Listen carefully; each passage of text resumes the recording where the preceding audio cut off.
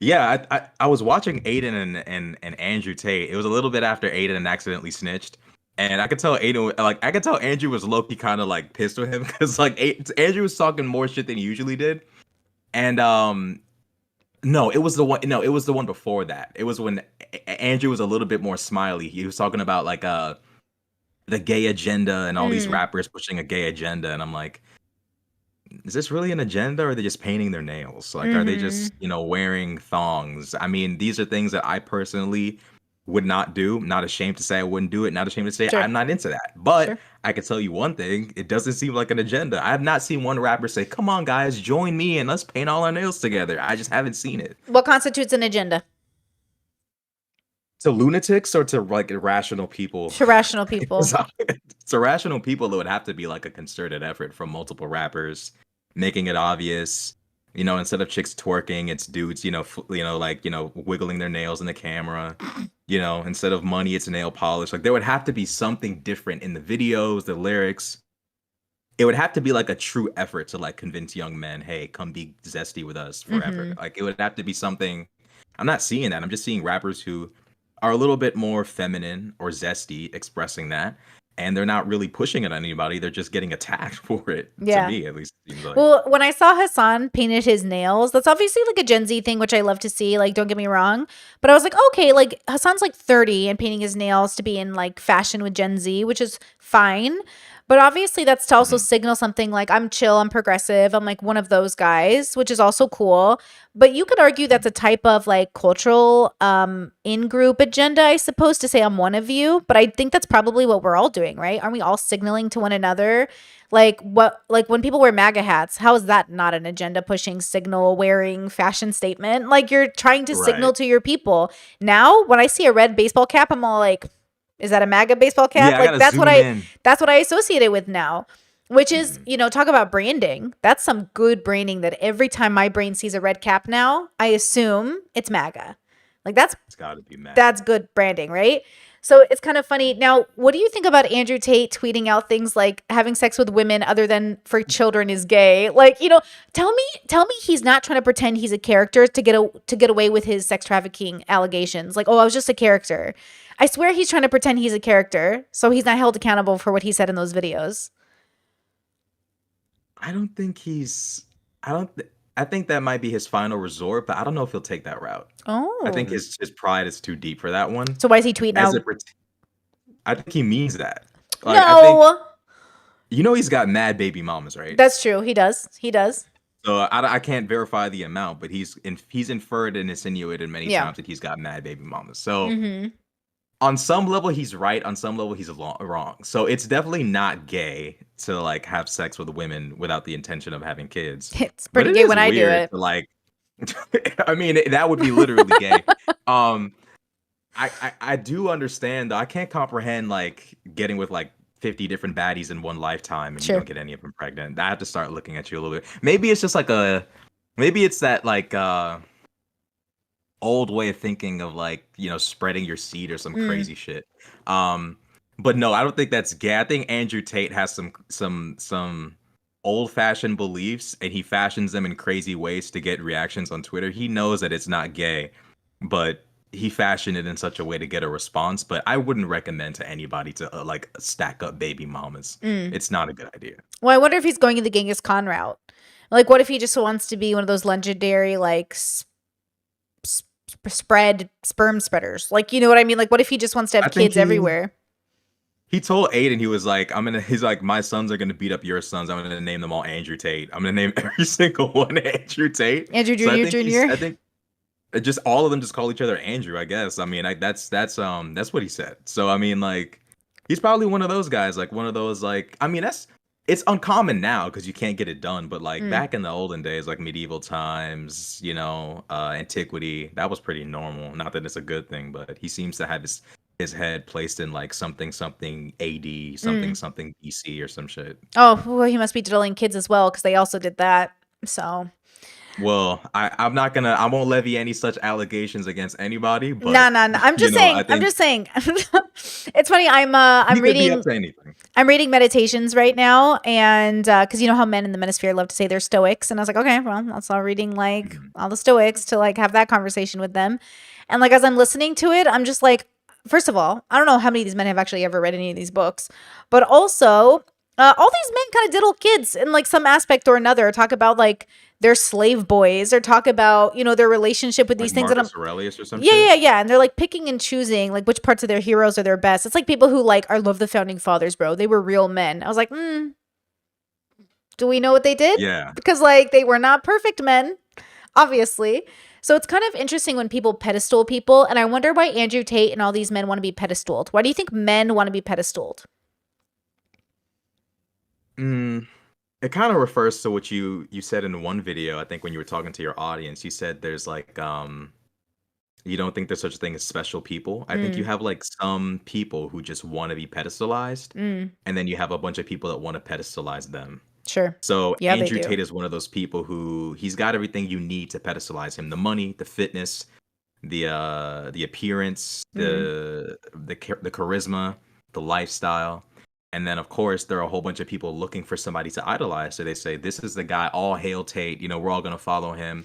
And I think he's someone who really absorbs and enjoys that kind of stuff. I think he's one of those people who's just feeds off that energy. And yeah. one of those things is like, a lot of young men don't know who to look to for that. Where it's like the stoicism stuff is cute, but like you look at Myron screaming at the camera and breaking stuff, it's like that's not stoicism, Mm-mm. you know?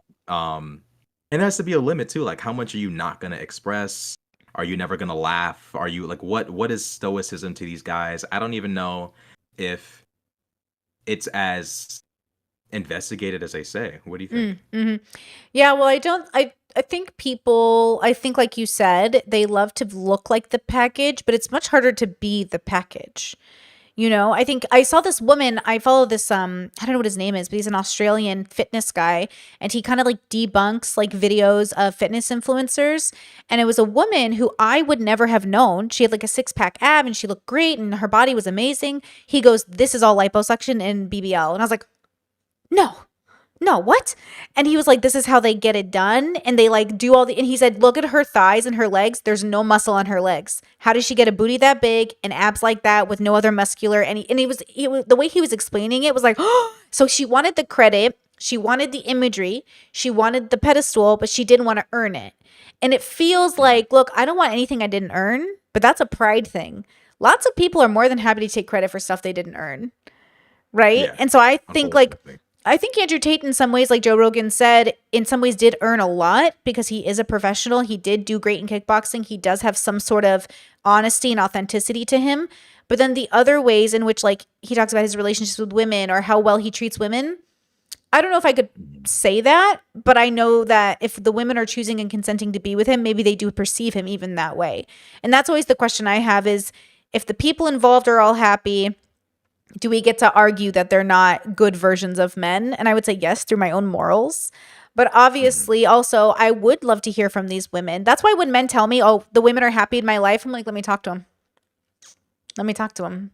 Let me ask Yeah. them. Let me ask them. I'm Mhm. this close that if I am this, I asked my partner if I could do this. I was like, is this too neurodivergent if I ask men that I interview if I could talk to their females because they're going to brag about being good husbands, but I want to see if the women agree. And he was like, that's very socially weird. And I was like, okay, but hear me out. If I like platform these men and these men are bragging about being good husbands, but if I talk to the women and they're like, oh, no, there's like huge problems in this relationship, well then, you know, like I kind of It want takes a while though, doesn't it? It takes a while to get someone to just admit that outright. You know? Like you kind of got to like build a little bit of trust before they just tell you. Unless the guy's just a real villain. Then of course like they're waiting for somebody to just please save them.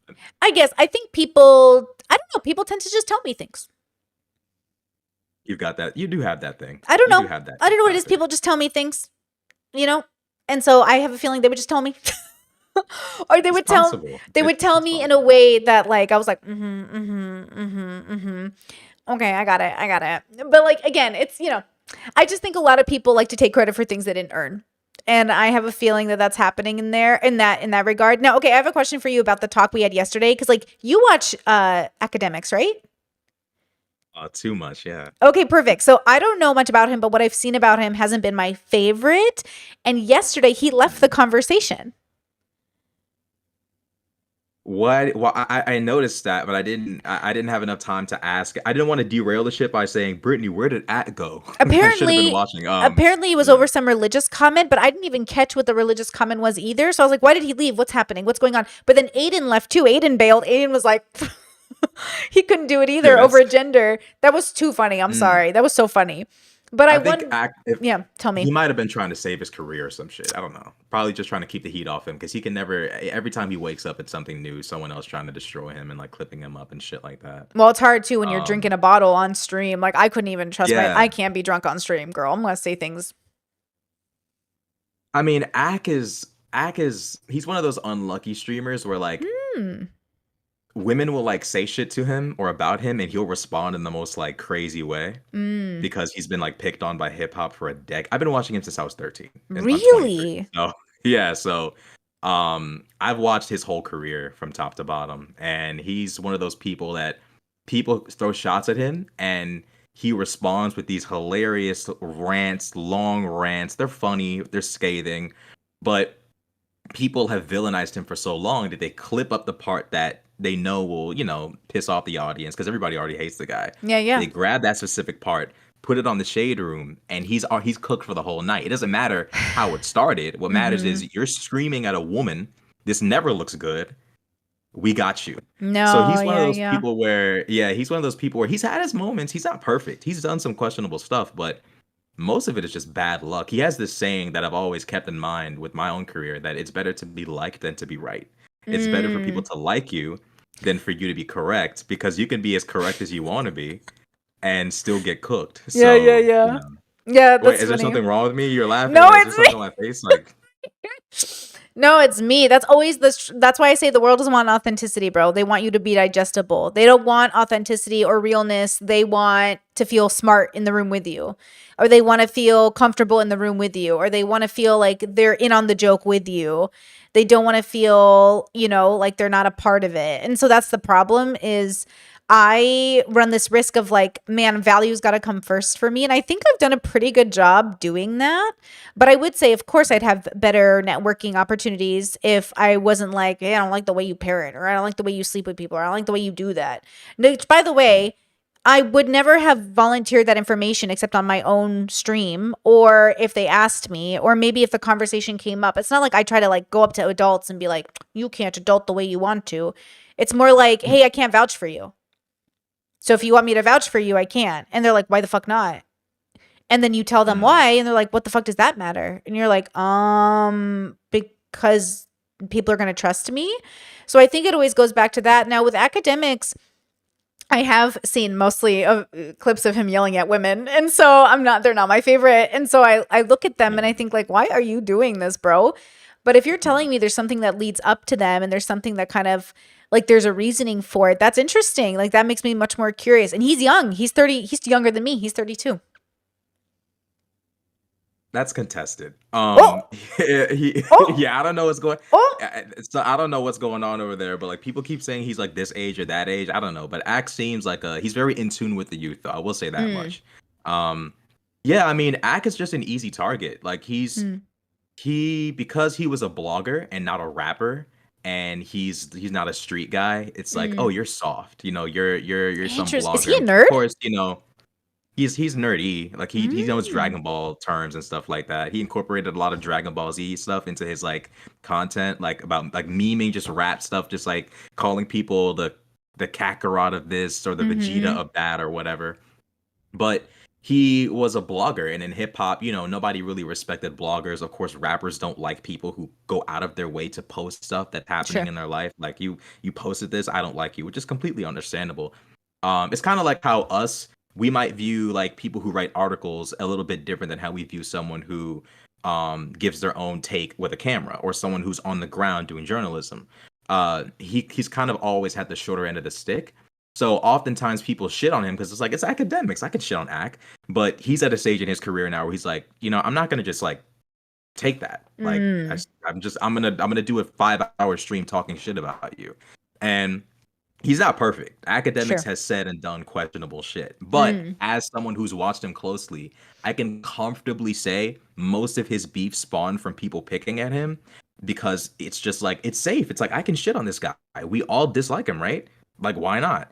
And he responds and they clip him and he's cooked. So Interesting, interesting. Okay. How do you think this plays into sort of the dynamics then? Because Aiden does this thing where I think Sneeko does it too, but Aiden does it the most where he knows his age. He knows he's a young guy. He always gives it up to his like senseis or his like senpais or like his older, he's always like aware of it. And so he did that with Ack yesterday where he's like, Ack's right, Ack's right. Like, I'm with Ack on this. And like, there is a little bit of that plays a role, but then you've got to train in a XQC. Who knew Felix was so progressive all of a sudden? Hello. Like, how do you mhm. think this plays into men having this conversation? I was really impressed with how they all had the conversation. I was impressed that they had the discussion, that it seemed like they could all be friends after. It's like not a big deal. But more than that, that they were even having it in the first place. Is that kind of the conversation that is happening with Gen Z boys? I think it's the potential for the conversation is there. It's just there aren't enough people appealing to them that are progressive. Sure. Like maybe the closest I can think of is I don't know too many dudes, any like straight hetero normal guys that watch Hassan Piker. He seems like a mostly female He's pretty soft. audience, Like and then like my bros would think he was soft. He's soft, Hassan. You know? you think so? He seems like a tough guy. No, no, no. Well, it's not that he's not tough, but he's not hyper He's not masculine. traditionally masculine in his Y- presentation. Yeah, he's very groomed. Yeah. Okay, I see what you mean. I get exactly what you like. Aesthetically speaking, he doesn't present himself in a He's very like very pretty. I think he's very attractive, but he's very pretty, yeah. you know? I don't think I can't think of one single guy that presents themselves in a masculine way Mm. that pushes liberal beliefs enough for Gen Z guys to say Tate said this and Sneeko said that, but this other guy, he's bad. He's a bad motherfucker, but he said this. Yeah, There's none of that right no, I now. think you're right. Because even my little bros, I was asking them like, "Hey, do you like this guy? Do you like this guy?" Because he's kind of masculine. They're like, "Nah, he's soft, bro. Like he's soft. I can feel it. He's soft." And I wonder if progressive values makes you slightly soft. Mm, there seems to be a correlation between being a little bit more feminine and progressive values. There definitely seems to be a correlation between the two. Which is why I think women Um, often associate hypermasculinity with like abuse and toxicity and possibly domestic violence because they're like, you're not going to have progressive values, which is kind of there's interesting, there's right? an overlap. There is an overlap A little bit of a with the stereotype, but yeah. more yeah, it's a little bit yeah, but I mean, there is an overlap to where I can understand why, but there are also there's this weird like there's this weird thing where like liberal women want a guy who's culturally, politically liberal, but expresses himself in a traditionally masculine way. Do they, So, but do they mean traditionally masculine way like Hulk Hogan or do they mean traditionally masculine way like Biden? like, take like a those white dudes played flannels, hunting, Oh, fishing, all that. Like dude, not those like women, what I feel like liberal I think they women want. want Travis I think Kelsey. And I think if they want like traditional a. masculine, I think they kind of want a mix of the two. Like a guy who's maybe. built, takes care of himself, does masculine things, but isn't someone who has no compassion or empathy or concern for women's rights. They want like I think women. I don't think it's an unfair expectation. I just think it's gonna be a while. Like I think the women who want this are Mm. gonna have. They were born a little bit too early. Um, Or they're not American. it's possible. Or their husbands are not Even in American. America, Like it's that's the thing, like, even right? it's kind of hard to find even here though. Like most liberal guys tend to be a little bit more, you know, even here. Mm. Would you disagree? I would say like my female friends that are educated, college educated, are liberal, want to work but want their men to Mhm. work and be masculine, like Michael Phelps, like athletes who aren't hyper masculine, like swimmers, but like they're hyper athletic. Versus country girls I know want Travis Kelsey's and football players, but because they're more traditionally masculine, but they have like more progressive values. So it's like the aesthetic has to match, and so like like how do I say this? Like my girlfriends aren't into the same guys I'm into. Even though they want liberal men, they don't want progressive men. And I'm married a more progressive person who's more conservative appearing, but also more feminine compared to like a country boy. And so like it's a very specific aesthetic difference, which I think is interesting. Like if I take him around, some people are like, oh, he's too conservative. And then if I take him to conservative bubbles, they're like, oh, he's too like feminine. And if I take him to a different bubble, they're like, oh, he's too this. And I'm like, it's like they can't decide. Like ABBA in some bubbles is masculine and in other bubbles he's feminine. Mhm. It just depends on who's viewing it. So sometimes I think when people hear this feedback of like liberal women want masculine men, I think they want James Bond, not country boy. Country boys Okay. are dirty. James Bond wears a suit. They're both masculine, but one is groomed and one isn't. Okay. Does that make I sense? think I understand what you're saying. Yeah. So I feel like Yeah. I don't even know which liberal women we're talking about because they're different. Like I'm a liberal woman, but I'm not a liberal woman. I'm a progressive woman. But you're progressive, yeah. Right. I feel like most women nowadays even the conservative ones are liberal. Like, man, I you can got like I can feel booty that. shorts on in the bar in the club. I Like, you're can not yeah. conservative. I agree with that. I agree with Yeah, that. so yeah, most people nowadays are liberal. They just don't want woke shit. Yeah, I There's a agree. difference between Yeah. being anti-woke and a literal conservative. I agree. I agree.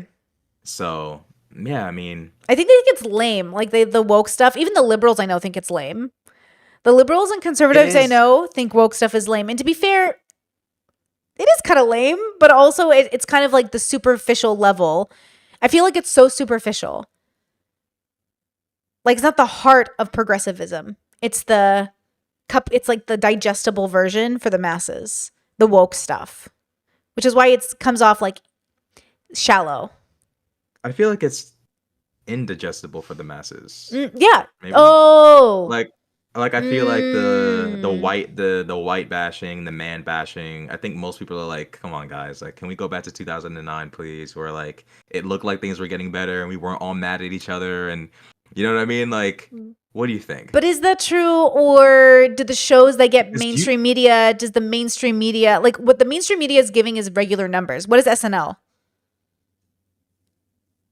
it's pretty woke, but like it's not close to like there's woke in the sense of like there was this one book like I saw that apparently there was a book on how to teach white babies to stop being racist, and I was like, okay, we've lost our minds. Ma'am? Like, we've arrived in hell. I You know mean, what I'm saying? racism is Like, I taught, don't to be know. fair. Is that what it was It's trying to taught, but say? it's like it's taught, but no, it was like how to stop the baby. Like there was no, it was like how to deprogram the baby, and I'm like, okay, we're looking at a baby, right? Drawn or not, this is a baby. That's funny. White or not, this is a baby. Are we actually about to talk about deprogramming a baby? The baby That's can't pretty even funny. shit out in a toilet. How is it going to be programmed? But that was when I Mm. realized we're starting to like kind of like the casual kind of like demonization of whiteness or maleness or Sure. Christianness or stuff like that. I think most Americans, white or black or brown or whatever, are kind of like, guys, we don't want to flip what we were, we don't want to flip the past. Sure. We just want we want a new beginning. And I think wokeness is kind of indigestible for the masses. And I think that's kind of, yeah, I think most people aren't woke. I think most people are just a little bit more accepting and inclusive and stuff like that. Am I wrong? Like, I don't think you're wrong. I think people are mostly centrist, and then people are mostly good with like talking shit behind your back. And I think we should kind of go back to that. I think if anything, like I don't want to pick fight with every cashier at the store, bro. I just want to keep going. Like if somebody says like, oh, I'm going to pray for you, I go, cool, bro, appreciate that. And then I just keep moving forward with my life. But there was back in the day, I'd be like, I'm an atheist. And I'm like, see how we're fighting now? See how we're fighting? But then at the same time, I feel like there's always going to be those people in the groups that are healing on their journey, that aren't ready to hear, I'll pray for you, and not get like defensive. And some people who mean it, say it in a way that is offensive, like, I'll pray for you.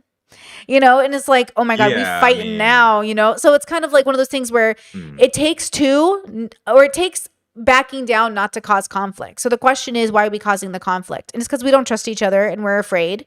And also there is like a realization with the internet, like, oh, people think very differently from me. And I don't know who it is anymore. I don't know who people are. I don't know if I can trust people.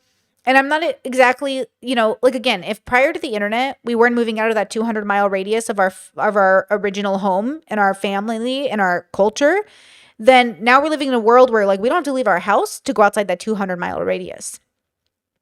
And it's a lot. It's a lot to realize the world doesn't revolve around you and your beliefs. And I think that's really hard for people to recognize. Like, again, people are people everywhere. Like, everyone is the same everywhere. But we just have a different relationship with, like, what is family values and what does going to church mean? And you usually just hang out with people like you. So you don't have to feel crazy every day talking to people that are so different from you. And I think that we have to accept that. Like, look, I just want to get over it. Like, even with my own audience, sometimes they're like, I don't like the way you say things. And I'm like, okay, what do you want me to do? You want to go to jail? What do you want us to do? Kill each other? You want me to kill myself right now on stream? I'll do it. Like, what do you want? What do you really want? You talk about you want peace for the world. You can't handle me saying dusty, bro. Like, what the fuck are we talking about? So again, really people can't accept that people are different. And so it causes this conflict. And I'm saying, let's just say, like, agree to disagree, my bro. I don't mean to be such a white lady, but agree to disagree, okay? Like, at the end of the day, I don't think people really want to do that because they're afraid. And I think fear is the root of all evil because it causes a lot of like violent reaction, like gossip and double crossing and all these other silly things that are so unnecessary if we all just realize like we don't share the same values. And that doesn't have to be a bad thing. Right? Because there's like, even with Aiden and the boys talking about like this trans stuff, there's Right. Aiden does this like, I'm worried for the kids. I'm worried for the kids. I'm worried for the kids. We're all worried for the kids, bro. We're just disagreeing on Mhm. how to protect the kids. You know? Yeah. Hmm. Hmm. I mean, I guess I'm kind of archaic in that way too, where I feel like some stuff shouldn't be presented to kids yet. I still feel like there's some things we should like some level of normalcy that I think a lot of people are on the left that aren't even progressive, just normal liberals are embracing that I haven't embraced yet. Mm-hmm. So, like, yeah, like as it pertains to the whole trans thing, I was saying like, look, Ak is right, like, the whole, and I know people are gonna cook me on this, but the whole like, there's gender and then there's sex. These two things are intertwined. Like, if you're a third gender, what is it based on? It's like, are you a different creature? Are you a different species? Gender and sex are pretty linked. And what I don't want is for kids to be presented something that's really, really confusing. Because even as a grown adult, we can't even figure out this shit fully yet. Mm-mm. And we're all adults. We have some people who don't want to hear the other side. People who are trying to explain in earnest who aren't being listened to. Like, we have so much going on. Um, but there's of course on the other side there's hyper masculine stuff that's kind of happening too that we're not concerned about. Like I mentioned to you, all these kids on steroids. Sure. We're not talking about that. We're talking about kids on these, trans drugs or whatever. How many kids are actually taking those Sure. in comparison to how many kids on SARMs destroying their fertility and all this other stuff at 18, 16, 17? We're not talking about that in the hyper masculine, Christian Muslim space. No one wants to talk about these hyper masculine boys ruining their lives before they even start because they're Mm-hmm. trying to look like fucking David Lade or, Chris Bumstead or some shit. We don't talk about that. So I think we're all worried about the kids, but there has to be some sort of consistency in order for us to actually have an impact. I can't prove that more kids are on steroids than, gender affirming care, but I'm willing to bet it's probably more. Mm. Yeah, it's hard to say, really. I do struggle too with this idea of like, I don't want to introduce trans theory to kids, but you're introducing God every day. And like, there's no study Mhm. or no data that shows like trans is any harder to understand than God is. Like, you're teaching kids at 7 years old, you're going to go to hell if you sin against the Lord. You're going to burn in fire. And we expect 7-year-olds to understand that. And a lot of religions, 7 is when you can commit your first sin. So we're putting the burden of Mhm. sin on children, and they're sitting here, and we've been doing that for thousands of years, and maybe it is impacting the world. But if in my mind, like, I'm not seeing any more or less harm than kids understanding that everyone is the same compared to everyone's going to go to hell if they're not like us. And so it's a little confusing to me, I think, this idea. I would say that I would even go as far as to say, like, even parents who mistreat their kids think they're good parents, right? So we're having like a really difficult conversation, especially since parenting is so personal for people and they get so defensive about it. I mean, even my own parents, right? Like, they're happy to say they didn't do the best and they weren't always perfect, but God forbid you know, you actually try to get a real apology out of them. Like, please. They switch languages and all of a sudden you can't even understand what they're saying. So it's like this whole Okay. idea of like you can accept it as a new kid being like, okay, that's like your parents. What are you going to do? You can't expect much out of them because like that's where they're at, right? Now it's my job to like break the generational curses moving forward. But I think the problem we're having is like everyone's describing harm differently. And it's usually based off ideology. So it's a based off that agenda. It's, you know, for the trans people, it's more harmful not to have the exposure and like kids exposed to it. For conservative people, it's more dangerous for their kids to be exposed to it. And so I think it's like, should we respect different cultures? And do we want to live in diversity? Or do we want to live in a world that's very much the same? And I think that's really the conversation I think we stopped having a long time ago. Because I grew up in the 90s and 2000s, and there was like, the world is diverse, the world is not the same. It's okay that we're different. But obviously, that's, you know, it's not like that message was perfectly followed or something. It was just that the idea was at least out there. I hear that far less now. I hear far less now, and maybe it's just the internet, to be honest with you. I think it might be the internet, if I'm going to be real with you, and the people who live on the internet, even like your family and friends that spend too much time on TikTok. Because I do think for the most part, we understand we all don't vote the same, right? We're all different. Mhm. So my mind is like, why aren't we talking about diverse cultures and how we're not here to make the whole world Christian or the whole world Muslim or the whole world white or the whole world anything? Because that's not a conversation I've been hearing lately. Hmm. There kind of just seems to be a level of normalcy that people on the right want to maintain, Mm. and there's a level of acceptance and embrace that people on the left want for people of certain demographics, right? Because on one argument, it's like, hey, we don't want kids being brainwashed or confused, but we also don't want a child being, feeling like they're less than human because Mm. they're different, because they feel as though there's something else. We don't want that to happen either. So we have to find a middle ground where it's like, okay, conservatives, like, I know you don't want kids to know about this, but But the like kid knows they about have it. to. The kid Right, experiences and it yeah. internally, right? Like I experienced it internally. And to this day, my parents would be like, was it the liberal media? Was your parent or your friend, like they had a gay aunt, or who was it who told you? And I was like, it was an internal relationship I was having with myself. So I knew something about myself. And when I heard you guys talk about this thing that I related to myself, I was like, oh my God, is that me? And I internalized this whole thing. So it's not like the kids aren't having the dialogue within their own brains in the same way that like, how old were you when you realized you like girls? Like, when did you Like notice them? 8, 9, something like that. Same. Same. That's exactly the time I started to internalize the fact that I liked women. And I was like, what's this about? Like, what does this mean? I remember Okay. being in homeschooling and I remember whispering to a girl because she was like the rebel. She'd just come from public school. And I was like, can I ask you a question? She goes, yeah. I was like, do you know what gay people are? And she was like, oh my God, Brittany. And I was like, I just wanted to know. And she was like, don't talk about that. And I was like, we were on a bus to a pro-life rally in Washington. No, in DC. That oh yeah, that was the No, wrong not class to DC, ask me about. Sacramento, Yeah. Sacramento, not DC, Oh. Sacramento, California. But anyways, we were going to the capital of Sacramento. We were going to California, Sacramento. And we were in a pro-life bus going to protest, like aborted babies. And I asked her, I was like, do you know what gay people are? And she was like, oh my God. And I was like, oh my God. And like you could feel the What did you tension. Yeah. And she was like, we don't talk about that. Don't talk about that. And I was thinking, man, if anyone was going to know what it is, it's going to be a public school girl. And I was probably like, what, like 13, 12? I don't even know. So the point is Yeah. like, kids were already going through it. I was alone in this homeschooling group. I was like trying to figure it out, like who might be gay, and like nobody. And then I was just like the only kid there trying to figure it out, And like, what is this? And now I'm pansexual, and like every millennial bisexual woman ended up with a man. What a stereotype I am. But also that makes a lot of sense to me, right? I think Gen Z kids are gonna have an easier time finding a mate that's probably the same or unique gender. Anyways, the point is I Yeah. think kids are equally capable of handling a lot more than we think. And also, it's unnecessary to put as much as we put on them. And it's about the balance of where that is. So Aiden saying, I care about the kids. We all care about the kids, dude. We're just having a Mhm. different relationship with what that caring looks like. Hmm.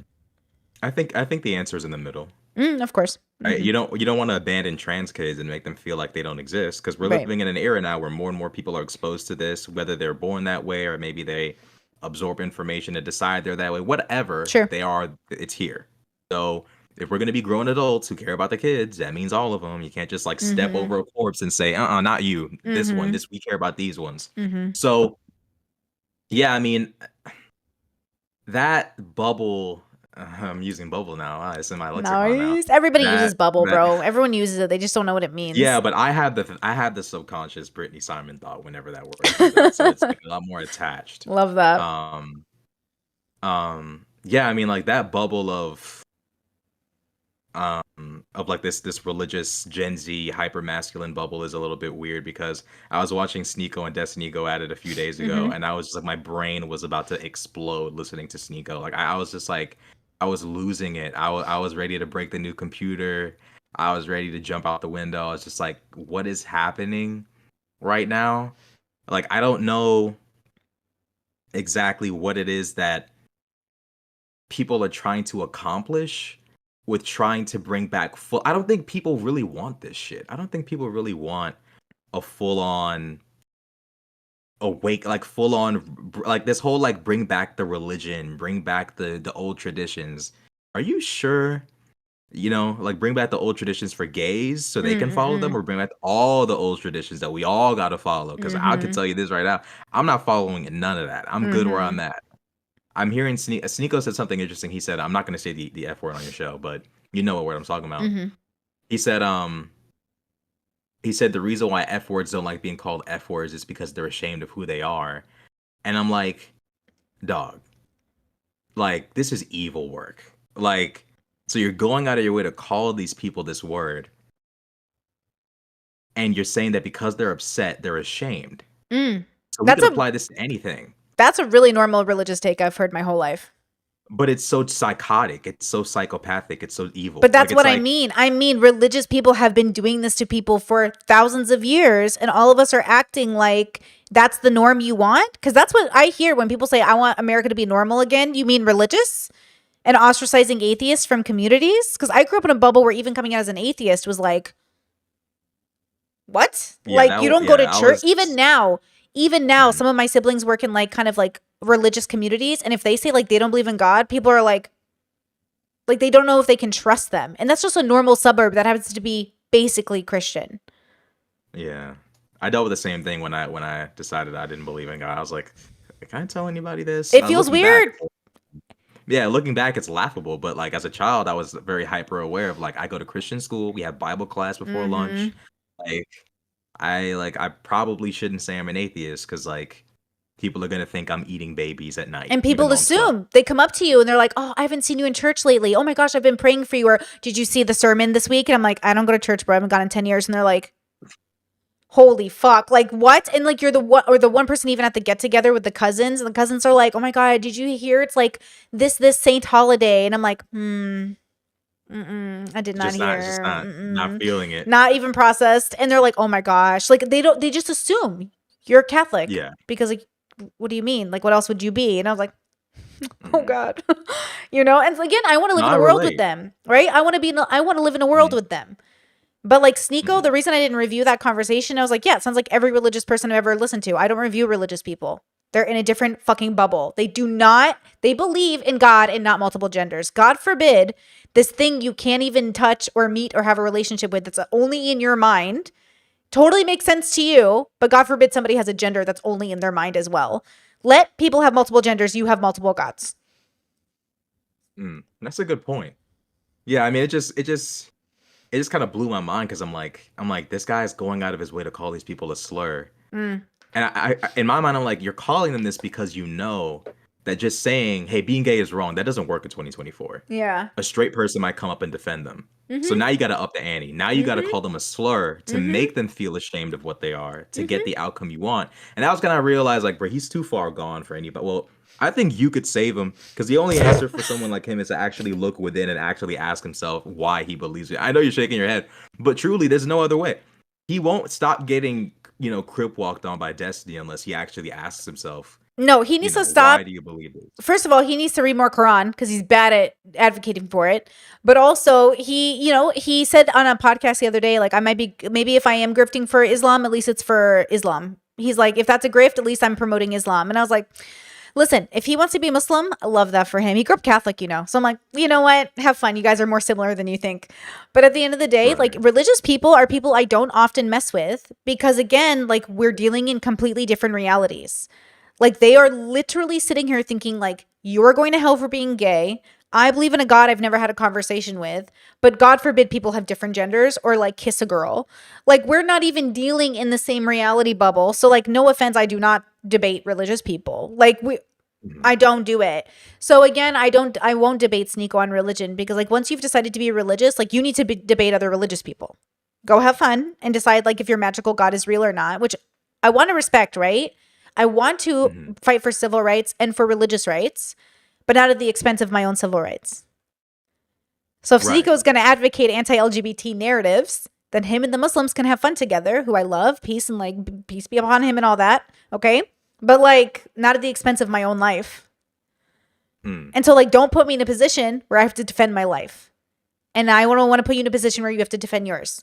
So live and let live, bro. You be Muslim, I'll be gay. Maybe you'll be Muslim and gay. That happens sometimes. Live and let live. But the dilemma is they're also fighting like an ideology that tells them there's like a larger thing than just them. So they feel an Right. obligation to then push a narrative. So when I hear let's go back to normal America, all I'm hearing is go back to homophobic, transphobic, racist America. Yeah, I kind of look at someone sus when they're like, it depends. Like, you got to correct me when I start bringing up the 2000s because Brittany, you have to understand, I was born in 2001, so Nice. my memory of how things worked back then will Sure. not be reliable. So if you ever have any sort of Rashad, that's not true. Just say so, Sure. because I can't remember anything beyond anything before 2005. So, Sure. anyways, as it pertains to the whole like make America normal again thing, Mm. like would you say that like 2000s era like was that kind of like the maybe like late 2000s early 2010s was that like the equilibrium where things weren't perfect but they weren't as insane as they are now, or would you say that things were kind of already bubbling? I won't lie and say that when I watch nostalgic movies, I don't think I miss that America. When I see Mhm. like but see, here's the problem is a lot of the nostalgia we have for those days, it's not like people weren't suffering. It was just a Mhm. different way of suffering. And so the question is, do we want to suffer in a better economy? Then let's go back to the 90s and 2000s, girl. Do we Mhm. want to suffer in a worse economy? Like, honestly, if the economy was better, I think suffering would feel less. I think the economy is making everything worse. When you can't even afford eggs, nobody gives a fuck about your transition. When you can't Right. afford eggs, nobody gives a fuck about the color of your skin. When nobody can, like, we are just baby formula, diapers. When moms and dads are stealing diapers, nobody gives a fuck about your, like, protest for Gaza. Like, no offense. Mhm. Like, people in Gaza, so far from us, God bless them, my heart goes out to them. They are suffering. But so is Mhm. the mom who has to steal diapers. And so the question is like, what are we doing? And it's too stressful. I think we're too stressed. I think my mom said it to me the other day. She goes, you can feel the stress. You're just walking in the store and you can feel how stressed everybody is. And everybody is stressed. Money's not coming in. People can't maintain work. Something is going, like the economy is not in a good place. So this election season is a big deal for people and they are Mhm. expecting someone to come and make it better. And so again, I think it's too much to ask people to care about minority issues when majority issues, including minority issues, is economics. We are suffering under like, well, not me because I'm privileged and I'm in a very different position. I don't have kids or nothing. But for people who Mhm. have families and are commuting to work and are suffering under this economy, I think of course it feels heavier than it did in the 90s and 2000s when everybody had money and houses were $150,000. Okay. Yeah. Like of course I want to go back to the suburbs where everybody was getting along and diversity was having one black friend. Like, yeah, let's go. Like, fucking let's go. We're like, yeah, like where it was fucking easy and like everybody was chilling. But obviously that still wasn't happening all over the world. Like my experience growing up wasn't everyone's universal experience, you Mhm. know? So I don't know if things are worse now, but I know the economy is. And I know that makes a much bigger difference in people's lives than we admit. Okay. Okay. You said you don't think that people are as concerned, but like the culture war stuff, you think that's just internet shit? Do you think people aren't as invested in that stuff as it seems? Okay, from my understanding, if I talk to people who aren't on the internet and they pay attention to the news, they're less angry than people who get their news from the internet. Like the Twitter and TikTok people. Yeah, or even my parents. Like, I called my mom the other day. I was like, what do you think about Candace Owens? And like, we talked about it. My mom knows Candace and Jordan and all these people. We follow the same online people in that sphere, in the conservative sphere. So my mom and dad are hooked into Tucker Carlson and Kanye drama, and they're hooked in. And I can hear them be a lot more stressed than my friends' parents who only get their news from news stations. Your So parents are tapped into the chaos. my parents are tapped in and too much, honestly. They need to fucking reel it back, okay? Their boomer hearts can't take it. So like, yeah, I'm so scared. I was like, oh God, they're gonna come across my content because I'm connected somehow. Like I made a video about Candace the other day. I was like, oh, I hope my dad doesn't see my like stupid thumbnail pop up on his search tab bar. I was like, oh, I get nervous. You know, I don't want them to see my content. We have a rule. They don't Google me. I don't, Oh, okay. okay? They love my wins, but they're not happy about my content, of course. But anyways, Right. the point is that I do find that people that get their news from the internet are more stressed than people who get their news from traditional media. And so I think there's something about that. Internet culture is also very addicting. Like if you're listening to the news 24/7, that's very different than the person who just turns it on at night, which was my upbringing. You had the news on at night. It didn't run 24/7. The 24-hour news cycle showed up in my life. Hmm. It's not like it was always that way. Right. So, of course, there's going to be a consequence of that, right? Talk about anxiety. That's why I'm saying, like, walk outside and turn it all off. Because if you die tomorrow, no one's going to notice, but you will. So don't die for the world. They're not going to notice if you die, girl. Go outside. Nobody cares about you like you do. So care about you, you know? And so I think, yeah, I think people are stressed because they're, well, it feels better to be stressed. So at least it feels like you're doing something. It is harder to let go of that attachment, which is why we do philosophy on this channel, right? Let go of that attachment because you don't really believe it. Like when Eden says, I care about the kids. No, you care about kids in only the way that you're comfortable caring about kids. When my parents say they care about kids, for sure, but only in the way they're comfortable caring about kids. Even when I say I care about kids, only in the way that I'm comfortable caring about kids. For You don't think me, that's a little bit subjective though? yes, exactly. Like people kind of, I think people think that their perception of it is the definition of caring about the kids 100. more so than I don't know if Aiden's like consciously like, man, those kind of kids, but these kind of kids, yeah. Of I course think he not. wants all the kids to be in line with a specific way of being I agree. because he perceives that as being the best. I agree. Okay, we're I just agree. asking if what you thought about it. No, I agree. Exactly. And that's the mistake is again, so you want the whole world to be like you. 8 billion people you think would be better if they were like you. And then the world goes, yeah. And I'm like, then you deserve the world to be chaotic. You deserve the Or world to hate boring. you. Or you deserve the world to hate you. I tell my parents all the time, if the trans, end up pitchforking you right through the chest, welcome to your consequences. If you're going to keep preaching for them to not exist, they will make sure you don't either. Gaza didn't happen in a vacuum. Nothing happens in a vacuum. That is an interesting fan fiction. The world is a reflection of us as a whole. If you keep spreading hate, people going to hate. Now, So what? mhm. I want you to finish your point. I want you to keep going. Well, I want people to be grown enough to say, we disagree on this, but genuinely, I guess we'll both figure it out after we die who was right. We need to get to the point where the atheist and the religious, the gay and the straight can just be like, live and let live. And whatever happens, we'll figure it out when we die. You'll probably go to heaven. I'll go to hell. It will be what it is. Stop worrying about other people's problems. Worry about your own. But of course, I would never ask that of the world. It's way too much of a fantasy. But the realness is, if we could just stop being violent, and then we could understand that our rhetoric could be maybe understood as like when I joke and I'm like, oh my God, these white men. I don't mean every white man. I married a white man, obviously. I mean this category of white man. Which, if you were in a forest, would you rather be stuck with a bear or a man?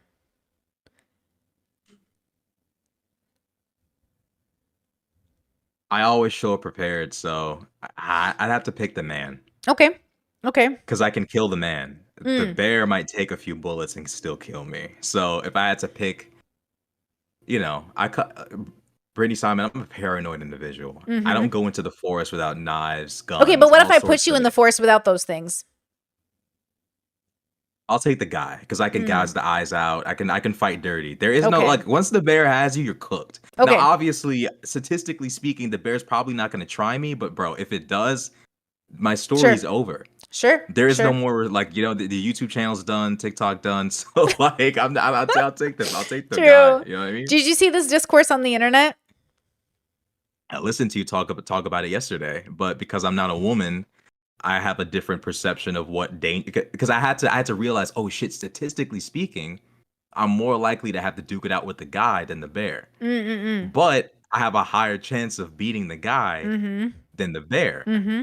So I don't know. It's kind of like I can win the fight with the human, but if that bear pulls up on me, it's over. I'm dinner. Yeah. It's done. That's how I Little cubs felt. chewing on my fingers and shit. Like, I can't have that. No, no, no. I would have, if I had the choice, I would have chosen a woman because at least if I have to fight her, I'm pretty confident in myself, like find another woman, which maybe is a wrong Okay. thought process because what if she's like 6'5" and like 158 billion pounds? Like I might lose, right? But that's the thing. We're not Okay. picking and choosing. And so it's interesting how many people got butthurt and took that personal. Like when I say, oh my God, these white men over here, like, black men are homophobic. It's like, I'm not talking about every single black man. I'm not talking about every single Mhm. white man. I'm obviously talking about a specific category, but people can't get over that. They're like, the way you talk about men, the way you talk about women, the way we talk about each other, bro. Let's not pretend that all of us did make careers stereotyping, and all of us don't make careers even doing it now. And that when we speak, God, the nuance is there, bro. Every Muslim isn't a terrorist. We know this. This is literally a fact. The way we Mhm. pretend, the way we let people harbor fears against Muslims as if every single one is a terrorist is just so brain dead. But here we are doing it anyways, right? Because it feels good and it makes sense to us, and we're in the West, and it's like how it is, and it's what we were taught was true. Same with religious people and Christians. Not every Christian's a homophobe, you know? That's a conversation that's a that really that's a real philosophy conversation It is. And because that's it's what's like missing, right? because it depends. So like Mm. I have no hatred toward Muslims, but I do take Islam more seriously as a threat to Western values and Christianity, Well, even though we just saw the Christians wild out with the embryos and stuff. yeah, But if that's I true. had to pick, which one could we defeat? Which one could we soundly take care of in mass numbers? I think we can handle the Christians. But I don't want my kids living in a society where like full on Islam, like genuine Sure. Islam, where Sure. like the use of like instruments is haram. I would rather die. Like, okay, like like I there's a line in the sand for what I want Western civilization to look like. Now, I'm not in the business of trying to westernize Muslim countries. That's not our place. If they say that this is what we want to live like, who are we to step in and say, well, actually, no. Sure. But as it pertains to where we live, I can't give that up for any religion because we got to handle this Christian stuff because they're over here saying embryos are people. They're over Mm. here women can't get abortions in Arizona. So we already Mm. have our hands full with the Christians, but both.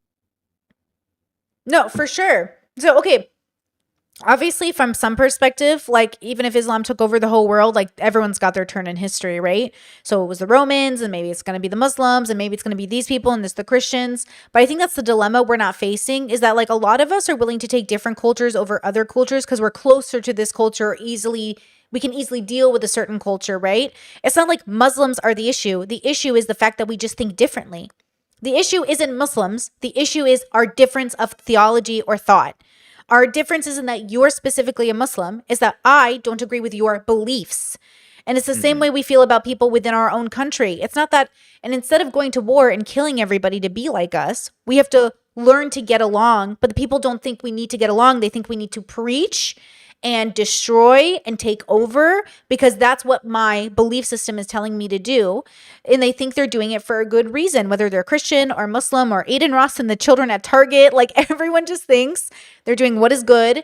And that's why I don't try to make prescriptions. I don't want the world to be like Britney. I want the world to be at peace. Obviously, that's a kid's dream. I don't mean it literally. I have no ideology that tells me like the world would ever be at peace. Like my whole theory about the world is that it repeats cycles. As I read these great philosophers from thousands of years ago, they're saying the same shit we're saying now. The kids don't respect their elders. We need more God. There's not any values in society. We're not paying attention to being a good man. Don't, go out on your wife and cheat, but also I used to hang out with my dad's mistress. Oh, respect people, but also my boy slaves. And I'm like, like it's the same shit. Mhm. So my whole Cognitive theory, dissonance. and that's life, that's humans, right? So Mhm. again, I'm not trying to say that I'm making a prescription for everybody else. I'm trying to say the world pretends it wants peace, but it wants chaos because it thinks its belief system is the right one. And so, of course, you have to defend yourself. What do I always say? Please don't put me in a position to defend myself. Don't Mhm. make me do that because I don't want to hurt you, bro. And that's the thing. We Like keep verbally. self-defense is more the analogy here, the metaphor. You're talking about the. Are you talking about? You're literally talking about your hands. Or are you Yeah, I'm just, talking like, about my hands, bro. Or even I guess verbal, but you know what I mean. It's like don't put me in a position to defend myself. Mhm. Like learn to live. Like don't put me in that position, bro. And the problem is like the world keeps putting itself in that like the world keeps going like this to each other. And they're like, what? Yeah, And I'm one like, big Mexican standoff. yeah, it is. It really is. And I'm saying everybody got to chill, but they don't want to chill because it feels too good. There's Eh, some yeah. scenarios where you kind of gotta fight hard, right? Like for example, like what happened in. I'm not talking about physical violence here. I Sure. just want to make this known to the person who replaced Susan. Um, Obviously, there are some ideologies that get in the way of the greater happiness of like society. And regardless of how much we all want to push our ideologies on one another, there are some of them that just have to be like just pressed down as much as possible. Now, stripping their rights to express it, not necessarily, but expressing as a society, like, hey, we're not cool with this, or we're not cool with that, or Like what? this has no place here, like Nazism, or Sure. to let's go to an even different level. Islam. I'm gonna keep it a stack. Mm. That in the West as a mass religion, no, no thanks. Like Where they're at, a traditional cool. Islam? Like serious Islam, or even just like if you look in the UK or in France, you ask how many of them are like do you agree with XYZ person being hurt for making a drawing of Muhammad? Too Sure, many sure, of them sure. say yes. Sure. Now, I understand how they feel. Mm-hmm. Like I understand exactly how they feel, right? When I was a Christian and people made fun of Jesus, I'm like, what the fuck?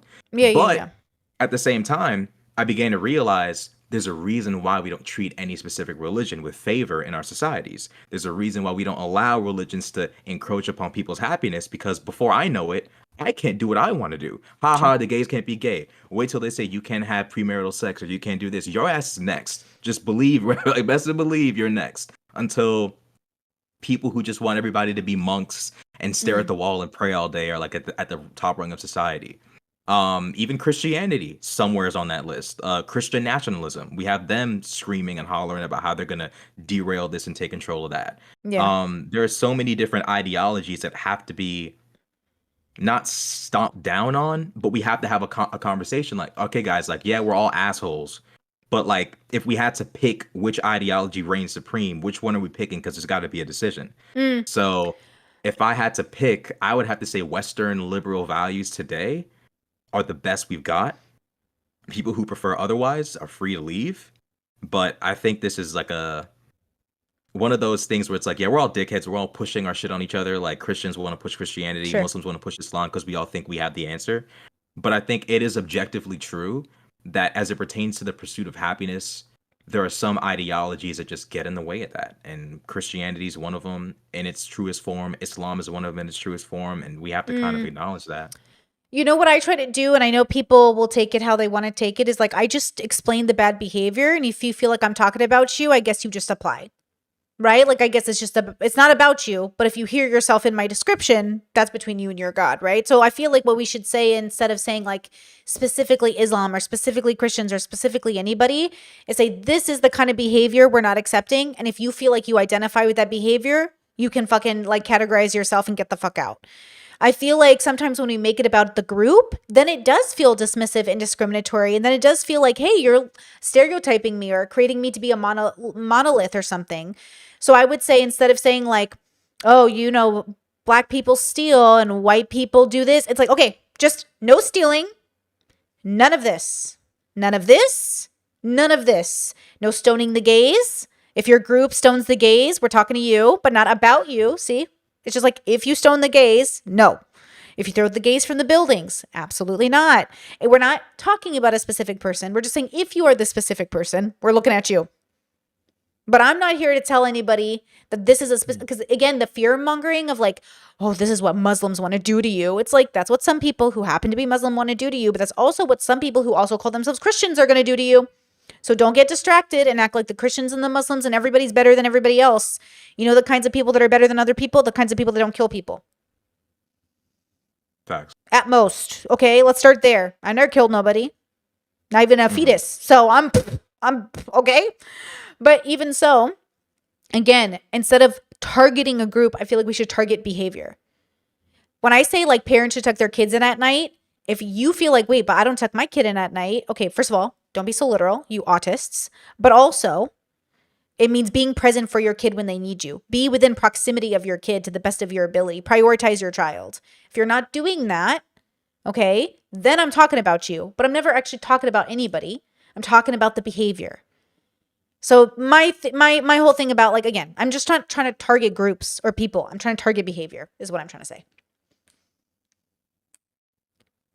I think this is where we might differ. Okay. In the sense that I think that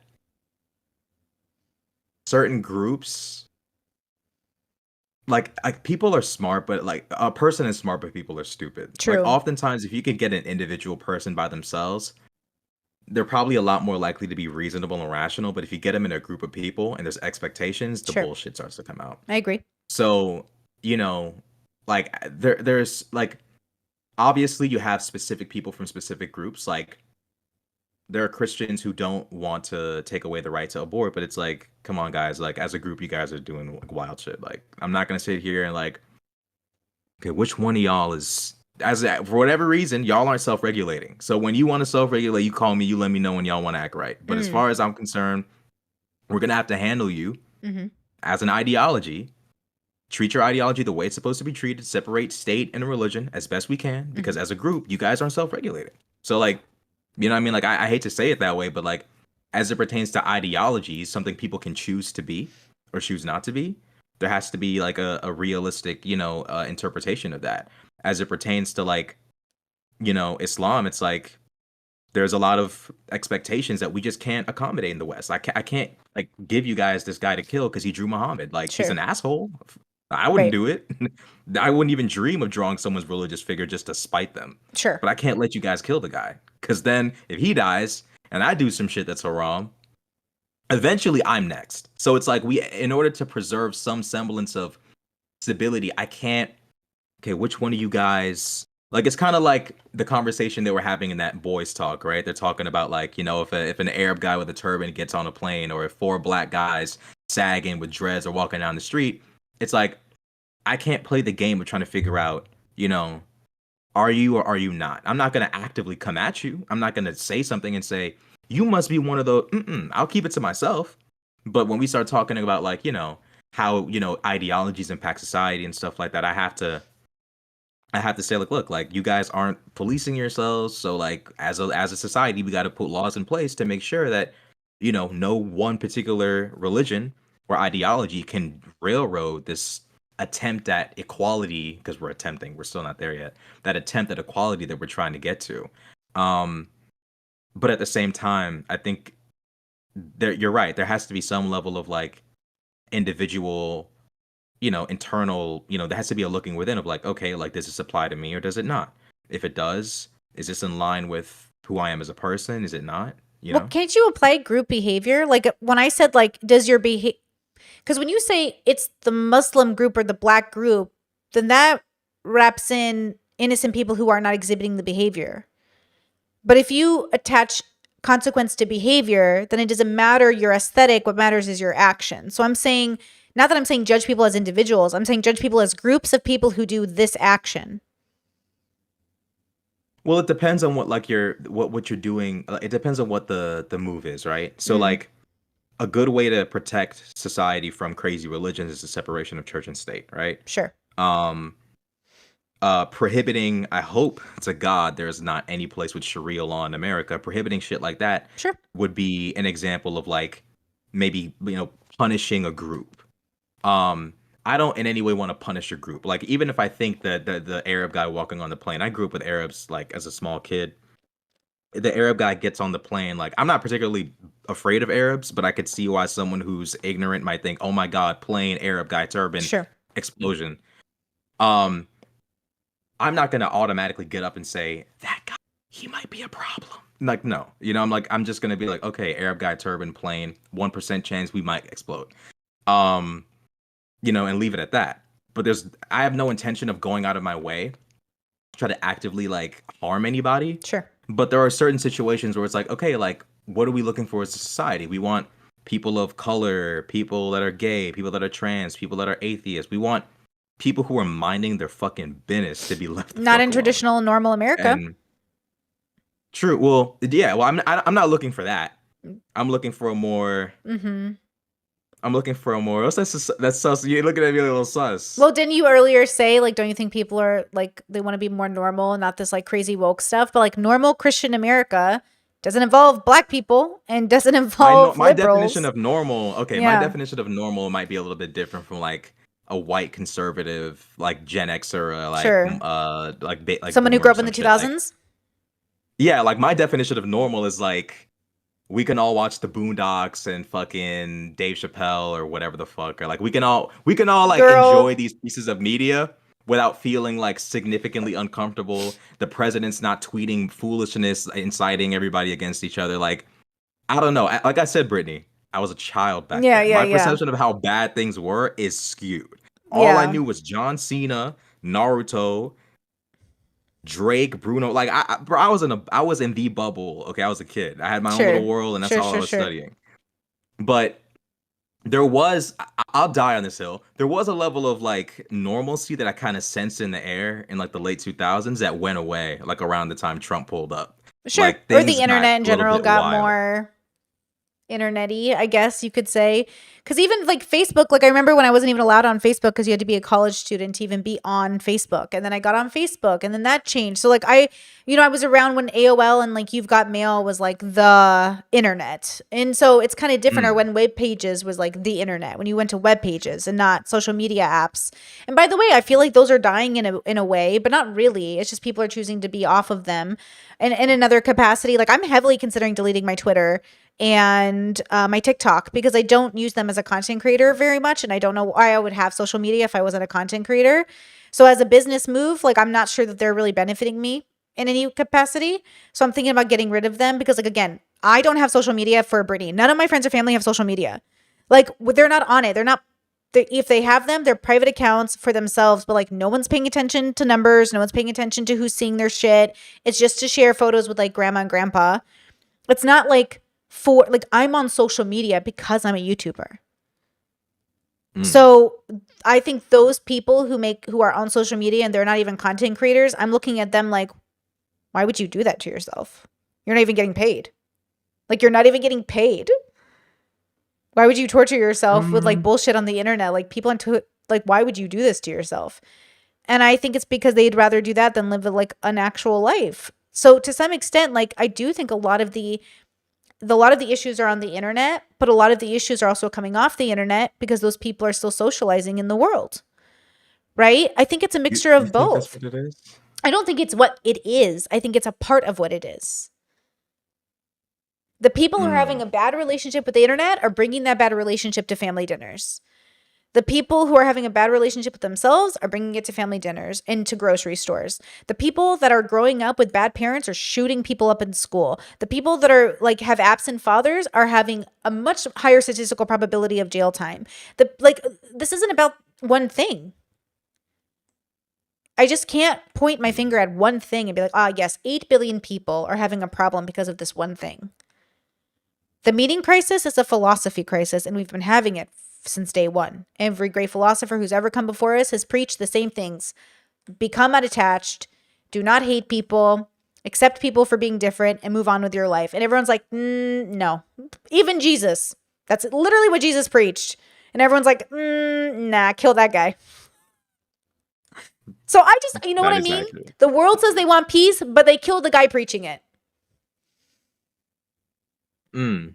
Well, everybody, like you said, everybody wants peace in their own way. Like, all right, Right. everybody align with what I say, shut up, and then now we have peace. Mm. Um, you said people use people that don't the people that use social media that aren't influencers. What was the one of the reasons you gave? I'm trying to remember. You said it Like, you're was not even getting because paid, bro. Why are you sharing your life with the internet? Like, that's crazy to me that hmm, you want strangers in your business. you don't think it's kind of a simple answer though? What is it?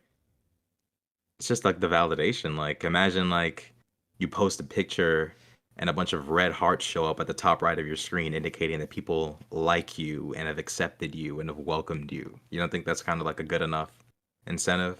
Maybe the incentive? For sure, until they cancel you or until they go for you or they find out where you live, then it's like, why you do that? Get validation in like, there's like 20 different ways to get validation. Like, get it by accomplishing personal goals, bonding with your family. Like, I think it's more interesting that you're seeking validation from strangers than your own accomplishments.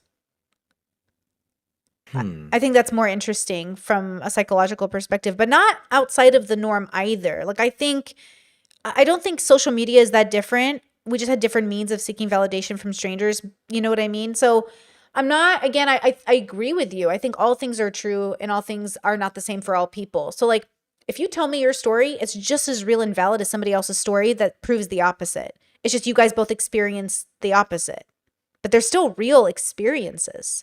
So, yeah, of course they're seeking validation.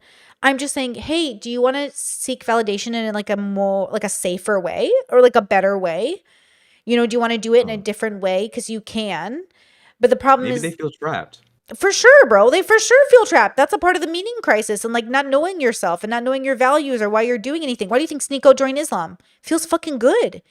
Muslims are paying attention Hmm. to him. He's being validated. He gets to wear cool clothes. He gets to say he's a part of something bigger than he is.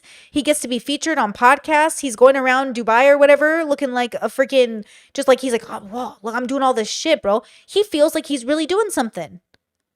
Hmm. Even sometimes I watch hijabi girls and I'm like, yo, I'm this close to put on a hijab just because it look cool.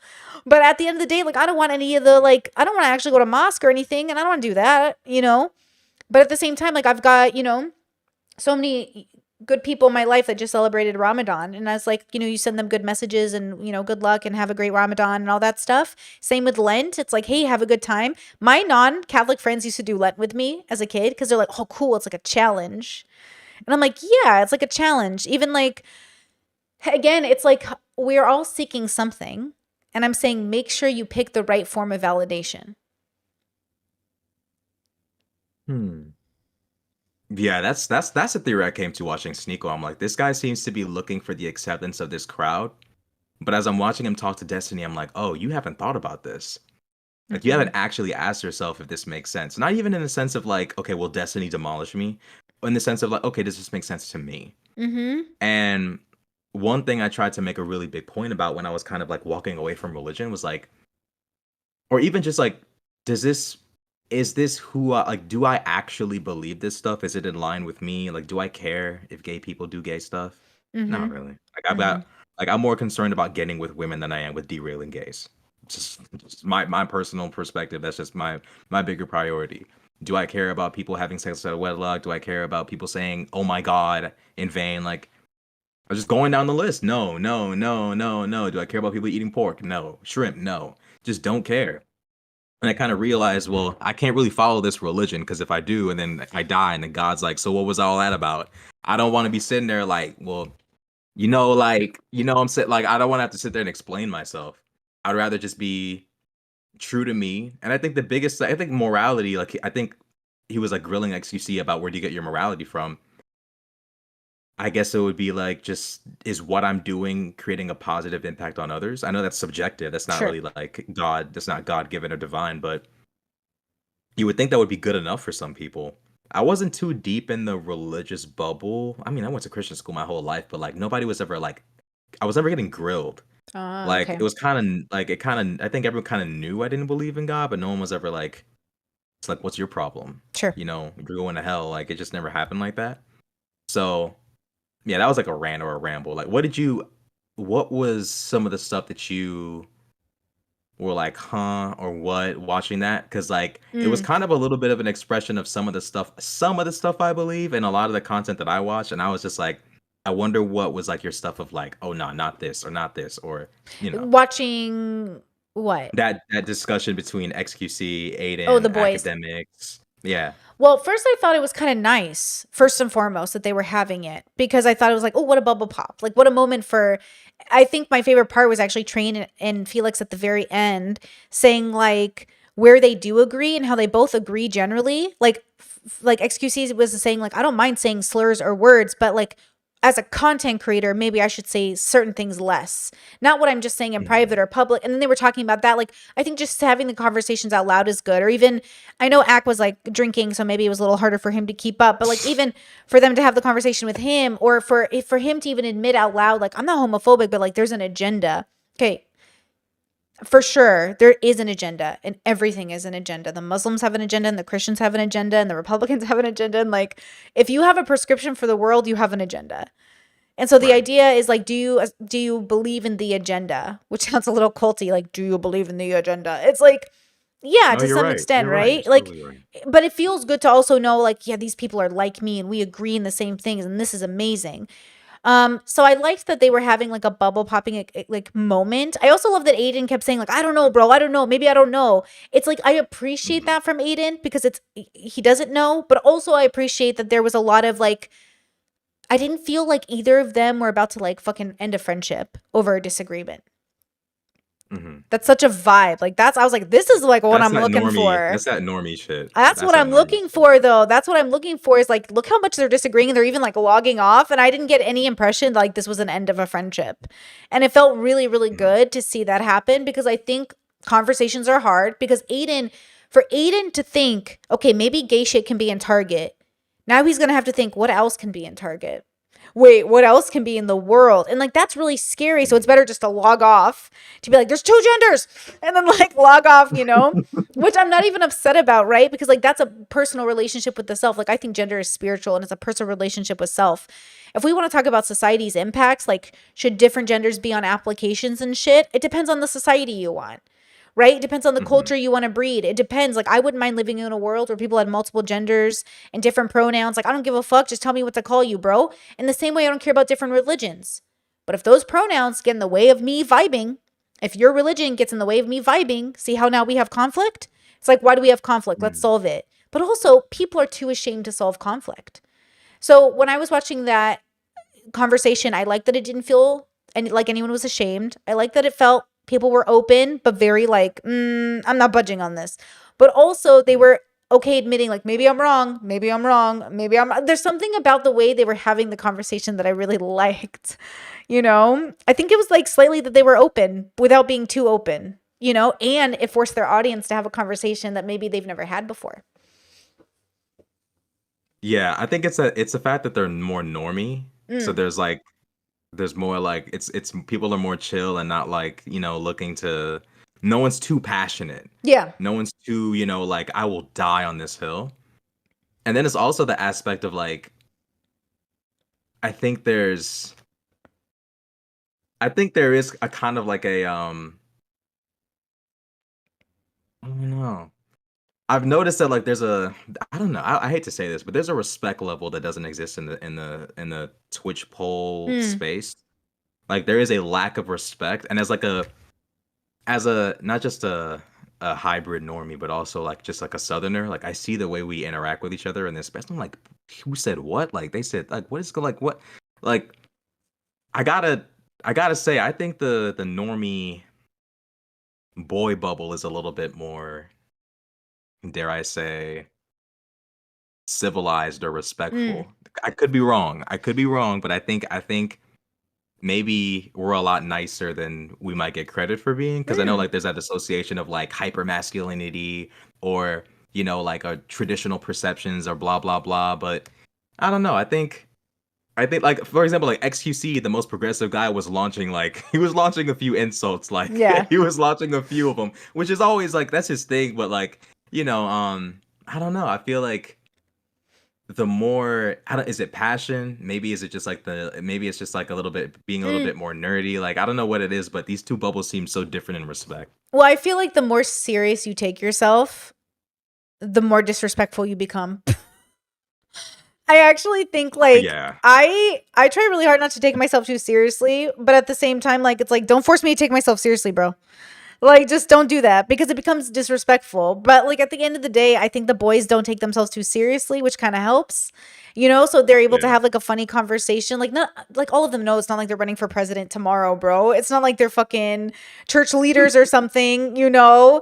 I know I saw Aiden on a podcast be like, "Oh, that who's he? He was with that what's the other kid who's like very popular right now? He's like number 1 Neon, white kid. Jack Doherty, No, the other white kid. Sketch, maybe? sketch.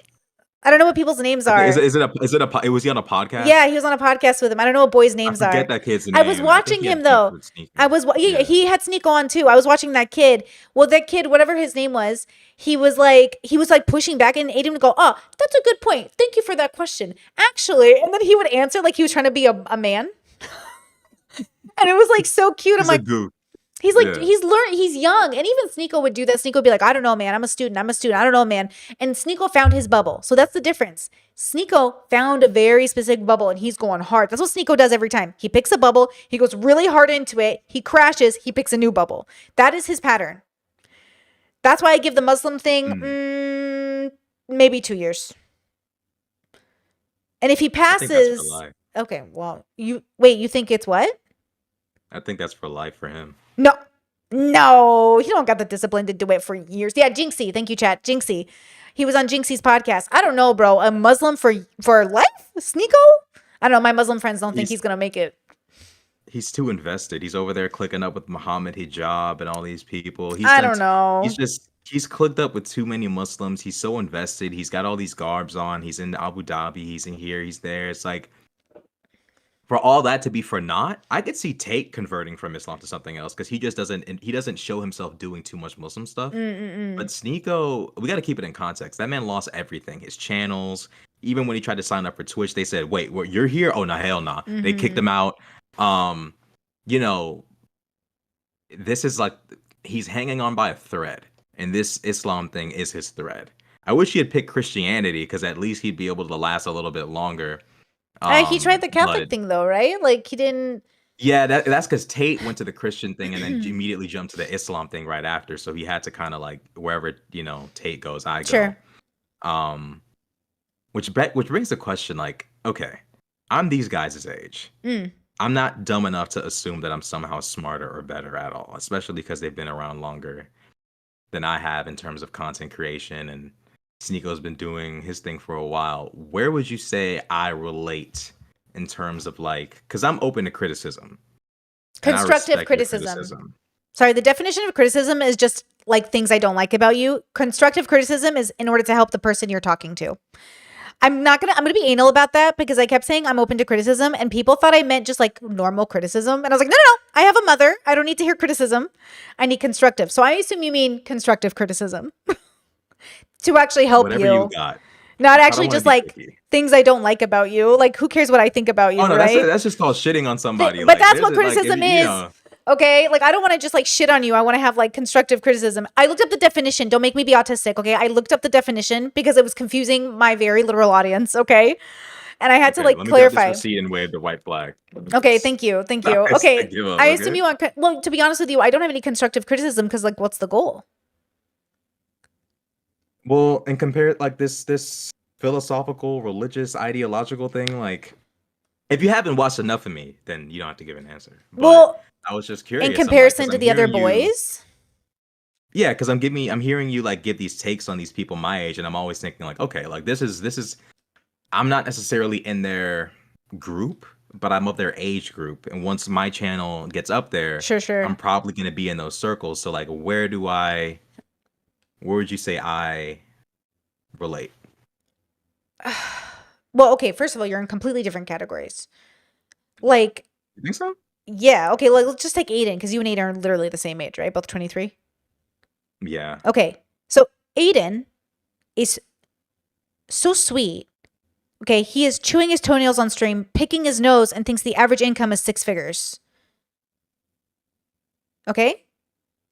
So, I don't know how you want me to relate you to him, but obviously you're like an old man in comparison. You're like an old soul. You have like a level of maturity that, of course, Aiden isn't there yet. Aiden was on stream yesterday. Like, Aiden's on stream yesterday, not even able to have like a cohesive conversation about Target.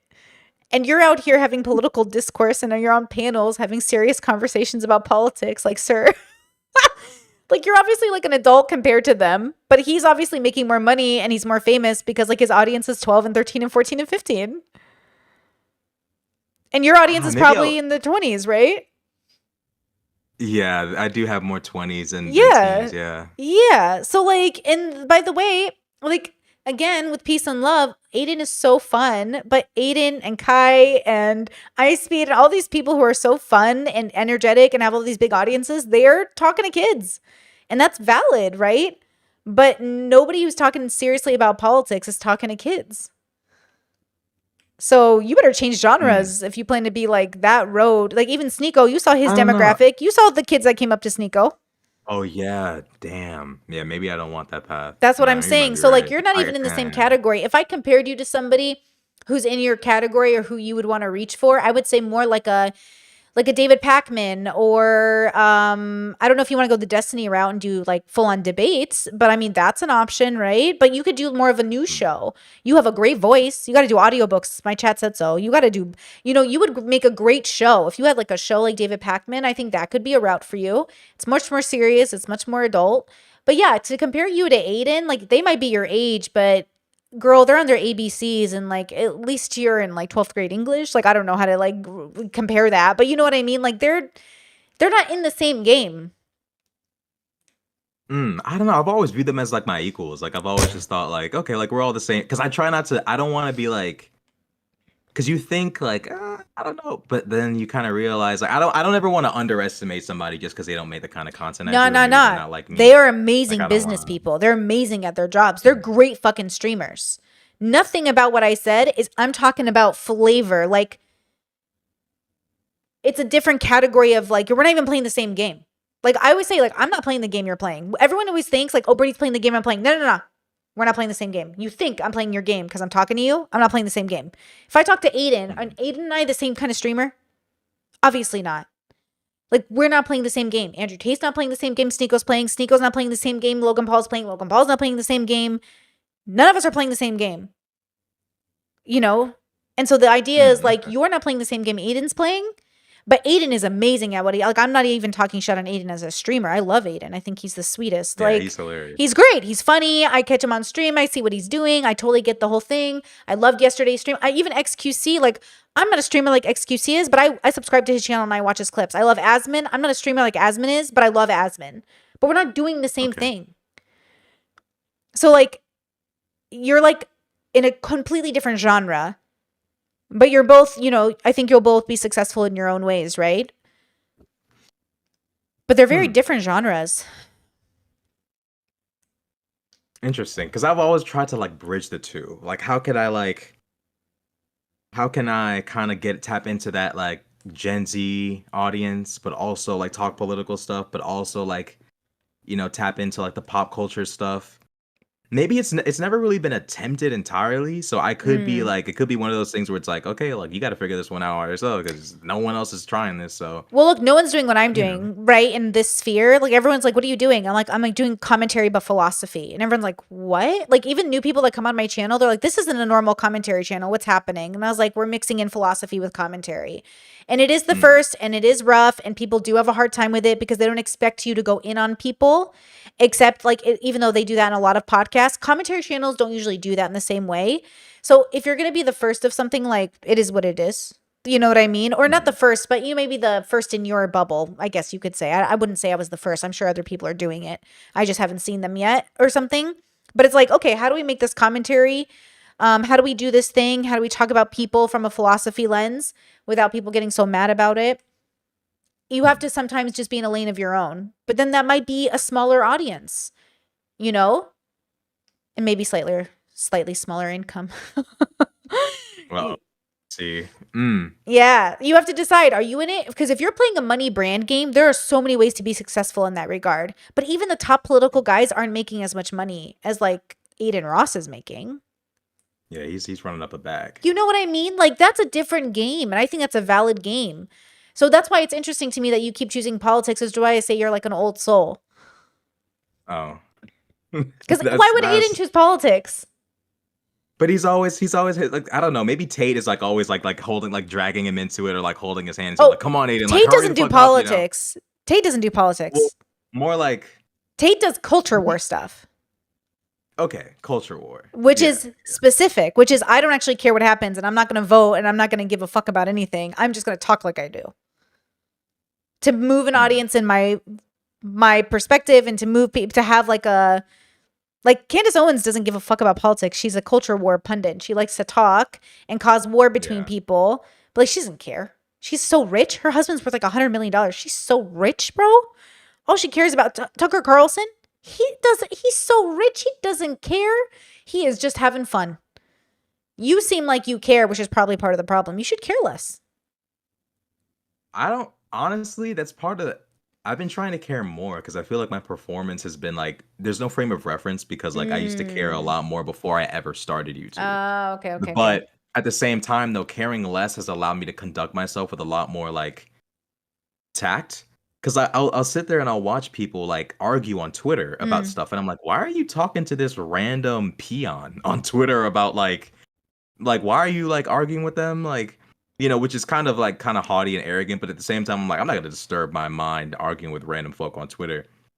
And then I realized, I said, oh, I'm not as invested in this. I'm not as concerned about this, which can hinder you in philosophical, social, and political debates where you don't even like, or commentary when you're not as like, you don't really have as much of an investment.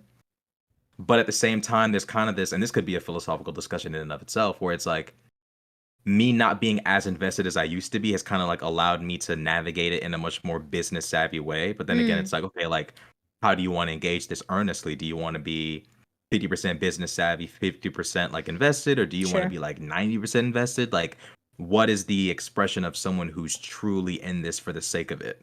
You know, of course, I don't want to drive us down that too far or anything like that, but that was, you know, that was something that was a thought that came to mind. It's like, I'm not invested enough, which is why I'm not executing as well as I think I should. But if I was more invested, I might start saying stuff I don't believe or arguing with people, and, you know, I don't know. Do you remember when Trump was running and becoming president, how many people made careers just yelling at people on Twitter? Like full on people went from nobody to like 5 million followers and sponsorships and viewers. And I realized like, oh my God, like you can make yelling at people on Twitter a literal career. Mm-hmm. And then I asked myself, like, do you want to do this? And I was like, no. Even now, I don't want to do that. Like, I'm so sorry. If people yell at me on Twitter, I block you, bitches, so I can't see your tweets. God bless you. Like, I am not fighting with you on Twitter, ma'am. I'm not paid enough, and I'm not paid any. So, like, I ain't doing it. Right. And even if that was my job, like, why would I want to yell at people for a living every day? Like, no, thank you. But that was a decision I made, right? Like, peace first, money second type thing. Now, of course, you have to pay the bills. So, like, okay, that's part of your piece. But it is one of those things where I don't want to yell at people for a living. And I see fellow YouTubers, I see people I really, really like. And I'm like, why are you fighting with people on Twitter? You know that's not good for your mental health. They're like, I can't help it. I can't help it. And I'm like, you're so attached. You're so invested, right? And so that's the question. I think this goes back to that question about discourse between communities, or even the tension we're feeling in the world. It goes back to like, how invested are you in what some random username said about things versus, you know, standing up for your brand or standing up for yourself or having like open discussions or whatever else. Like, your audience being curious is different than a hater being a hater, right? And then how do you know the difference? Well, it's usually in the way that they approach you, the openness to hearing you out, the like ability to have the conversation, and then you're having that with yourself. So it feels to me like even I have that question sometimes where I'm like, what am I doing? What is my channel? What is the point of my work? Who am I talking to? One of the things I've been really meditating on is like, who am I talking to? Because you know how Dr. K knows exactly who he's talking to? He knows exactly the gamer audience, the exact demographic of the boys. He's like, this is my Aiden. Aiden knows exactly who he's talking to. Andrew Tate knows exactly who he's talking to. I have such a diverse audience, even though they're mostly women, they're like they, thems, whatever. I'm like, who am I talking to? Which demographic of women? Because not all women love me. So which women am I talking to?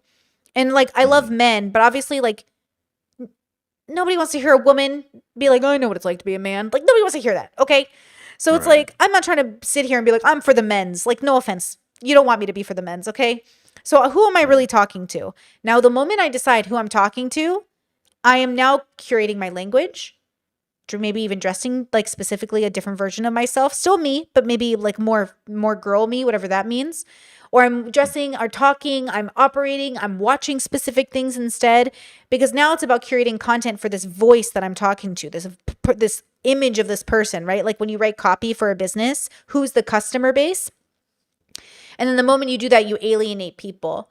So I don't even know sometimes if I should do that and really dive into it, because then I know it's like I'm gonna miss out on the Rashads, I'm gonna miss out on the guys, I'm gonna miss out on the cool, but maybe not. Maybe they show up anyways. Maybe they show up anyways because they're curious, you know. But because it is hard to know what you're doing on social media, but I think mostly I'm trying to give people tools. I wish sometimes I knew exactly who was listening to me so I could be like, here's your tool. Because the tools I have, like, it's just if Rashad came to me and is like, give me a tool, I'm like, okay. It's like a different tool than I'd give another person. Mhm. And so I think as a content creator, that's the hardest part is like, why do you make content? And then it's like a very complicated answer actually to figure out because it could change too as you change. My answer wasn't the same 4 years ago. 4 years ago, I was like, I'm having fun. It's like a good job. I'm chilling. I'm not doing it full time. I'm just like trying to like have fun, meet my partner, enjoy philosophy. And now I'm like, Okay. okay, now I'm serious. This is going to be my bag. I'm going to retire with this. How am I going to retire with this? You know? So like, why are you making content? Hmm. I don't even know. Like I have no clue. Mm. I guess to just share my opinion for the time being. Like there are some things that are like there's some topics where I'm like, for example, I'm thinking of making like a modern masculinity video essay. I'm thinking of making one of Mm. those. Um, I try not to look at it as like a grander mission, more so of like, okay, what do I believe? Let me speak my opinion on that right now. Or like I'll pick like a little mini quest, like, okay, let us talk about modern masculinity, or let's talk about this, or let's talk about that. I wish I had like a more grandiose mission, but I don't know, my brain's never really worked in that way. Like I try Mm. to like take things as like little quests step by step, you know, like a little thing pops up on the screen, I get the little marker on the map, I go that way. So I've tried to ask myself, like, okay, like, bro, what are we doing? Like, literally, like, all last week, I was like, bro, like, okay, like, it's year two. Well, no, no, yeah, it's year two. No, year four now. I've got degradation of the brain. It's year four now. What are we up to? Like, what are we doing this for? Like, what's the? And I just still haven't figured it out. I was gonna start my channel as like a self improvement, like men's self improvement channel, but I was like, nah, I'm too ugly. And then I was like, Stop. yeah, no, Stop. I'm not lying to you.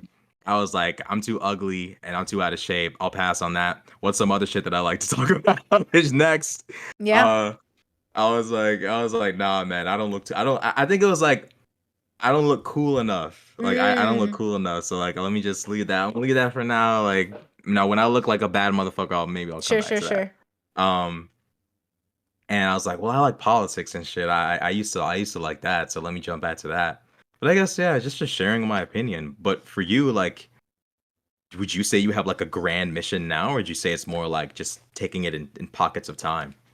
No, it's difficult because I want to give people tools that's like as a so fulfilling to me when people are like, "Holy fuck, this really helped me," and I'm like, "Fire, bro!" Like it's problem Mm, solving for me. I love to problem solve, so I love that. But also, it's the fact that like I do like I look at people like puzzles. So even when I'm being very critical of them, I'm never judging or condemning them. I'm just thinking like, you your puzzle's not working. You keep trying to fit this piece here and it obviously doesn't fit. Stop doing it. And they're like, mm, "No, I'm going to make it fit." And I'm like, Okay. And like I just sit there and I do get frustrated, so I like let it go. It's not my business. Fine. But then I want to, so I think that one of the things I want to pay attention to for myself is like who am I talking to and Mhm. who do I want to focus that on? Anyone who wants a tool that I have.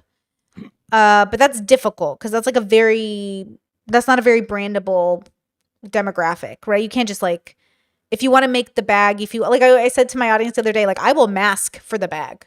I will mask for a marriage, but I'll mask for a bag. I'll like if you guys think I'm being too aggressive, fine, I'll be fucking nicer, you pussy. You guys are so wonderful and I love you so much. And I'm like, oh my God. And then half my audience is like, don't you dare, mask girl. And I'm like, oh my God. And it's like, okay, who am I going to be? Who am I going to be? Like, do you know who Amanda Seales is? I think that's her name, Amanda Seales. She was on the Shay podcast recently. Oh God, I know who She's a that black is. girl. She's a comedian. I And know who that is. okay, I watched her. Listen to me, Rashad. I saw her and I go, autistic. She's autistic as fuck. This woman is so autistic. This is me. In some way, we are the very same category of woman. We're abrasive. We're arrogant. We state the truth. We have a deep sense of justice. We don't give a fuck, and we're going to do it anyways. You can kick me out of your social group. I don't give a fuck. It's the Oscars. Don't give a fuck. Kick me out. Kick me out, bitch. You're a little bit too reasonable to be I aligning am. yourself with Amanda Seales. True. I agree with that. I think Okay. she's a little too rough, but at the same time, guess what? She's autistic, recently diagnosed. And I knew it. I knew it looking at her. I said, that's an autist right there, baby. And then I saw myself in her and I go, oh, there it is. There it is. There's that thing. I'm pretty sure. But you know what it is? It's like she is rough around the edges. She's very hard, but I think I get her. And that's what makes me go, she doesn't mean it. People take everything she says so personal, but she doesn't mean it the way regular people mean things. When I say you're a bad parent, I don't mean that the way you think I mean it. I'm just stating a fact. Like you're bad at being an engineer. Like you're bad at like being a mechanic. You can take it Mm. offensively, but bro, you just put a flat tire on a van and said it's ready to drive. Like you're bad at your job. Like, but people hear that and go like, you're judging me as a person. I'm not judging you. I'm just saying you're bad at your job. But people don't know the difference because neurotypical people, they're judging you when they say that. I'm not judging you, bro. I don't give a fuck about you. Just like you're not doing your job well. Like, but people can't, they have to take it personal. So I think she's saying things. If she's saying it like I'm saying it, like a lot of neurodivergents are saying it, we're just saying it. But you're taking it personal. Like, I don't know why you're taking it personal. But it's because neurotypicals are kind of, that's how their brains work. And like, I don't take it personal when people, I can't internalize what you think of me because it's your opinion. So if somebody comes up to me and goes, you're a bad person, I'm like, yeah, that makes sense from your perspective. If I thought like you did, I'd also think I was a bad person. And they're like, what? And I'm like, what? Of course you think I'm a bad person. Why wouldn't you? Why wouldn't religious people tell people not to be like Britney? Of course they would tell their kids not to be like me. I'm like their nightmare. I'm naked on But the internet. You know? But there's some level of not objectivity. No, There's a level of there's a level of intent. Sure. There's a level of objective intent. Let's put it Mm-hmm. that way. Mm-hmm. When someone says you're a bad person, now obviously there's some autistic people might say like it'll just fly out, but they don't Sure. have like a dislike for you. Yeah. What is your philosophy on tact? Because like me personally, it would take a really like egregious act with known intent for me to be like, this motherfucker's a bad person. For sure. But it seems like even outside of bad person or like bad parent or bad mechanic, like it seems like you're a little bit more liberal with launching that one. And would you say it's because would you say it's because it's bereft of any personal dislike that it's easier for you to say it? Yeah, like first of all, I don't believe in bad people. No? No, I have the Dr. K philosophy stance. Like I'm a philosopher. There's no such thing as a bad person. There's only bad actions in which a person encompasses and gets furthest from their joy, leading them to do evil acts, which is evil is like in my bubble was a religious connotation of like demonic possession and like the demons are coming for you, right? So Okay. evil is like a myth. It's not even real. What it is a human so far from reason, I'm afraid they must be demonic. A human so far from reason because they're so far from joy, they're willing to do horrible things like Hitler thought he was helping Germany. Kanye thinks he's helping the blacks. The Muslims in whatever Gaza think they're helping Palestinians. The Israelis think they're helping them. And they're all doing pretty evil fucking shit. But at the same time, They're all pretty good people. They just have fucking ideologies that make them take it out on other people. But they're not evil, bro. They're not like, well, they're evil in furthest from joy way. They're evil in a philosophy sense, of course. Obviously, you can't genocide people and not be evil. But like, obviously, they're not in their heart of hearts trying to be bad. They're in their heart of hearts fighting for an ideology, a justification, a higher meaning, a power, a God, a belief. Like they literally think they're on the right side of history. So of course, when I look at people, I don't think they're bad. I think that they're frustrating and make me angry and annoy me. And why are you doing it this way? Well, because that's the only way they think to do it. That's the only way they can perceive to do it. And I don't think you can justify murdering people, whether it's because of self-defense or war or anything else. Self-defense, 1-to-1, that's fair. But like country to country, how are you going to genocide all those innocent civilians? You'd be like, self-defense, bro. Is that self-defense? I feel like self-defense is 1-to-1. I'm not sure it's thousands of children and men and women. I'm not really sure it's 30,000 people is self-defense. But okay, sure, we justify it because of war. And I think you can do that, by the way. If you say, well, Brittany, my goal is actually just to win the land. Oh, okay, well then murder all of them. If you say, my goal is to actually help humanity, well, you better stop throwing bombs. So it depends on the goal. What's the goal? So when I say I believe like, oh, that's a bad person, I'm just saying through my morals, which brings it down to a much more micro scope. And I know people will hear this and be like, that's hypocrisy. Girl, do not lecture me about hypocrisy when you are going to church every Sunday and diddling kids on Tuesdays. Okay, I don't want to hear it. Okay, so what I'm trying to say is context matters. I don't believe in objective morality. I only believe in heading towards your joy. And people out here justifying a lot of bullshit while getting mad at me for saying they're bad parents or bad at their jobs. And see, I'm not disagree. Tell me. I disagree that there's no such thing as a bad person. Now, of course, that bridges into the idea of objective morality. Sure. But I don't judge how bad you are based on how far you are from your own joy, because you might take joy in being a dickhead. No, that's not joy. That's not philosophy. That's not what joy is. Okay. Well, if someone derives a feeling of fulfillment, and some people do, from it's not doing just heinous fulfillment. stuff, It's peace. You cannot have peace some and people heinous. derive peace from You horrible can't things. prove it. Who? Name one. You don't think so? Nope. Name one. There Give me has an to be. example. There Who? Hitler has killed to be in himself. life. Who? Okay. Who did it? Okay. Let me breathe oxygen real quick. Okay? Who? In life, Mm-hmm. I think we've all met people who do, maybe one or two people, it's not often, it's not common, who do bad things and derive a sense of happiness and just fulfillment from what they do. Why? I don't know. Brain damage could be, I don't know. No. We're But- not talking about the same thing. Happiness is Okay. an emotion. Sadness is an emotion. Fulfillment is an alignment with the self that has to be continuous. What if the self enjoys, what if the self continuously enjoys doing things that you and I would perceive as evil?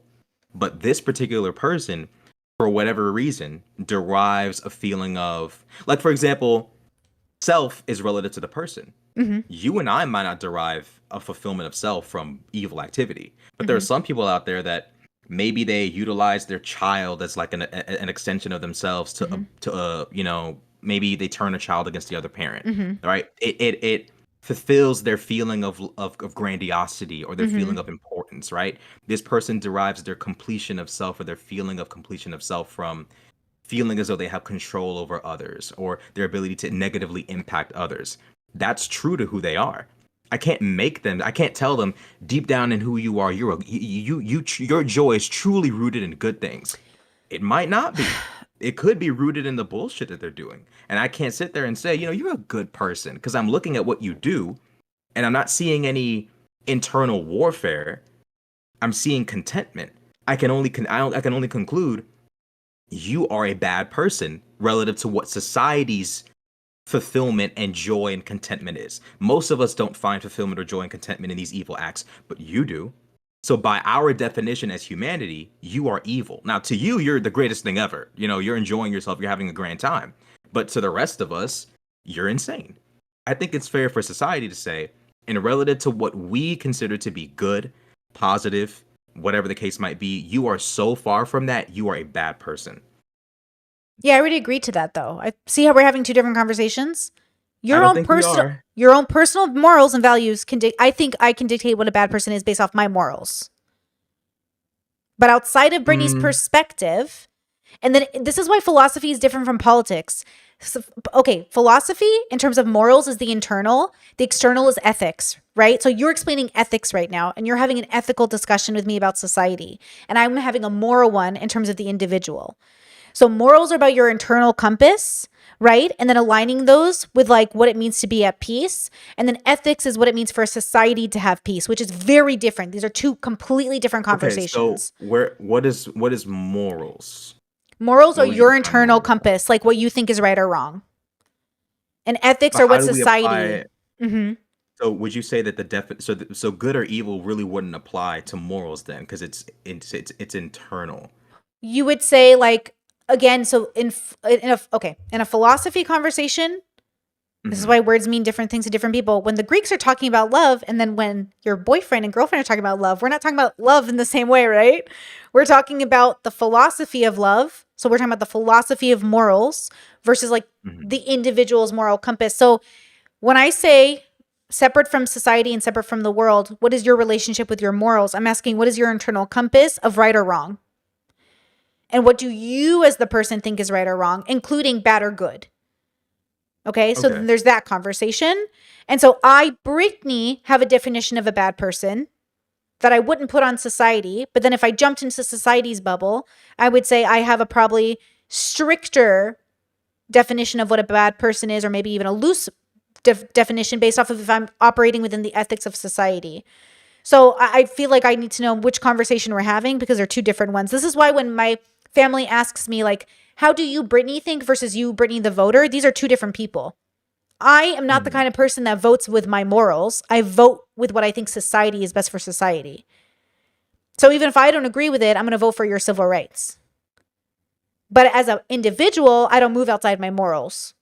But as a voter, I obviously vote for things I don't agree with. This is where I'm gonna sound like a religious person. Sure. I think good and evil can't be entirely dependent upon the specific person. There has to be some level of measurement of how it affects others, Sure. because you can't really have a conception of good or evil with just one person, I because it's like, agree. okay, like if you're just on an island by yourself, it holds no real weight or meaning. But if you have a bunch of different people who all have needs, expectations, things in common, that kind of like, as a species, there's certain things we don't accept in general. Like, we might say, yeah, the other side, we can kill all of them, but we wouldn't do that to one another in our little tribe. Sure. But both tribes would never do harm to their own respective tribes, but they would visit it upon one another. But Sure. that they both share in common the idea that murder and ending one another is wrong. They Yeah. just won't extend that same courtesy to the opposite tribe. Of course. So there seems to be a consistency of morals. It breaks somewhere in terms of conflict, but there's a consistency. We're not going to kill one another. Um, if someone says, I'm a good person, yeah, I want to genocide XYZ group and blah, blah, blah, because of, I think it would benefit my race or blah, blah, blah. I can't sit there and say, yeah, to you, you're a good person, because now good kind of loses all meaning. And this is what I said when I say I'm going to sound like a religious person. Yeah, sure. Good kind of loses all meaning, because it's like, okay, well, now we're defining good based on whatever you think it is Yeah. now, Do you think regardless of what the effects of your actions are. I agree with you? I think all things are true, but here's the problem, right? Like Okay. all of these things are subjective and it does lose all meaning because we don't have a consistency with what good and evil is. Nobody does. Nobody has that. You can't point to a group that has a consistency with that. Is Israel good or evil for bombing Palestine right now, for Gaza?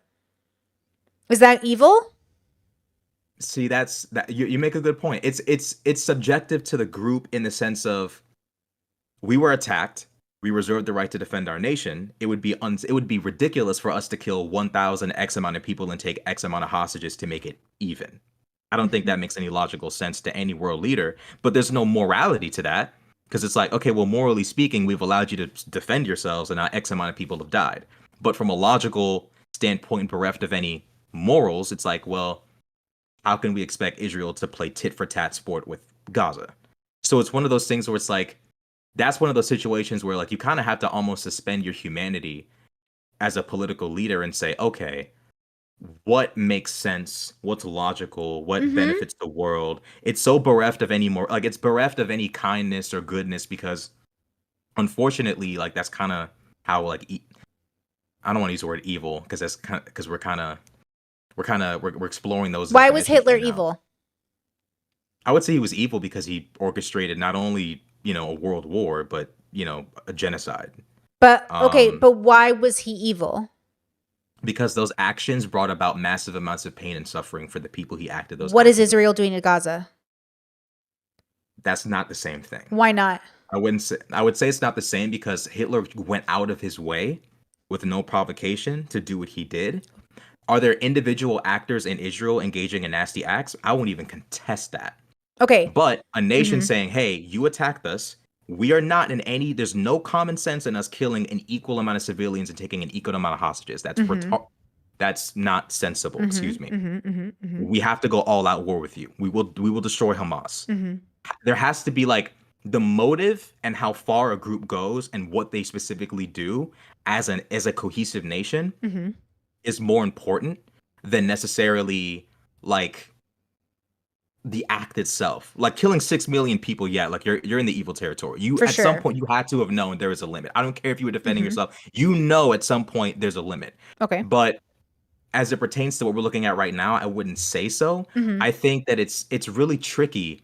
And that's the thing, like with the whole evil and good definition, I think there has to be some sort of agreed upon thing because I think there is an overlap of morals Mhm. in societies. Of course, the Spaniards didn't sacrifice people at the top of the pyramid like the Aztecs, but I'm sure there was some level of overlap in human morality between the Mhm. two societies. There were some wild things like, human sacrifice or I don't know what the Spanish did that was different, but I'm sure they were up to some kind of craziness, but I'm sure there was some level of moral overlap between the two societies, and that's where I would derive the sense of good or evil. What Right. humanity as a whole says, hey, what you're doing is evil, and then extrapolate that to okay, your actions are repeatedly evil. There is no internal war within yourself to make any difference. You're a bad person. So it's subjective based That off of the collective. Yeah, that's where I base. I wouldn't say it's objective morality, but it's rooted in the measurable response of society. Like society is Okay. not okay with what you're doing. Society is deriving sadness from what you're doing, So grief, anguish from your behavior. so you feel like Israel isn't evil because they're not killing as many people and you feel like they were poked. Like they were October Yeah, 7th. the motive matters. The chain of command matters. The like, Mhm. there's so much that like there has to be so like in order to reach the levels of evil of like Nazi Germany or the Confederacy, Sure. everybody has to be like unbelievably morally compromised, and there has to be no trigger. There has to be like you just going out of your way to engage in evil acts. But there's no denying that Israeli troops have done evil acts. There's no denying this. We can see it every single day. Sure. But when we talk about the grander picture, certain things have to happen for me to Okay. say Nazis, Israelis, boom. Okay. Um, but I understand what you're trying to say, that there is overlap of evil even when a group is defending themselves. I'm saying that Is that when what it you're comes saying, or to morals or ethics, we all make concessions about what we will tolerate when it makes sense to us. And thus we feel good because in our mind, we're doing it for the right reasons. Hitler believed he was doing it for the right reasons. America thinks it's doing it for their right reasons. Israel's doing it for their right reasons. And you can logic your bro into justifying it, but so can Nazis. And so the idea is Mm. why, yes, you're right. I agree. Hitler was way worse than Israel, 1-to-1. But we're not really comparing it 1-to-1. Don't compare them. When I give examples, I'm not comparing them. I'm saying what was different from them. What is actually different about them? People are still dying and for bullshit reasons. So, what's the reasons? Why do we tolerate whether small groups or large groups dying because one group feels justified to do it? Because we're willing to justify murder when we're comfortable with it. And I think we should accept that. We should accept that America did make a move on Germany 5 years in, right? Until it got into our business. We didn't give a fuck about the Jews. We gave a fuck about our own reputation. We didn't give a fuck about enslaving black people until it got uncomfortable. Like at the end of the day, I don't think humanity has a track record of giving a fuck about people and has a track record of giving a fuck about its motives. And I'm saying morals have not been displayed as objective throughout all of history. We like to pretend we want to protect kids. Tell that to the Vatican. We want to talk about protecting kids, tell that to the Romans. We want to talk about protecting kids, tell that to anybody who's like letting a kid die right now, like from starvation because they don't want to give someone food stamps. Like at the end of the day, I don't think humanity has displayed throughout historical like understanding any real objective morality, only a kind of pretending to have it. And I'm saying it's all bad. And I'm saying that, but we do play this game of justifying it because it, I Palestinian, think like a lot of people are hurting right now. Palestinians are truly hurting. They're literally aching. Nobody gives a fuck. I mean I mean, they give the a problem fuck, is but like like, I mean the Japanese were hurting when we were bombing them, but yeah, that was we fucked understood up. that. That was But fucked up. we understood that they were so, I hate to use this word, they were so crazy. If you Sure. study the philosophy of the Japanese in World War But II, that's what I'm they had to saying. be We're stopped. justifying it. Well, they were crazy, so I Right, get to do but it. there is there the reason why I wouldn't apply the word evil to how Sure. aggressive we were with the Japanese or the Really? You Germans don't think the was nuclear because bomb was evil? I would have to brush back up on whether Japan had officially surrendered before. If they had, then I would See, condemn it as wait, stop, evil. But Rashad. if Japan had not, I'm coming from a philosophy perspective, and you're giving a political perspective. To no, me, I want to it's give you my all philosophy. bad. I gotta get, but the reason why I say it's not all bad is because you have to take into account the philosophies of the people involved. Like, if Japan's philosophy is not only will we eradicate all of you because you're racially inferior, we Sure. will not stop. You Yeah. must make us submit in the worst way possible before we even consider not doing these horrendous acts. That's pretty evil. There is, from a philosophical perspective, one could say pain must be dealt for the sake of the betterment of everybody else at a later But point. wait, I'm saying Japan is evil for thinking that, and the Americans were evil for putting that bomb on them. I can't say that they're both evil, and from a philosophical point, the reason being is because you have to look at the players in the game and what they're motivated by.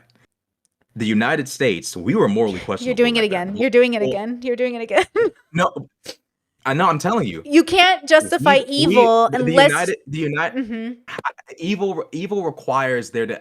I think evil. You can't just say people. Okay, you can, but I don't think people dying is by default evil. Okay. Like, that's not by default evil. Okay. Evil, in my mind, requires you to go out of your way with no provocation to visit grievous harm on somebody, emotional or physical. Well, The it's not United out of their way States, though. If a territory wants to take over another territory, that's just humans. That's not evil. That's just people. That's what we do. Nobody owned land. Everybody conquered land. yeah, but in order for you to do that, you know, like for example, I Vladimir Putin had a specific ethnic group, like especially specifically ideological group, come in and help him in the war. It's the Sure. Chechens. They're well known to engage in war crimes disproportionately in comparison to other communities of people on a global level. Hmm.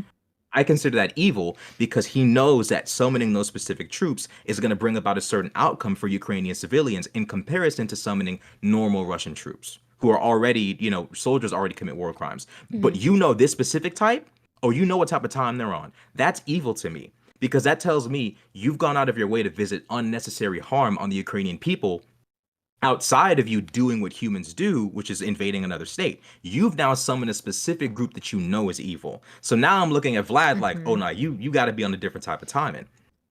Vlad had no reason to ask the Chechens to do that. No specific reason. He just went out of his way to do it, and he knew what type of timing they were on. That to me is evil. No provocation, you invade Ukraine. All right, fine. Let's chalk it up to people being people. I'll do that. You summon a specific group that you know is just like crazy. Now I kind of got to look at you like, all right, man, like what are we about? Do you get where I'm coming from? Like, Japan had a certain ideology in World War II, or philosophically, I have to say, America was not evil for pressuring Japan into submission. Because what does the world look like if Japan's not pressured? Or what does the world look like if Germany is given time to breathe? Like, some people would argue philosophically that, if you value life and you're a good person, you'd make a peace deal with Putin. But it's like, buddy, you broke the last two. It would be morally wrong, or maybe even evil, for us to give you breathing room just for you to come back later. I mean, we could measure the good and like, okay, people have stopped dying, but if you're just going to be back again, then it's like the next generation might look at us as morons. Why didn't you guys stop them sooner? Why didn't you guys do something? Am I too political and factual in this, or am I not philosophical enough? I want to take your true interpretation, critique.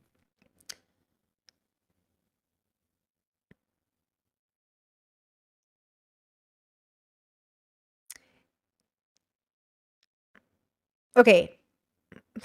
Unleash. Well, okay, like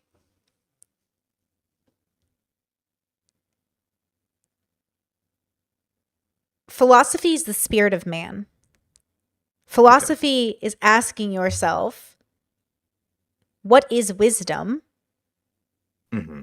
right? What is the idea of knowledge? What is the idea of knowing good and evil? Evil being a mythos created by our perception. So, how do I know when I'm being evil if I can justify it with you started it? It Hmm. has to exist outside of your justification. What is goodness outside of your justification? What is evil outside of your justification? So I would say, in a philosophy sense, evil would be, in Brittany's terminology, furthest from joy. And joy is not happiness because that's an emotion, it's fluid. Sometimes you're sad, sometimes you're happy. Joy is maintaining that fundamental, like, lacking of evil, meaning like just because you're hurt, you're not going to hurt somebody else. I'm still in my joy. Even though I am suffering, I'm not going to force you to suffer because I'm suffering, right? So, yes, we can justify why people do things or explain why they would do things within their logical reason. But logic is a great way to remove yourself from the responsibility of actually contributing to evil in the world, which is furthest from joy. Every bomb that's thrown is closer to evil than joy. Every child that's harmed is further from joy and closer to evil.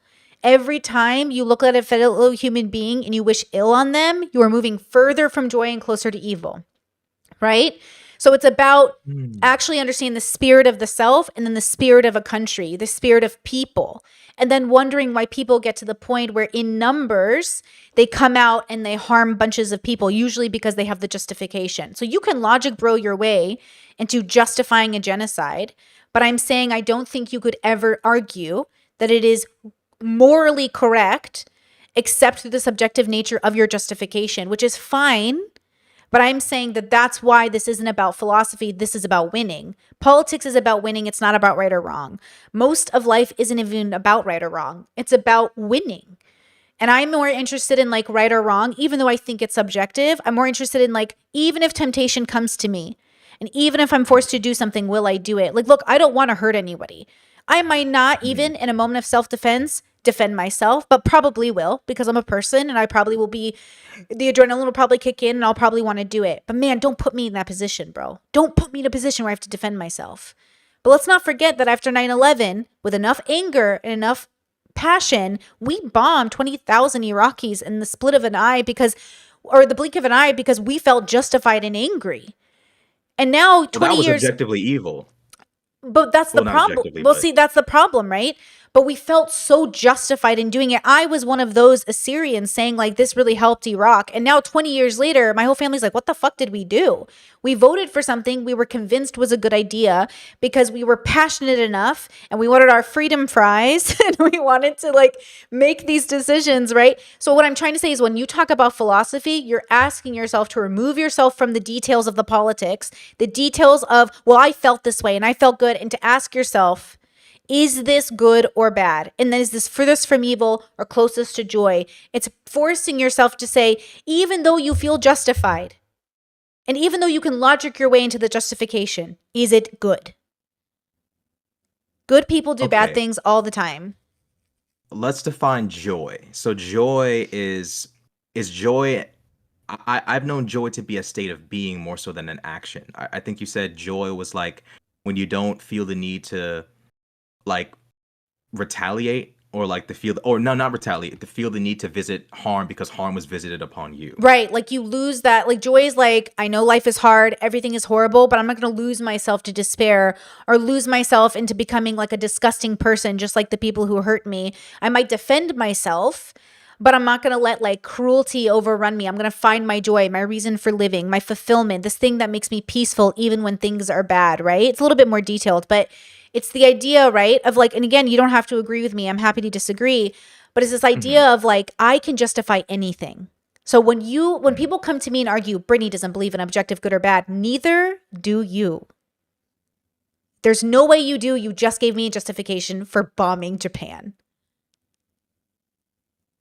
The problem is like, okay, so let's Joy and evil. Give me the difference between joy and evil. I want to Okay. map out your definitions before I start So, giving arguments. in a philosophy sense, if you look up evil, depending on your bubble, the religious one I come from is evil, meaning almost like taken over by demons, without hope, without God, without peace. Evil, the turmoil of man, right? This feeling of like, oh, this like real tearing apart the soul. Joy is the opposite of that. It is oneness with the self, oneness with the universe, oneness with your God, oneness with like your whole personality, like Uncle Iroh in Korra versus Zuko in book 1. Okay? Zuko is in turmoil. He's Mm. evil. He's torn Well, up. let me question hmm this. Ozai is one with self. Even when in jail, this man has not changed himself at all. That's not He's one with still the same self. manipulative. Why not? See, because Just because his oneness with self is nasty doesn't mean it's not who he is. It doesn't mean he's not content with who he is. Like Iroh said, in order to use the lightning, we're such nerds. In order to use the lightning, you have to be bereft of any internal conflict. Azula, up yes, until the end of the series, has no shame. She questions right. nothing. She But she's feels not nothing. joyful. She's one. She's She's not content, joyful. but she's not joyful. She's not joyful at the end. But by your Mm-mm. definition, she's joyful before the end. And the Name one reason why part I'll in the say series so, where she's joyful. Name one part where she feels complete. where It's not at the beach party. she It's not at I'm the gonna go by go I'm go gonna go. go by Tell me. Iroh's definition. She's one with self. Now that self is disgusting. She manipulates her own brother into thinking their dad wants him home when in reality she's gonna lock him up, right? Azula's a morally questionable kid. But there's no confusion. There's no questioning of self. The only moment she begins to start, breaking down is when she loses control over the people around her, which isn't necessarily like a discovery of self or like an improvement or anything. Mm, She's losing the ability to control the minions or henchmen around her. mm-hmm. Like Ozai has no scruples, no second guessing. Even after losing his bending and losing his entire, rulership, he's still the same old guy. This man was truly a bad man from day. Okay, I know we're subjective, but this guy was who he was. He was true to himself the whole time. Now we can measure like Ozai's actions were harmful for the world. Ozai harmed Zuko. Ozai harmed Azula. Ozai harmed his wife. But this man is chilling. I gotta give it to him. He seems really cool with where he's at. There's no regrets. There's no nothing. I can't sit there and say, no, Ozai, deep down, the true joy of you is this behavior. Is it? What if he hates that shit? What if he hates being nice? What if he hates being kind? What if he hates not going out of his way to destroy the world? What if he really at his core just loves burning shit? I can't define his joy as something that's not in line with his contentment of self.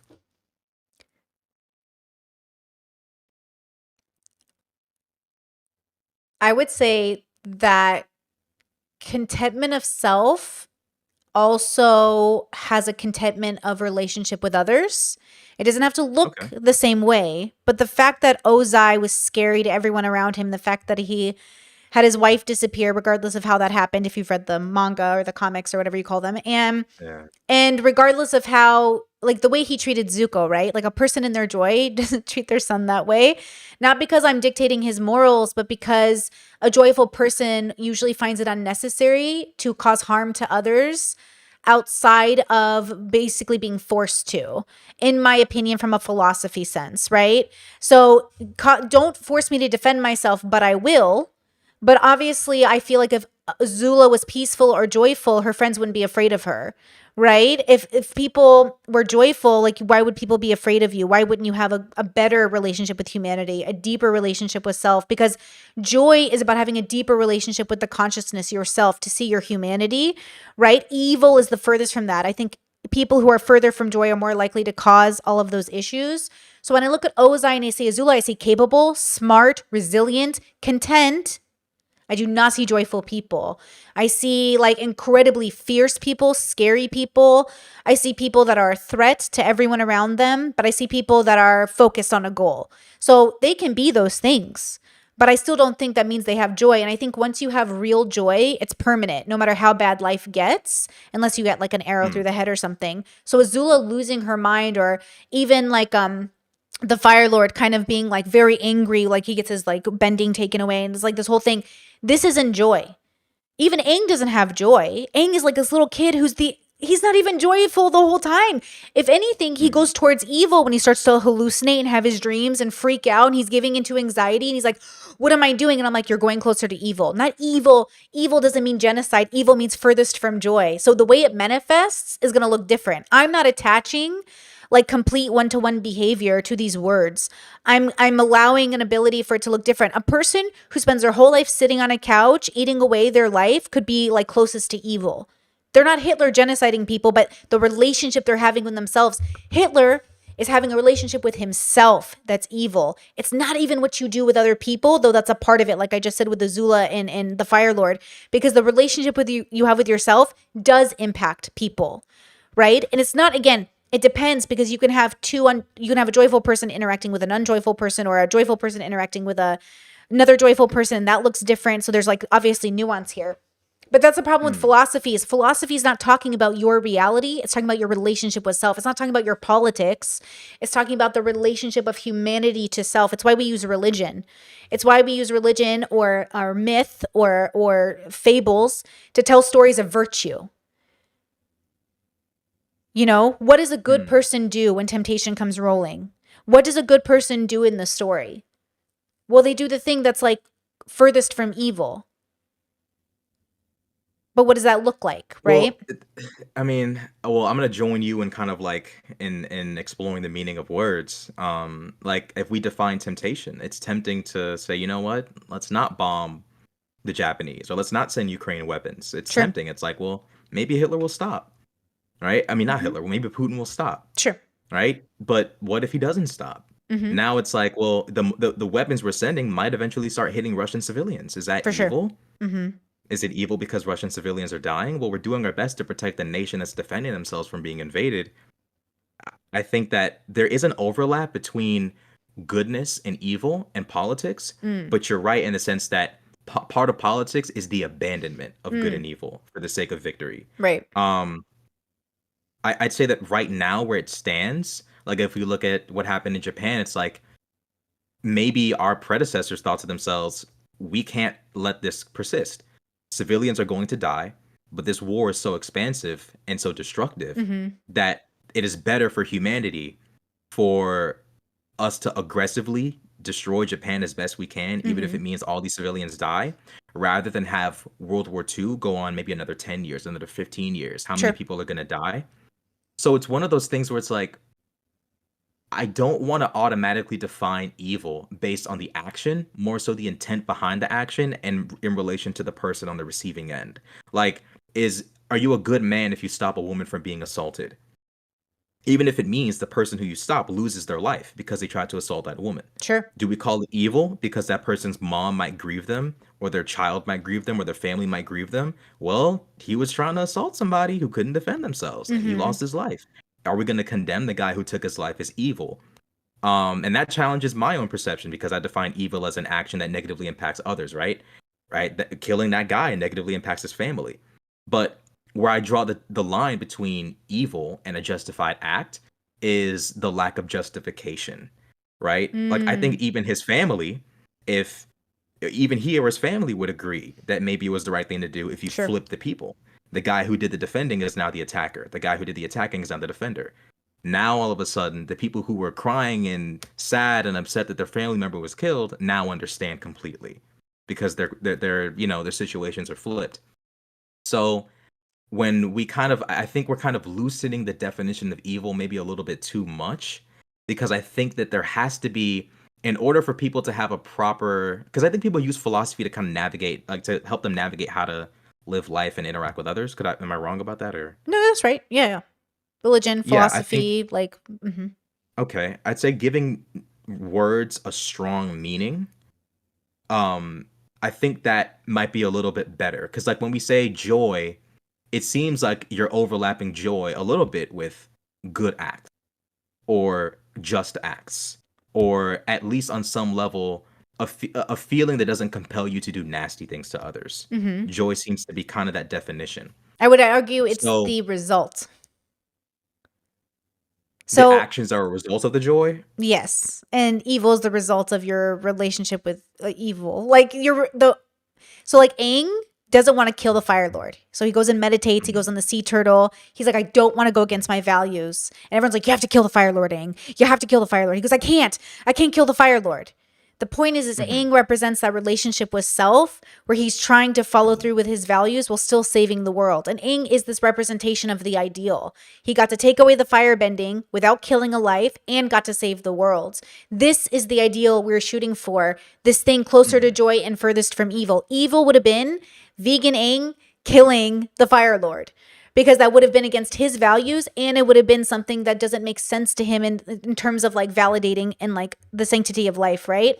So even abortion, I would argue abortion is closer to evil than joy, but it's a necessary evil in the same way that defending yourself is a necessary evil. We agree evil is necessary. You just don't want to say it's evil, and I'm willing to say it is, because in a philosophy sense, that's what we're doing.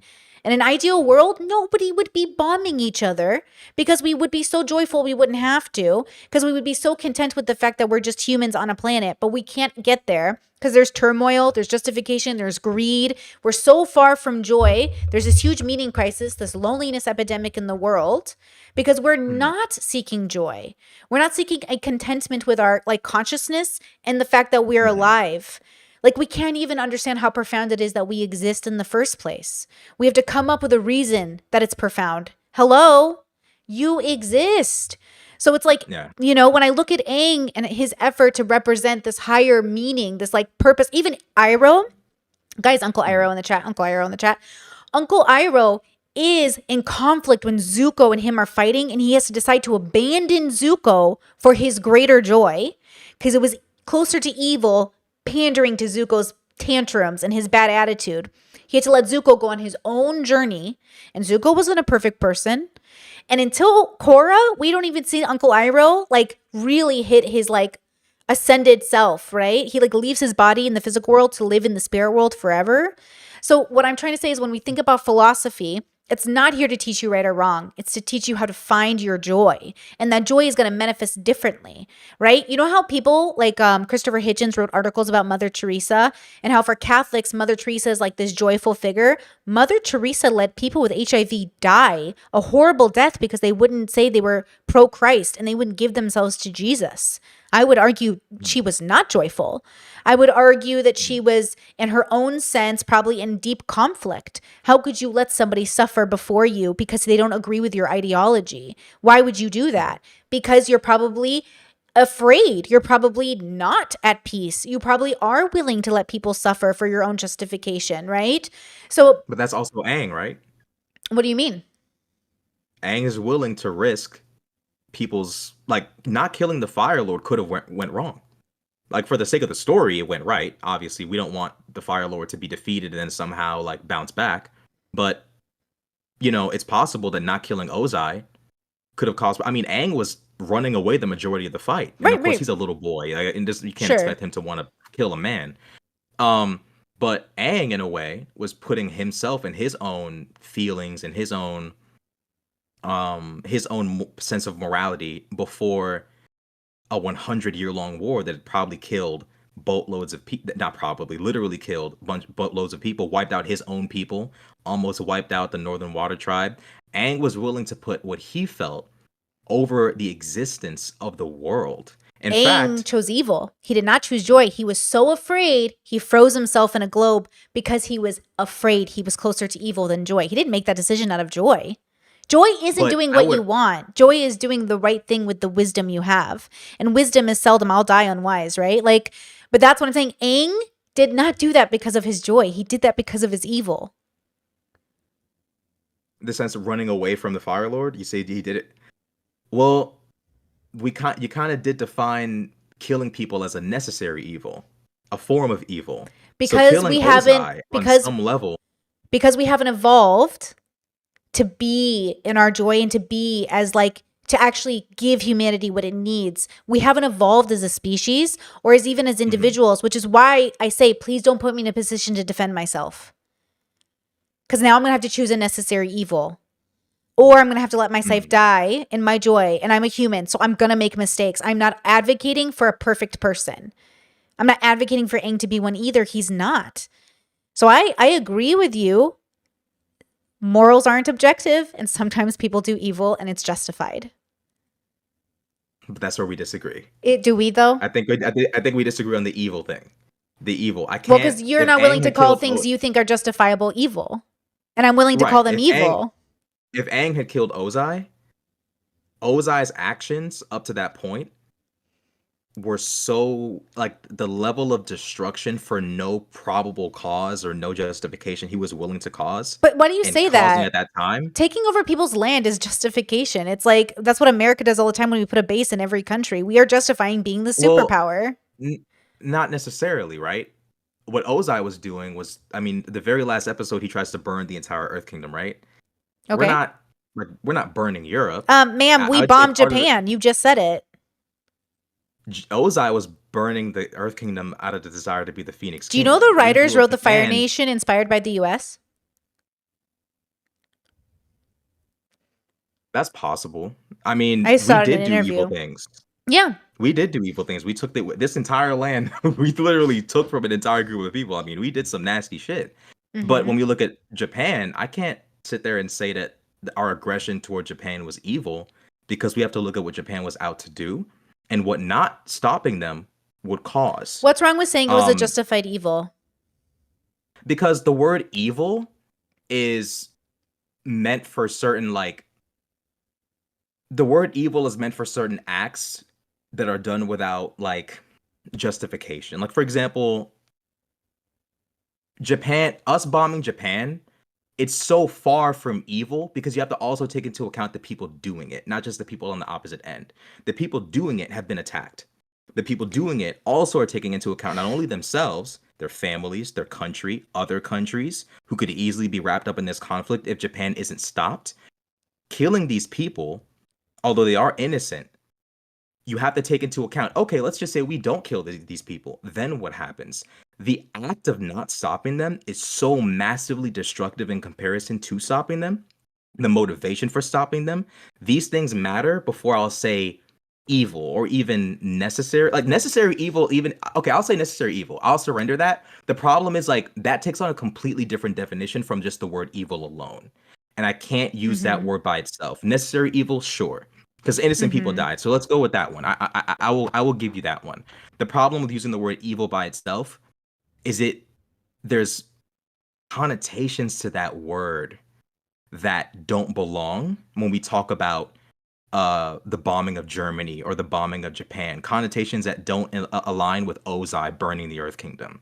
That guy was just going out of his way, right? Like we've even defined like even today like conquest of land is now I believe illegal in by the Geneva Conventions. You can no longer do wars of conquest. It's illegal now. So even we as humanity have said, yeah, we kind of did take each other's shit for a long time, but let's stop.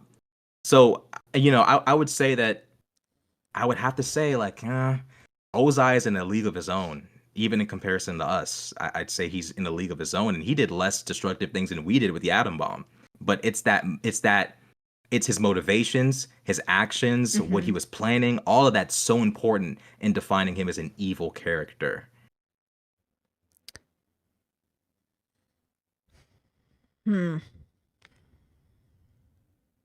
But I feel like I'm kind of understanding what you're saying to an extent. Yeah, philosophy is a difficult conversation to have because people's fears, again, like you're using a lot of fear language, like, what would we have done if we didn't do this, though? Who cares? I'm asking you about the action itself, separate from the consequences. I'm saying the action itself, separate from the consequences. What is your philosophy around what is good or bad? And then if you hold that as good and bad and then you still do it, what are you doing? Hmm. The action separated from the consequences. Did I get that Yes. correct? Mm-hmm. Okay. When we're talking about like Ozai and the Earth Kingdom and like Japan and stuff, I feel like we really do have to start heavily measuring the consequences of something when we start defining evil, because that's kind of how we define good and evil, right? We don't define evil as something bereft of any cause or effect, because usually like that's how we kind of measure it. Like, okay, you did this, it caused this. What the fuck is wrong with you? That's kind of how we Right. usually do it. But wait, okay, yes. But when we're talking about the Mhm. evil, we're talking about humanity, not the literal outcome. So you're talking about yourself, like, oh, the evil within myself, not Mhm. the literal consequence of what's happening. So they're two different conversations. It's like yes, but you're having the literal conversation and I'm having the philosophy conversation. So when when the Lord gave the 10 commandments and it said, thou shalt not covet thy neighbor's wife. Okay. So don't fucking sleep with other people, bitch. And people Mhm. do it anyways. What are they Mhm. doing? They're sinning against the self and God. They're doing harm Mhm. to themselves and God. But ultimately, what if all the adults were kind of like consenting except for the wife whose consent was violated? Then, like, who fucking cares? Well, we care because it's closer to evil and furthest from joy. We're giving a philosophy sense, not the outcome sense. We're talking about what does it mean to be a good person and why do I think this, but also what brings me joy, not just as the individual, but like this is really hard for me to explain. Like, if you, because in my mind, right, like, was crucifying Jesus evil? Depends on the like, was it necessary for him to die for our sins? If you believe in God, then it's objectively not evil because his word is law. But from like a secular perspective, Jesus shouldn't have to die for something I did. I should face the consequences of my own actions, right? I would So say maybe from a secular sense, I think it is evil. But like if God is real, then I guess it wouldn't from a be. religious sense, even, right? They even said, Jesus, why are you letting them do this to you? And he said, how dare you take away my role in this story, which is to be sacrificed? His Mhm. apostles said to him, let me do this for you. And he said, how dare you try to take away my Mhm. responsibility of experiencing oh my God, I spit, the world's evil You're good. so I can give you guys Mhm. joy. Why are you doing this? It is still evil, but to end up in joy. We justify evil for joy, right? The idea is like when we're talking about it from a philosophy perspective, we're not talking about the world, right? The world distracts itself by like, oh, well, I have to do this because this is here. I know, Habibi, why you think you have to do this or why you even should do this. I'm saying, Mm. is it evil or is it good? Mm. And not evil, like, don't assign everything I think is bad as evil. Mhm. Don't put a description on it. Put a feeling on it or put a maybe how about peace? Okay, furthest from joy, closest to peace, less peace. Does it bring Ooh, you this is where we peace? disagree. Okay, tell This is where me. we disagree. The feeling something gives you, I just can't care No, because not I know some feelings, people that derive emotions. Not feelings, emotions. Not feelings, emotions. what's the Not feelings, emotions. Not happiness, not sadness. okay. Feelings like an understanding. Hold on. Okay, I know I'm limited with my language because it's not feelings like happiness, sadness. That's so superficial. Okay. I'm talking about the depth of a consciousness, the depth of the experience of what it is to be man, to be alive. So, not like I am happy, I am sad, but I am feeling the profoundness of existence and I'm about to take it away from somebody else because I am justifying the evil for something else. So, it's not like a feeling. But how many people have discovered that or explored that? It's kinda hard to kinda hold the world I'm not saying you're holding And the I world to this, don't, but it's which kinda is hard why to we. convince it's Mm-hmm. kinda hard to spread this stuff to the world Sure. when you're asking people to kind of, like, base their way of thinking or maybe their perception of the world or their perception of themselves on a path of introspection that, like, maybe 1% of people walk, right? Yes. So it's kinda like when we like, when we're divorcing like the Jesus example. Jesus saying, "I will die for everyone's sins." That's not evil. But if I grab Jesus, regardless of whether he wants to or not, and I Right. say, "You're dying for everyone's sins," I can't be mad. Everybody looks at me like, "Rashad, what the fuck is he like? What are you Right. doing? Like, Right. Right. how about Right. you go up there and you die?" Like, you know what I'm saying? Like, Right. how about you do it since you want somebody else to do it? I think it's not necessarily, and this is one of the parts where you're correct. It's like it's not necessarily the consequences more so than it is like the action. It's like Jesus dying for everyone's sins, like consequentially speaking, a man just died a brutal death, Yeah. Jesus right? dying for people's But sins it's isn't evil. People putting him to death is evil. Right, but him choosing to do that for people is completely as far from evil as possible. Right. But yeah, like you said, Right. someone condemning someone else to death. Well, they were condemning him for like other reasons, but the pure reason for why he was going to die was for the sake of saving humanity from their sins. Mhm. From a philosophical perspective, or I don't know, maybe this is a more moral perspective, I think it's wrong for someone to bear a permanent punishment for the sins of someone else, especially if Sure. this person has never sinned a day in life. Sure, sure, sure. We're making a mistake. But of course, if God's real, I'm not questioning the big man. I swear. But um, I I can't Mhm. I can't define like evil. My problem with like the philosophy interpretation is it becomes so hard to figure out where to go or what to do when words lose too much direction. Do you get what I'm saying? Like you kind Yes. of need like Like level I one, level two, level three. Not no pun intended, but Ma'am, that's what the levels no pun are. You intended. are But explaining the levels out loud to me back to me. That's what I'm saying. I'm saying most what I mean is people. like Mhm. people need a core definition of evil. Because like if you try to convince me that the United States is evil for like the act of No, no, bombing no. Japan was You did evil. something there. You did something there. The United States is evil. I said bombing Japan was evil. Okay, the act. So let's narrow it down to whoever made the decision. Like whoever No, made that no, call. no, no, no. You can't separate Not, the act from the no, person not now, the right? person, the action. Yes, you can. You must separate the actions from the people. The action of doing this is bad or good. The action is justified within reason because we're animals on a planet surviving. I would never ask the word to be introspective. That's why I think the most of the world is twos. I would never ask the world to be interested in philosophy the way I am because no philosopher is ever universally loved. The people who even say they're Stoics don't read the books. Everybody thinks they are into philosophy, but nobody's into philosophy because nobody wants to actually struggle with the fact that there is no objective and there only is the seeking of man. This is why we've been debating what is love for 3,000 years because we don't know. We don't even know what Mm. love is, Rashad. How could we know what peace is? We're still debating what is Mm. love.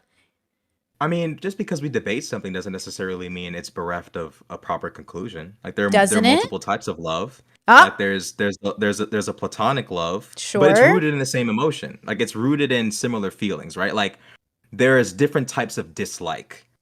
I can I can not want to be around something or I can hate something, right? I can enjoy someone's company and care for them, or I could like have genuine romantic feelings for them. But Hmm. these things, although they have different branches, all start from the same tree. And we know what the definition of that tree is. Do Now, we? I think we do. I think some people will twist definitions to accommodate whatever they're up to. Like, people do this all the time about all sorts of stuff. But I think that there are objective definitions, and if we wander too far, we run the risk of people justifying, here I go with this word, evil acts or bad acts Hmm. by twisting words to justify. Like for example, Japan could have said, if you bomb our cities, that's evil. And if they might have caught us in the moment, we've been like, damn, I ain't gonna lie, the Japanese, they making a point. Now they're about to mount up, resupply, reorganize, and go back to doing the same shit. Now, like that like we have to have an objective definition. Like we're not evil. You had the plan to genocide all these surrounding ethnic groups and us whenever you get done, with your stuff over there and you come over there to us. You have the plan to do that. You attacked us. You teamed up with Germany. There is an intent, a desire, a practice, Hmm. a desire to teach the next generation. There is something going on over there that you guys, I can't even argue that they're far from their joy because there's millions of people who all seem to love each other and enjoy Hmm. one another and they're Hmm. chilling. But once it comes to visiting the outsider, the enemy, all hell breaks loose. I have to define that as evil, and I can't like. We could even define like sending kind of like money to Ukraine as evil. Like we're killing these Russian troops who don't really want to be there, but they're being forced to. But then it's like, well, damn, like whose life is more important? The innocent Ukrainians who've been forced to fight for their existence as a people, or the Russians who theoretically, this is an unrealistic and unfair expectation, who theoretically could say, fuck all that Putin shit. We're gonna dethrone him. We're gonna overthrow him. Like, I Okay. can't call the person who makes that call evil. Can I challenge you to think? Can you call someone either evil without judging them? No. Because that's what I'm doing. I'm asking you, I'm telling you, I'm calling them evil without any judgment. Because I'm, from a philosophy perspective, I am saying it is evil, and I'm, without judging you, only going to cast judgment within context, meaning justified evil, right? Like, I think it's evil that innocent people are in prison right now. I think it's an act of evil. Even if, It's not an act of evil. It depends, right? Like if you know someone's innocent and you do that, you have committed an act of evil. But I don't sure. think it's necessarily in it, like the system in and of itself having an inmate that's in there that shouldn't be in there, and they don't know, and they're just like, oh, inmate XYZ number, you're guilty because But you're that here, inmate knows. right? So they're An experiencing an inmate evil of the knows, world, right? It's not an but act I of think evil, but it's an evil of the world it's an because evil it's of the the world. furthest from joy. Because in a joyful world, no innocent people would be going to prison. In a joyful world, there's some sense of, again, not the action you're assigning to it, but like I say, more introspective people tend to be more peaceful people. There seems to be a follow through with the action. So again, like without fear and without judgment, philosophy begs to examine the experience of existing without fear and without judgment. To I simply think I say, think yeah. hmm, I think evil. I think you can't call someone good or evil without making a judgment. But I would also say that judgment is good sometimes. Mm-hmm. Like if someone was in charge of something and we had like an evil guy in the group and he's like, yeah, that guy's evil. And there's no like, yo, let's get rid of this guy, like for the sake of the community. Like there's no like emotion behind it. I'm kind of like, I don't need you to emotionally judge the guy, but I need you to feel like if you are just detached from everything this guy's done, we might need a new leader So because you seem a little bit too non-concerned. So judgment, both in the sense of evil and in the sense of I dislike this person, I would argue on some level those are both kind of necessary. so judgment to make an assessment is different than judgment to condemn. So I'm saying condemn the spirit, condemn the soul, the consciousness of the person. Like I don't need to condemn you to hold you accountable by the legal Mhm. accountability. I don't need to condemn you to hold you accountable by your own values. I say good people do bad things all the time for a reason because like look, like you tell me these are your values, then follow through. Right? I can't hold you to my values. I can hold you to society's because we're all like citizens of this like society. But I can't hold a Mhm. vegan to Brittany's values. That vegan can't hold me to their values. A vegan can't tell me you're not allowed to eat meat because I'm a vegan. Like, no. But also, the vegan can think I am evil because I'm slaughtering an animal, which they might be right. Maybe slaughtering an animal is closer to evil than to joy. Let me contemplate that. Let me meditate on that. Is that true? Because they're not saying, again, without the condemnation, without saying you are, like, you are, again, I'm not God. I'm not sending you to hell. Mhm. I don't believe in Okay. hell. So when we have the conversation about from a philosophy lens, we're asking ourselves, are we willing to face ourselves and actually admit we are willing to justify evil and call it good? And how torn up would humanity be if it realized, holy fuck, are we the Fire Nation, bro? And that's what's so scary. Everyone's been the Fire Nation. This idea and concept that somebody has not been that person. Like when Bobby Lee was like, Korea's different, guys. Korea has never massacred people en masse. They are the largest slave owning country in history. Like he had this illusion that Korea somehow like, nope, we didn't do it. We didn't. Everybody else had slaves. We didn't have slaves. And then they fact checked him on the show. We all have a narrative that not our people. Humanity as a whole, from the way we understand history, has all engaged in evil from a philosophy sense in order to justify like the ends justify the means. So again, evil isn't you're condemned, I'm condemning you to badness. I'm saying you are purposely destroying your consciousness and your relationship with the self in order to take a shortcut, in order to get a happy ending today, in order to, you're not looking for the discipline of longevity. And again, it's not about me telling you what that looks like. It could look like being a Muslim. It could look like being a vegan. You could be gay. You could be straight. I don't know what your joy is, but it certainly isn't evil. And evil is specific because it destroys, it takes a part of your humanity and evaporates it into the ugliness of what it means to be even a man, not a man gender, a man, people. Yeah, I know. So again, we justify evil because we want to win. But evil is, even within itself, if you look up the definition, there's like 10 definitions because it's cultural. So if you come from a certain bubble, evil literally means demonic. That's why the religious people will be like, these people are evil, they're demonic, because they literally think there's demons. But then if you take it from a philosophy sense, like Peterson would, he'd say the demons are yourself fighting yourself. The demons are dragging yourself down. You are dragging yourself down, your own personal demons. You ever heard people say that? Personal demons? Mhm. That's that thing inside of you. That's you fucking yourself over because you won't face yourself. And look, I'm 2,000 plus books in on philosophy and like, stuff. So I get it. If we're having like different conversations. No, But like, I'm trying. you're doing I great. I need to listen to you because I need to meet you in the middle for us to like properly explore each other's definitions properly. So, what if I use the word malevolent instead of evil? Does that give you a different perception of what I'm Ooh, like talking almost about? Machiavellian, like Mm, intentional cruelty, like yeah, intentional cruelty for the sake of personal gain, bereft of any proper that's any proper evil. justification. But I said bereft of any proper motivation, right? Hmm. But any justification, any good justification, any like Machiavellian's a good example. Like he writes the whole book about the prince and all these schemes and plots and all this fuckery, like that would be malevolence. And when I say evil, I mean malevolence, like a bad act done for no justification, done not out of provocation, not out of defense. You're doing it for your own personal gain. So like how Yeah, I would that's compare it would be, mhm. okay, yeah, like Hitler starting World War II, he didn't have to do that. It wasn't a necessity. He didn't have to kill X many Jews. That was a decision he chose to make. Now he can try to justify it, but that doesn't take it anywhere far from malevolence. Whereas the United States defending itself and having to engage in aggressive bombing campaigns that ended the lives of more than likely millions, even years after, right? You have the chemicals, you have all Mhm. the stuff going on. Where I draw the line of malevolent and non-malevolent is this person knowing the pain it would cause, the destruction it would cause, given no provocation, visited this pain upon the world.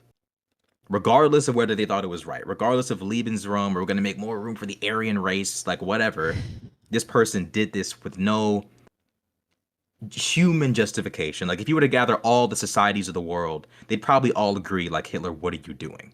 Like regardless of the flaws, like plenty of societies had bigger issues going on and stuff like that. But I think besides maybe Soviet Russia and maybe communist China, most societies would say Hitler, what are you doing? Like most humans. So when I judge malevolence, I'm kind of basing it off of what would humanity as a whole, generally speaking, say, right? Because it's Um, but you were giving a subjective argument. So we agree evil is it's subjective. subjective, but it's rooted in an objective reality. Like we know What you're is the causing harm. but This is an but objective but fact. Now, Habibi, who are these countries to pretend they're good when they had slaves? Who are these countries to pretend they're better than Hitler it's in the when they moment, right? Because like you could do a right bad thing in the in the past, moment but implies subjective. in the moment, it okay. So in the moment, I can't. Okay, in World War II, I can't sit there and say United States. Who are you to go this far in the war for the sake of ending a world war when you had slaves? That would be kind of irrational and pointless, and it would do more harm than good. Um, to demand like a surrender of self defense or to demand a surrender of the greater good. Like for Okay. example, like Mhm. we no, if you want to interrupt, you can. It's just the moment you talk about literal politics. So philosophy is about the consciousness, the self. Introspection is about the self. And then we can we can patch that onto the world of what they think is evil, but it has to come from a place of knowing a sense of like relationship with the self and others. So like you are making good points and I will justify evil with you. Right? Like I will do that with you and I will say Israel has the right to defend themselves and Palestine has the right to do this and I will play a chess game with you. But when we're talking about Okay. philosophy, we're saying outside of all of these examples, outside of fear, outside of you being like, but we have to because of this, shh, there is no this. There is just the fact that you exist on a planet, right? You're like, what do you believe? Like, how do you think we got here? Do you believe in evolution? Do you believe in God? Like, what's your philosophy? What's your theory? I'd say I lean more toward like evolution, I Okay, guess. same, Yeah. right? So we evolved, we came out of Yeah. the ocean, we became like a little thing, or like walking on the earth, and then our people go and we disperse into all these places and we start fighting for land, and then we figure out things, and none of us are doing anything for any other greater reason than we think it's good and it makes sense to our brains. Then philosophy comes in and people start thinking, wait a second, what if I start to think of being better than this thing that feels so biologically like motivated? Okay, hold on. What if I don't just destroy people because I feel like it makes sense? What if I think about what joy would be or peace would be or evil would look like? Could I face myself and admit to myself I've done evil? And that's why introspection is so hard, because you have to be able to say like that is evil and I can still justify it, right? Or ooh, that is evil, and even though we shouldn't justify it, we're not ready as a species to evolve past not justifying the evil. As a species, we haven't evolved past the justification of throwing nukes on other countries, which is an act of evil. Regardless of why you do it, like a parent who smacks their kids is doing harm, but they feel like it's justified for the right reason, right? It's still bad. You shouldn't be hitting your kids. But also, I understand why your brain thinks it's within reason because you were hit and it made sense for you. But I'm saying the more evolved human learns that violence is only reasonable within a self-defense like reason. But even then, don't make me hit you, because that is evil. You're forcing me to do evil. And now I'm either going to do it and have to weigh that on my soul, or I don't do it and I die in the process. So again, philosophy isn't about, well, Hitler did this or Iran did this and Palestine did this. Philosophy is, what do you do regardless? What is the right thing to do? What is the thing that's going to move you and the consciousness and joy in a cohesive symbiosis? And so it's like a deeper meaning, which I would never ask the world to do because nobody cares about this stuff. But that's what philosophers are talking about. They're saying, what is the deeper meaning of humanity outside of the politics and the noise that we sit here and justify every day? I would argue that it's a much more evolved state of mind to let go of the term evil in certain situations.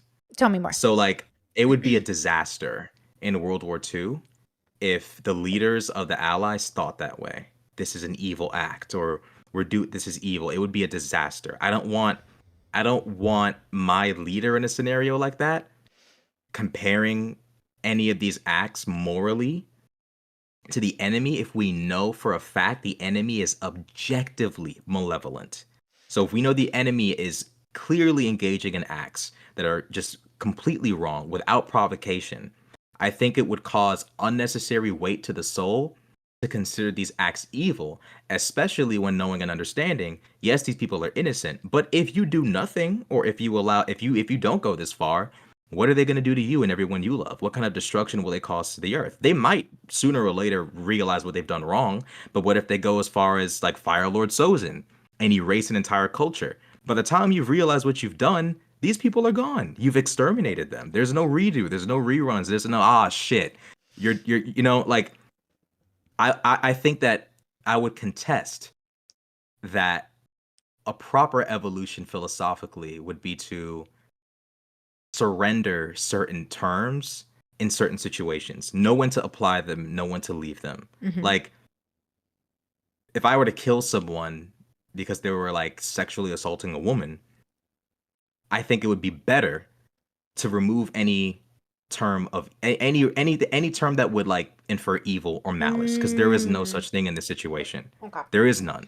It would be wrong for me to apply any word like that to myself after the situation. I was only human to do so because that shows that I have a conscience, a soul. I understand that my action has taken a life, even though that taking of the life was justified. Even still, I think it would be wrong to apply the term evil, even though I know you don't mean it in like that like ultimate way. It would be a little bit wrong to do that, because I think part of growth is understanding that there isn't objective good and bad, but there is objective measurement of what an action causes to a person or humanity.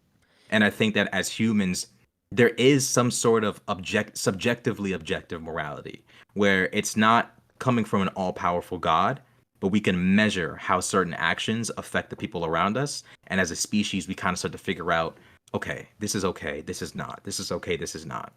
So based upon that species-wide morality, which I would call subjectively objective, is where I would say, okay, like if you're a leader in World War II, you're an idiot, not an idiot. You're not in, this is not the situation for you. Like I would, like, this is kind of like the Aang situation. Like an avatar like Aang fighting Ozai was a really like statistically bad matchup. You have a guy who thinks it's wrong to kill a Mm-hmm. dude who lives only for destruction. If I'm like an Earth citizen and some spirit came and told me that, I'll be like, "Oh, we're cooked. Oh, we're cooked. Ozai's about to. We're done." Yeah. Like, what are like you know? And obviously, Aang pulled through because he's a G. But if you're just giving me the story with no context, Mm-hmm. now I'm panicking. You Sure. think you killing this monster is evil? Somebody take him off the court. We need a sub. We need a sub. Yeah. Somebody sub him out the game. So it's one of those things where I would say that, and I want you to push back if you want to Sure. push back on this. I think it would be a disaster if any important leader in World War II started having thoughts of like, man, this is an evil thing to do. Now, if it weighs on their soul, the deaths of innocence, that's understandable. But once we start having like these second thoughts and you're starting to compare us to the enemy when you know objectively, there's really no comparison on a non-philosophical level, man, we're having problems. So, Okay. I'll explain it in 3 ways and see if it clicks. Okay, ready? okay. Oppenheimer. Is that the movie that just came out with the bomb, right? Yeah. You know how it ate at him?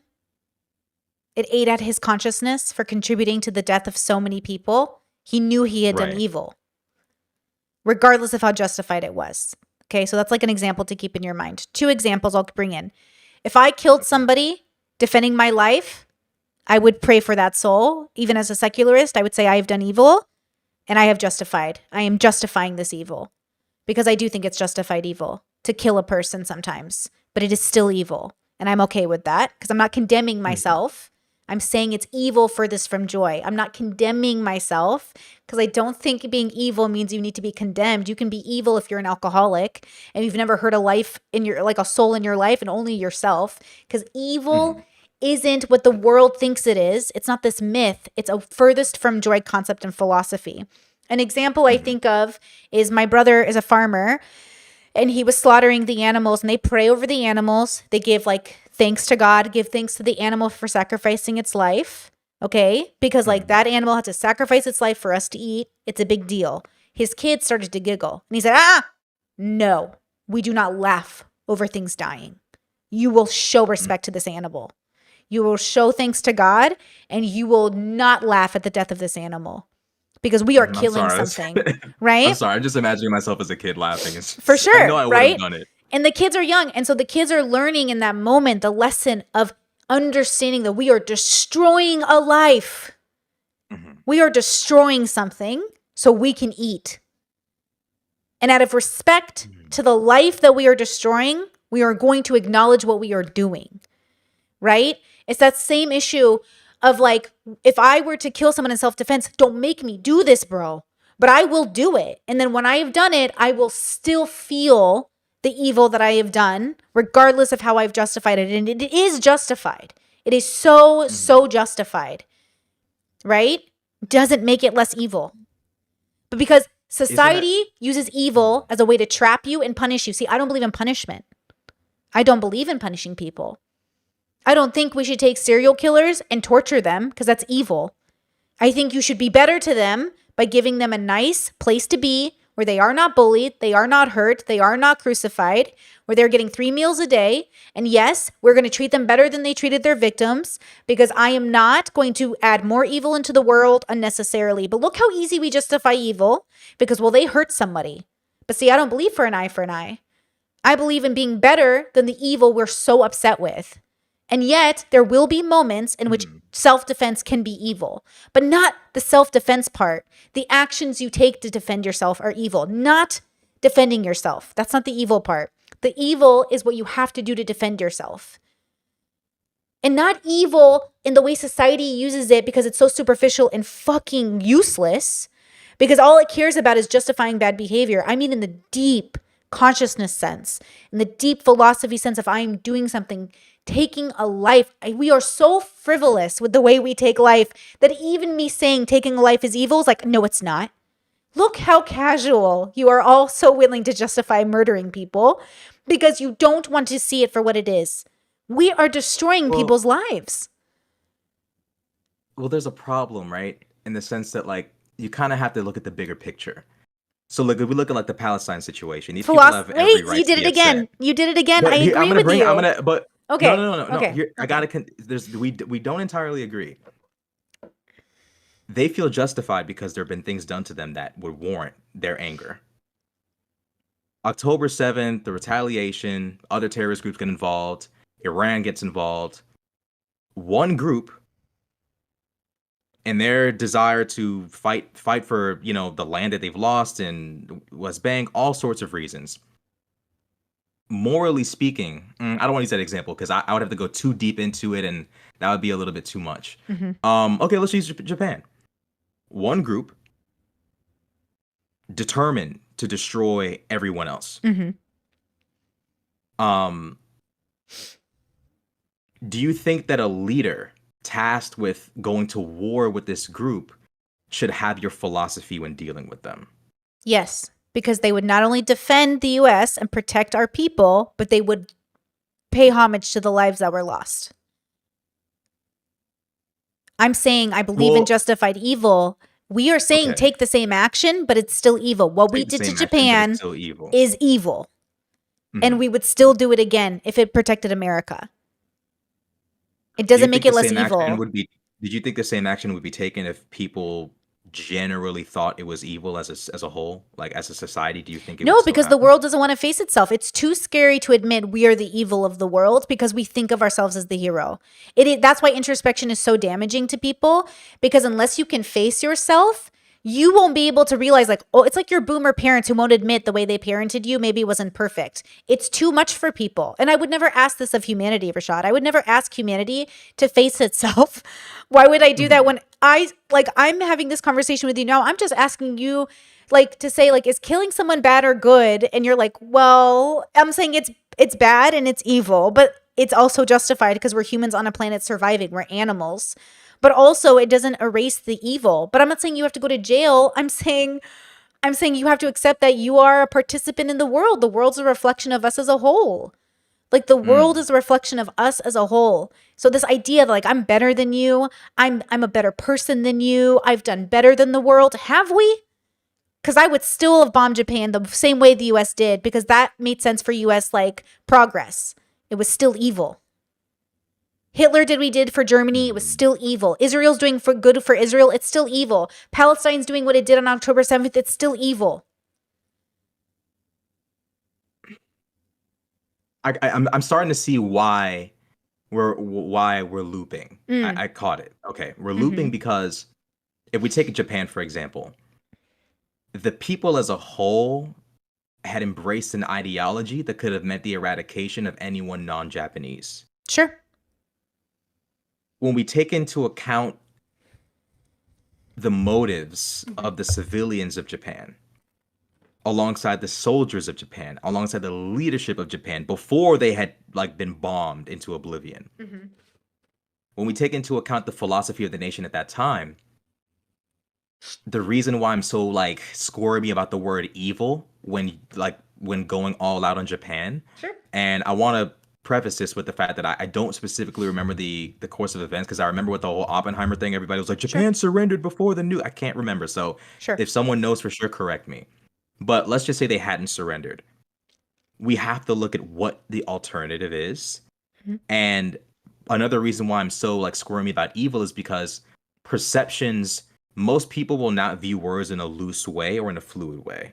Most people will embrace a word as its true meaning. So if America were to embrace the idea that bombing Japan was evil, even though it might have brought about a better outcome from the world in the future, it's possible that if we had embraced the philosophical idea that it's evil, most people wouldn't understand the true philosophical perception of evil, but instead would embrace it on a much more surface level and all-encompassing way. And I think that it's important to understand that when we apply meanings to words, that you have to take into account people will truly take those words for what they're intended to mean and not necessarily view it from every kind of perspective, which is why I said, like, it would be a disaster if, our predecessors even thought or entertained the idea that they could even be on some level evil in what they were doing. Now, of course, the act is still, you can't divorce the fact that innocents have died, but then you have to also take into account, what were these innocents intending to do? Like, the United States wasn't perfect. Black people weren't equally. We were still sending them to fight in a war, which is like, that's evil. To tell a group of people, yo, like, you're not equal here, but please die for us. That's pretty evil to do. But when we start talking about on a grander scale, like nation versus nation, allowing Japan or allowing Germany to, of course, you don't want to allow them to. But I think that if people were to embrace the idea that, this is evil, that's evil, these things are all evil, I don't think people would be able to say, yeah, so we will bomb Japan, but we'll still consider it evil. I think people would say, this is evil, let's not do that. And it could lead to a much more worse off outcome. I think philosophically, it might be better if people surrendered that word because the connotation with malevolence is just too strong. You know what I mean? Like how I had to sit there and introduce the word malevolence because you're at a level where you're able to separate the word evil into different ways in a more advanced way. But the average person doesn't need me to say malevolent. They already think these two words are the same because that's their way of thinking. I don't have to shift it for them because they have a much more limited perception of the word evil than you do. So I think it's kind of a little bit, it might be a little bit too unrealistic to expect people to be able to, I know you say you don't expect, but in an ideal world or in a world a little bit more aligned with your beliefs, I think, man, I don't know. I think there runs a risk of people being a little bit too light-handed. I don't think enough people would reach the level of like the level you've reached.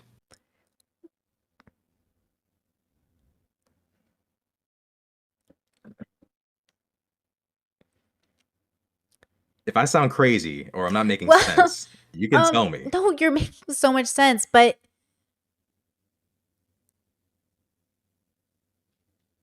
Basically, I'm saying your philosophy would be like inapplicable to like world affairs or like most person to person affairs, which is like, I don't want to be disrespectful, but I think it would be like in affairs involving malicious acts, it would be a bad philosophy to have. But in terms of like exploring oneself, it's actually perfect. well, okay, so there's a hope, right? That if people could see that they were doing evil acts, they would stop doing them and they'd become a better world, right? So there's that But hope. people are so, but people are, People don't care about doing evil acts. That's why we justify them. That's my argument. mhm, My argument is that, like, yeah, most people aren't fives. Most people are twos because twos live in a bubble mhm, and justify the action of the bubble because, again, they live off fear. Well, these people said they were going to do this, so now I have to kill them first before they do it. Yeah. mhm. So you're willing to do evil to prevent what you think is evil without admitting you're doing evil. You're willing to slaughter innocent people and civilians to stop a greater evil, but it's all still evil. Now, again, I'm not assigning a consequence to that evil. The world is, but I'm not here to cater to the world. The world's a mess. The world is lonely and depressed and evil. And I'm saying you should start embracing the fact that you've created the world you live in and you're continuing to justify it because you don't want to, not you, but the world doesn't want to ask itself the hard questions, doesn't want to introspect, doesn't want to actually say, like, how am I the one contributing to this? And then how am I? So, of course, you're right. Because if I jump into your bubble and I already agreed with you, the US is justified. I just think it's justified evil because evil is Mhm. furthest from joy, which is furthest from peace, which is furthest to, like, we are asking ourselves if killing innocent women, men, and children is evil or not. And I don't know why it's so hard for people to say, yes, it is, except what you said, which is God forbid we face ourselves because we might actually stop being evil. Or we might evolve to a point where we can encourage other people not to be evil. What if those men, women, and children intend for the destruction of you without provocation? Every person on earth is wanting the destruction of someone else.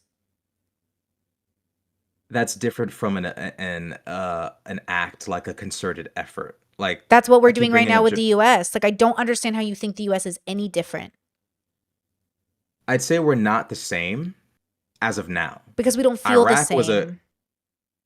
well, you're right to an extent because we still haven't, as a nation, even apologized to Iraq yet. Like as a nation, formally, we And have we not come can't, together and right? said, Because then we'd have to admit we did evil. We'll right. probably wait till like everyone's dead and they'll be like, oh, by the way, my bad. Unfortunately, that's probably what's going to end up happening. Is we're Right. not going to say anything until everyone who's responsible. That's usually how it works, so no one goes to jail. Um, that's an example. Like America's not perfect, Sure. but the problem with like the problem with the word evil Is you were in assigning a relation, consequence to it, right? You're assigning a right? consequence and And I I'm know not. you said okay, yeah, there. That's right. But should okay. The problem I think we're having, not the literal problem, but I think Hmm. the disagreement is that evil as it's used generally has consequence behind it. Like there needs to be something done Why? behind what Why? you've done. Why? Why? Well, for one reason, if the act truly is evil and it's not just like, for example, like Sneeko saying like homosexuality is evil, like come on, stop playing. But like if you kill someone with no reason, no cause, that requires consequence because we can't just sit there and let you do it to someone else. Sure. Not only that, but you've done it to someone and you've caused pain to Okay. someone else. Who cares So, about that but person? the United States killed Iraq, and you're saying they should apologize. So, does Iraq have the right to nuke us? Should we surrender right now? Are we actively like bombing them now We're or definitely engaging if involved in the affairs. Like, okay, again, see, I no, stop. okay. That would be okay. Then that would be a justification for fighting back. If the But Iraqi people are like, you came in and steamrolled our country, we don't want you right. here. But the higher We reserve the thinking, right.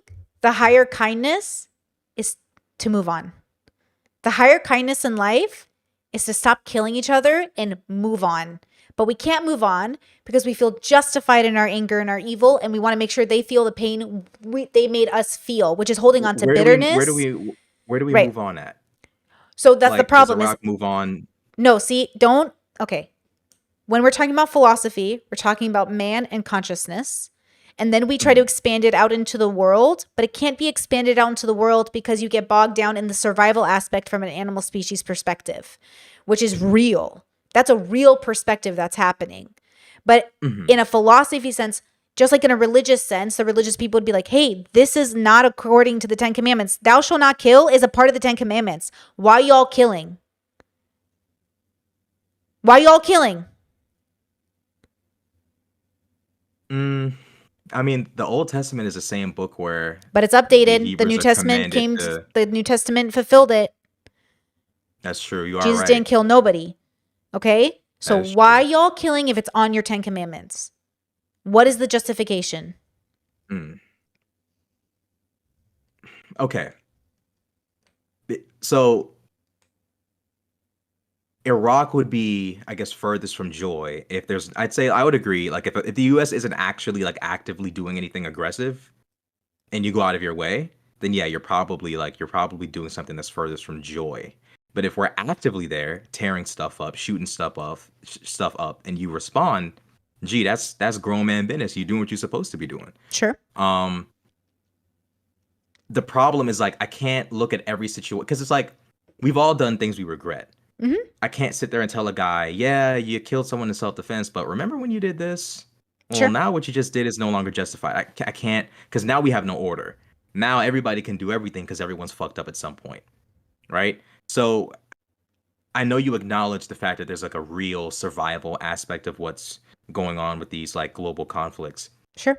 The reason why I'm so hesitant to use the word evil is because like we talk about like for example like a lot of people think Israel should have like not responded to October 7th violently. And it's like, Mm, well, there's so many different ways you could say evil, right? The Israeli people might say, yo, our leader's evil. This guy's letting these people do anything to us. What the fuck sure. is wrong with this guy? The Sure. Palestinians are looking at it like, this ain't evil. Look at what the fuck they did to us. Um, but That's it's like exactly what they said. when we look at the ideologies of certain agitators throughout history, Hmm. you look at Nazi Germany. What I mean, sure, they had a really messed up, peace treaty they had to sign, but was it worth killing 6 million Jews and causing a world war? Not really. And to call the act of bombing those people, I guess necessary evil might be the proper term. My only thing is like it's so inapplicable. It's so I don't want to say that it's inapplicable because people don't want to grow up. More so than the fact that no matter how much you try to grow up, there's always those dickheads, right? Like Sure. you can try your best to be like the best possible guy you can or woman you could possibly be. And you just have this person that's just unrelenting in their literal evil. They just won't stop being malevolent. Um, it seems like it would be a shame in a way if people applied this way of thinking to like violent conflicts in a way, because there's certain situations where one side is evil and one side isn't. That sounds so childish, and maybe in time I'll see things a little bit differently. More than likely, I'll probably start thinking like you a little bit more when I get older. But it's just let's say malevolent. Let's say malevolent, right? Like, okay, here's what I'll ask. What purpose do the words evil or good serve to you in conversation philosophically? Like what purpose do they serve to you? Um, I think about it as like being on the path and getting off the path, heading towards all things worthy and all things unworthy, all things with respect and all things that are unrespectable, all things but within the consciousness, my relationship to self, and even with the world, right? Like a tornado isn't evil, it's like a tornado, but the action the tornado takes and the impact it can make can feel evil.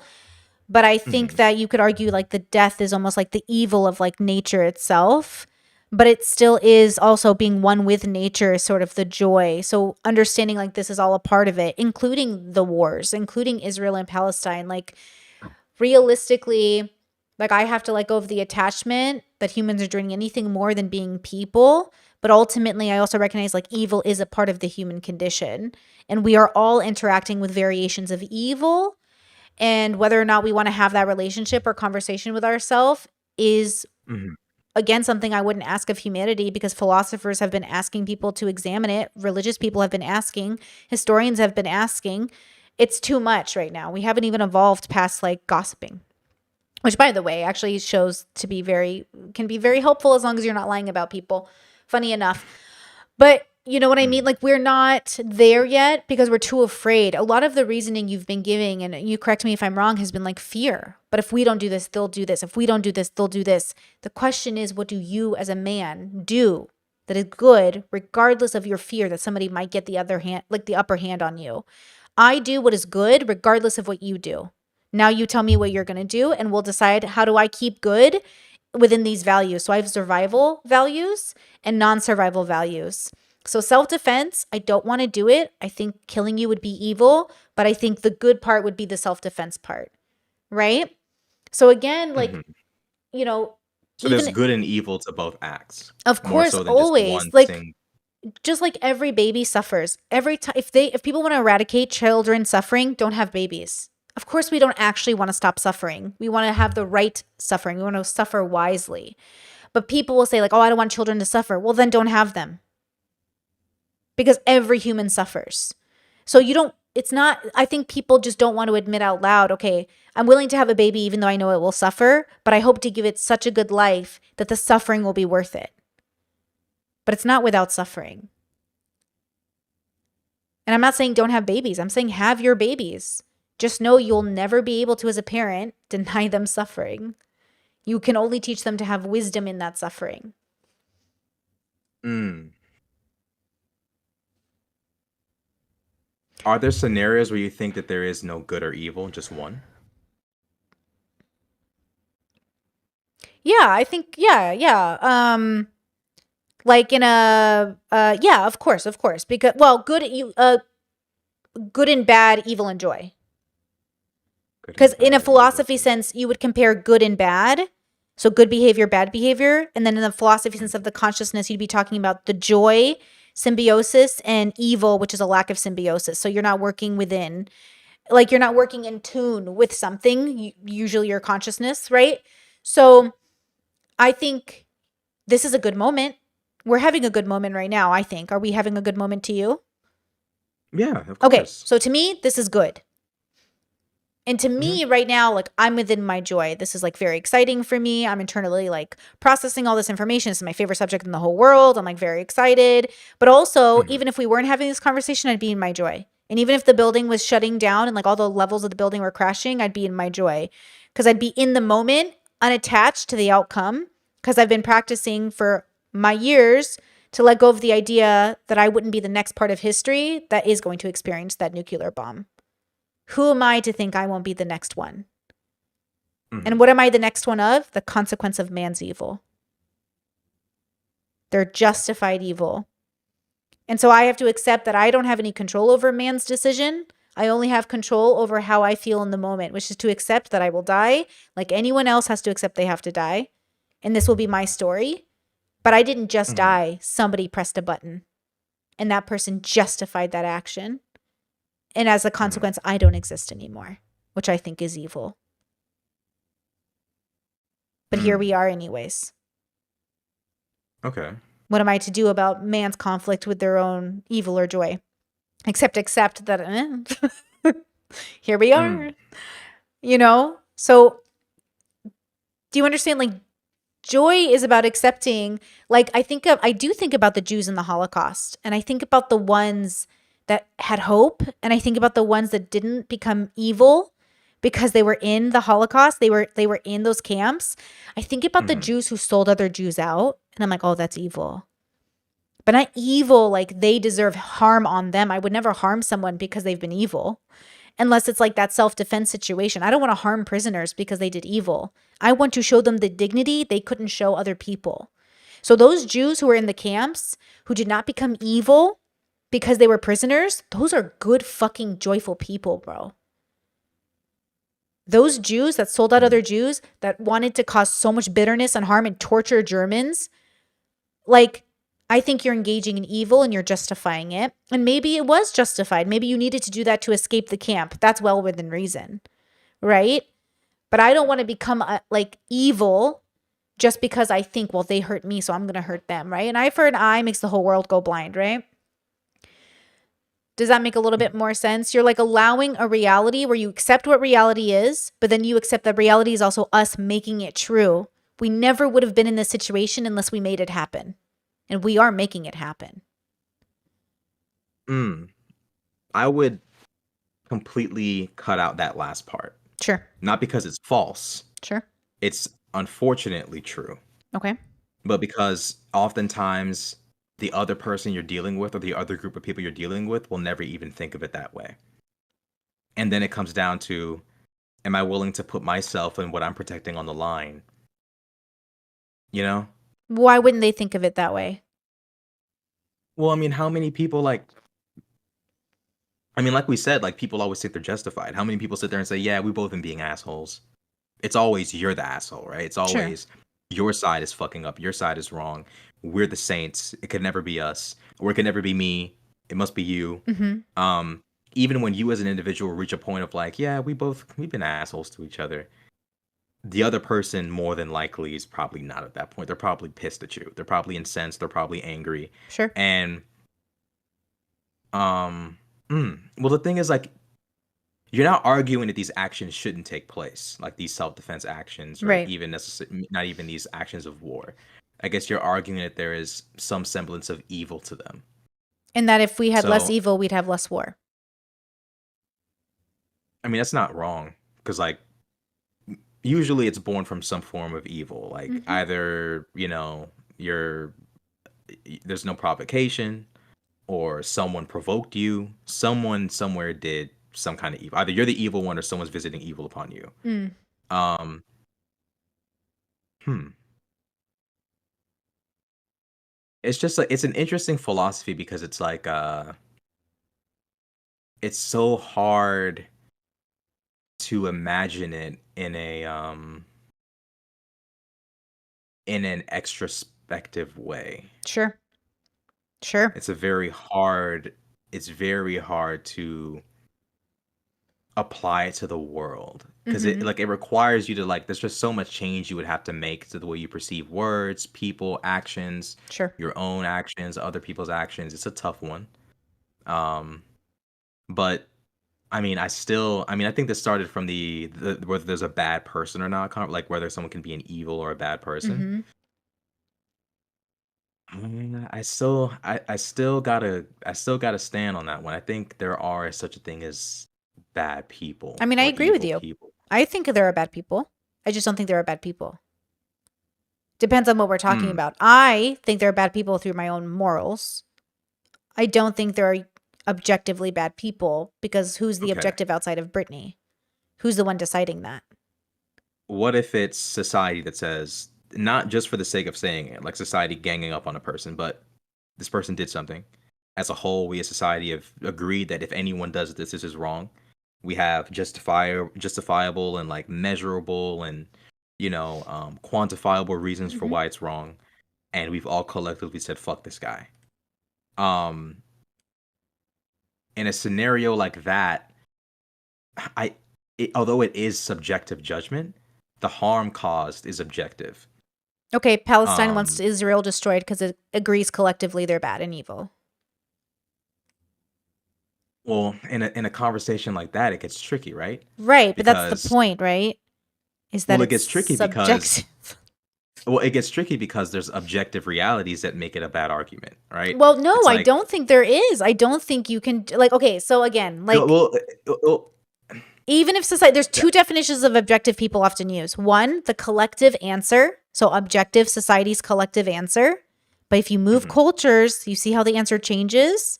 So it's subjective because Well, we culture live in an changes. era. No, we don't. Who lives in an We live era? we Who? we live in an era now where we can verify certain events. It's no longer an argument of who said he said she No, no, said. Now no. we I can point and mean, say, but if you go to a different culture, this community has decided these actions are bad. Society, who is society when you reference society? Who comes up in your okay, head? in Western society we have our own morals, but even outside of Western society, there's some overlap. Like, don't Sure. steal. I think even us and Muslims and Hindus and I think like even people maybe even living in untouched tribes probably Right. hey, like, hey, don't take that. Yes. Maybe even murder, right? Okay. I think outside of like I agree with you. I don't mhm, disagree with anything you've said because you are talking about practicality. And I'm a practical okay, woman. I am a very pragmatic woman. I am very okay, logical. I agree with everything you've said. okay. Okay. We are having two conversations. One, you're focused on the Okay. bubbles and humanity, and I am focused on the spirit of humanity, on the meaning of man. Marcus Aurelius, Jesus Christ, the Buddha. They are not concerned with your wars even though they're fighting them. They are concerned with the meaning of man, even though they were great leaders, even though they stood up and even though they sacrificed their lives in some capacity. They did it for the greater meaning of the spirit, which sounds religious, but maybe that's what we need in society is a little bit more like, hey, we're doing evil, bros. But also, I agree with you. I don't disagree with anything you've said, but I'm saying that's a very practical survival perspective. And I'm saying, what if you Mhm. weren't in survival mode, Rashad? Survival mode, Rashad? What if you weren't in survival mode? What would be your meaning? If you weren't worried about who was going to kill you and you weren't worried about any of that, what would be the allowance you would give yourself to hurt other people and not call it evil? What allowance would you give yourself? None, if there's no justification. Okay, and then the justification is self defense. Yeah, self-defense and the defense of like the world at large. Like in a like a global politics perspective, but like yeah, on a personal level, self-defense. So, yeah. Mhm. Okay. Would you feel in that moment when you're stabbing someone to death because they tried to kill you at peace or in your joy? Mm, This is I don't not a know if trick I'd feel at question, by the way. I don't know if I'd feel at peace, but I wouldn't feel like I'm committing a great act of evil. No, not in the Same. moment. I would neither. I would also not Right. feel like I was committing a great act of evil, and yet I would Mhm. know I had done it. This is where we differ. I would have Hmm. released that thought from my mind and let it die. I would pay homage to the spirit I killed and I would move on. I've got nothing to say to that spirit. They can talk to God. We good. We've met. We clashed. You tried to kill me. You died. See ya. I want to take responsibility for the lives I end because I did it. And then I want to let it go and not live with that burden because it was what it had to Mm. happen. I don't want to give the I would. responsibility of my actions to anybody else. I would eject myself from that. I would remove myself from that equation entirely. It's Fair. it's it's got nothing to. It's really got nothing to do with me. An individual chose to commit an act of malevolence. I just happened to be the victim. I ended the threat. There's no more mental labor to take place other than to protect myself from spiraling into insanity after killing some lunatic that forced a burden on me that I shouldn't have had to carry. But I would Mm. I, I wouldn't welcome any I wouldn't welcome any criticism of self, because if it were someone else, I wouldn't. I would tell them the same thing. If it was someone else Mhm. coming to me like, "Man, I killed a guy. He tried to kill me." The first thing I do is say, "Let that go." I Like, I agree. understand you're in pain, Hmm. but understand that this person. I, I'm a little bit more like, I don't want to say vindictive, but I'm a little bit more like, fuck that guy. He tried to kill you. You didn't do Sure. anything about it. This person is not worth your condolences. This person is not worth your sympathies. Let this go. It's not even worth your concern. Now, knowing you're human, you can't help but feel something, because you can't help but think, well, man, what if that guy could have turned his life around, or what if he could have been a better Mm, person, or right? mm. But that's not who that person was when you killed them, though, was it? Okay, then. So, and they were gonna end you too. What about what you could have been had you been turned into a fucking, you know, a lifeless corpse? Right. So So I I think would, about it more like it's not about him, it's about me. I don't care about him. I care about me and how I ended a life. And I want to pay homage to that because I am now that tornado that came through a city and murdered a family, only it's a man who tried to attack me. And mhm, now I will pick myself over that person because it's survival of the mhm. fittest. But for my own consciousness, I will, again, with respect, it's kind of like, did you see that story about the white police officer that went into the wrong apartment and shot a black man eating ice cream? Do you remember that story by any chance? It was really Yeah, sad. Okay, so I don't know if she did it on purpose. I don't know what her motivation was, but what the part that moved me was his brother's reaction. His brother hugged her in court, and and then he she asked for a lighter sentence later. fuck that bitch. It's not about her. It's about what the brother did. It's about him Mm, being this great embodiment of forgiveness and understanding that it's not about what the person did. You do not forgive people for them. You forgive them for yourself. You don't even this is about you. I'm saying when I kill somebody, I would be remorseful for my own sake, not for theirs, because if they're trying to kill me, it's not about them. It's about that's what extrospection is about. Introspection for the soul. When I'm talking about joy or evil, I'm talking about the spirit of a human, not like in a woo woo sense, but like you can use that if you want for a metaphoric no, I know you know. exactly what you mean. No, So you're I right. would be in that moment, sir, okay? And then we would die and he would kill, but I would feel like a great, like just light a candle for the soul of that person, whatever that means, and be like, that's between you and your God. But for my sake, I would like to acknowledge Hmm. the life I destroyed. In the same way that you might feel when you have an abortion as a woman, you are ending the life. That's why women celebrate the birthdays of their aborted babies. Not all women, but lots of women do celebrate and they think, oh, he would have been 15 today. Why are we doing that? Because we know what we did. We ended Hmm. this person's existence. And even though I think it is justified, I do think it's evil, but not the kind of evil that deserves prison sentence or the kind of evil that Hmm. deserves a ticket or the kind of evil that deserves anything. No consequence. The consequence is already bearing on your soul, girl, and it's a justified consequence. I would abort an ectopic pregnancy. Do you know my parents expect me not to abort my ectopic pregnancy? Because they I think don't know what it's that ectopic means topic it means. wasn't it's not viable or it's ending up in a weird place like outside the womb, so it's like either in the fallopian tube or it's outside, meaning the fetus is just it's in the wrong place, so it's more than Hmm. likely to abort on its own, miscarry on its own. But sometimes they come to term, very rarely. And my parents are so pro-life that they're like, you want to abort an ectopic pregnancy, would you? And I was like, well, they're a huge threat to the mother's life, so of course I would like abort that child. And they're like, what? Because in their mind, they have like this hard on for martyrdom that I don't have. I'm not going to die for the sake of some Right, fetus, right, bro. right, But I will understand that I have terminated the potentiality of this child, who naturally probably would have yeeted itself out of existence. But right, yes, I will make the effort to make sure it doesn't have that chance to make that decision on its own. And that is me right. saying, yes, I have ended this life of your potential grandbaby. And it is still evil because I've ended a life, but it is still justified evil because it is within reason of just survival. We are talking survival versus not survival versus good versus evil. Again, society wants to punish. I don't believe in punishment. I don't believe in blame, and I don't believe in pointing fingers. So I don't think shame is good. I don't think blaming is good, and I don't think punishment is good. So keep in mind when I'm talking, I'm coming from a very specific perspective And I'm not saying society should do this. I'm saying society is lacking its own understanding of its contribution to the evil of the world because it is justifying it, which is within reason. It is logical to justify evil, especially when you're playing the surviving game. I don't think it makes it less evil. But it does make it a different context of evil, right? Mhm. So like a serial killer is experiencing a heavier level of evil than a person in self-defense. Does that help?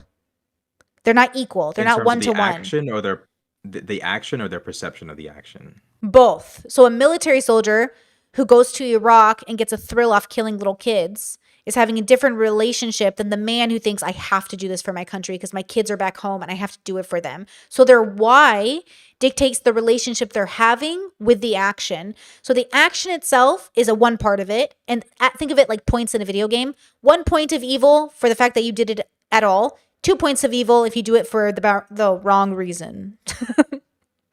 Right. Yeah. Okay. So it's still evil. It's just on a different spectrum. So everything's like a spectrum to me. Because I'm not always perfect. I will sometimes act in evil.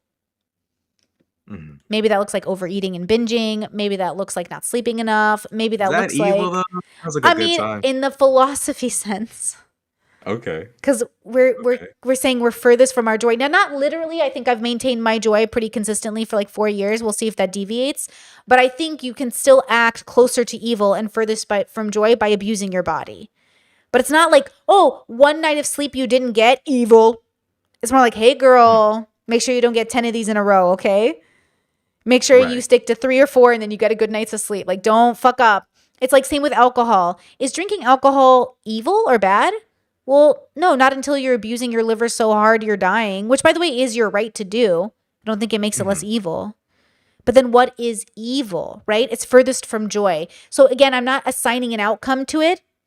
I'm just saying it's different than the way society views it because all words are different. Like even like the word evil, like I literally just Google it on my Google. I don't know what your evil says, but mine says dictionary, evil, profoundly immoral and wicked. His evil deeds, wicked, bad, wrong, morally wrong, wrongful, immoral. The second word, immorality and wickedness, especially when regards to the supernatural force. He struggles against the forces of evil. The second definition is supernatural. What the fuck are we talking about demons for, bro? Because half the world believes in them. A lot of the world believes in demons, and I believe in the mythos of demons, the metaphor of demons, not literal. I don't believe in literal demons. So when I say like you're swimming with demons, bro, I mean like you're swimming with The thoughts that haunt you. yeah, the baggage you're carrying, bro. But the religious people think it's literal, like Yeah, things talking to you and yeah, like I don't think it's literal, you know. So though I think I disagree with the whole like this. I think you said you don't believe in like punishment yeah, or like shame. right, That woman who killed that guy asking for a lighter sentence. Sure. I think part of the reason why she felt comfortable doing that is because the family embraced her in that way. And I think that some people need shame, some people need embrace, but it really all depends upon their honor. I think that woman had no honor. You murdered somebody. Sure, the But- family hugged you, but man, that was more about that's more a testament to their honor and integrity and just their kindness and goodness than it is to your innocence or your belonging back on the streets. You did murdered she get somebody. manslaughter? I'm not sure what I have she to double got, check, but like from her, yeah, I agree with you because she killed somebody, so she did evil. right, but she was undeserving Mm. of the grace she received. Why? And she showed it with her action, thinking you deserve a light. You walked in and killed somebody without self-defense. Sure, the family has given you grace and forgiveness, but for you to even think that after the shit you pulled, Sorry, I also you don't believe anyone deserve- deserves anything. okay. Well, In a philosophy think- sense, like deserving is entitlement, and I think entitlement's bad. I 'Cause think she you can did feel earn. Would you say entitled, you think? Would you say right? it's possible for someone to earn something? Yes, she felt entitled, which was bad. She didn't Okay. earn the leaner sentence, but that's separate from the family showing grace to her. it's separate in the sense of judgment, but I think her desire for leniency more than likely, and I can't prove this because I can't show her brain, but I think she might have perceived the grace she received from the family as like, well, it wasn't that bad. But No, wait, but her case was interesting, right? Because she was delirious. She hasn't slept. She feels like she's entering her apartment and realizes it's not her apartment. So she shoots this guy. Isn't she just like self defensing in her own way? Or do you think she had premeditated murder, that she went in to kill her neighbor? Because, like, isn't that the same argument? if those things are true, then it wouldn't be premeditated murder. Right. However, if she's an officer, someone who, was she like coming home from a shift? Like, Yeah, what she was her was. situation? Yeah, she was overslept. Okay, so she made some sort of a mistake, Sure. theoretically speaking. Sure. Okay, then it would be different from murder. Um, if she just assumed that she was in her apartment and someone else was in there, I don't know why she would just like turn the doorknob and it's We not all locked. understand that, right? Like, we all understand that. But I'm Yeah, saying, like- how does this coincide with your values then? Because if you think we should have bombed Japan and nobody should have gotten in trouble for that, but you think this one woman who was sleep deprived should get in trouble for killing a man she didn't mean to kill, when we Well, it purposely depends killed on intent, Japan, right? well, she Well, didn't it intend to depends, kill right? him. The guy in that house was in his house and meant no harm. So The did Japanese are a completely different every scenario. single Japanese, every single not every single one, but it's enough of them to where like if you don't do anything, this is just never gonna stop. But we don't know that. You can't predict the future we like can't that. we can't sit there and say, well, the Japanese would have turned a new leaf. Maybe, but if we just left them there, Well, don't you think that's probably wouldn't Palestinians' have. justification of Israel, though? Israel's never going to stop taking your land. You might as well kill them all. Right? Isn't that like Palestine's justification? The problem with that particular situation is it's not as linear as World War II. So it's like the whole partition plan, you could argue it wasn't fair to the Palestinians, but the Jews had to defend themselves like multiple times before they became the big bad bullies. So then it's like, do we? Palestinians originally? Well, it's tricky because 30% of Israel is made up of Middle Eastern Jews. So it's like, okay, well, Yeah. do we get rid of? Well, then it's like, do we get rid of the United States? Do we By give the it back way, to the natives? we're Like, not. Do you see what I'm trying to ask you? I'm trying to ask you, where does the I know what you're consistency trying to of the ask, evil but like? I'm giving. Okay, I'm I'm saying giving you it's the all answer to how- evil, but I'm giving you to the Yeah. the answer to the perception of how I'm gauging the evil. okay, So it's okay. like when we try to compare these things, I'm telling you the reason why I don't perceive them as equal evils Sure. is because I've got to go from top to bottom. They're never the reason equal. why I can't. That's what I'm saying. I'm They're not- never right, one to but- oneing. But we have to deal with the fact that we live in a world where people will one to one it and kill someone. Am I because talking they to one people or one am it. I talking to Rashad? But we're talking about the world. Am I It's not talking just about you the and me on world? Earth. If it But was, that's if what it I'm was saying. I'm saying I'm talking about you, and you keep bringing up the but world. We have to navigate the world by our. Even if you and I were like the only two people that believe this, Yeah. we still got to go out into the world and deal with a bunch of people that don't. Yes, but see So now how we I gotta- do now we it, gotta. which is to say, I agree Okay. with you. Survival of the fittest when I'm out in the world, but I will still Mm-hmm. feel remorse for it because that's my values. I'm saying Mhm. what I want to know you as a consciousness, and you keep bringing like other people, and I'm saying, but what is Rashad's experience? How does he Well- feel about humanity? How does he feel about goodness, or what is joy, or like how does he feel about killing people? Well, I mean, it's tricky because like I've always been into like politics and stuff like that, so I have a much more stressed perception of like evil. Sure. Like I don't think the Palestinians are particularly evil for being like extremely pissed at Israel and wanting them gone. Sure. Because you have to look at what they're experiencing. Mhm. The reason why I can't sit there and say, all right, guys, you got to go ahead is because then I got to be like, wait, hold on, Palestinians. Remember when you guys did all of this? Sure. We got to take that into account. Can't just Mhm. sit there and cut it off at this point and say you guys are the victims. Mhm. So it's one of those things where it's like both sides have wronged one another to such a massive extent that I can't look at Israel conquering Palestine and say this is good. This is just self-defense. I can't look at Palestine conquering Israel and saying this is good. This is self-defense. That scenario with Japan and Germany, there's just that was like the world was on the line. The existence of multiple ethnic groups beyond Sure. just Jews and Mhm, for Palestinians sure. was on the line. Like that was like if we didn't do some fucked up shit, we were gonna get involved in some fucked up shit. We were gonna be the victims of some fucked up shit.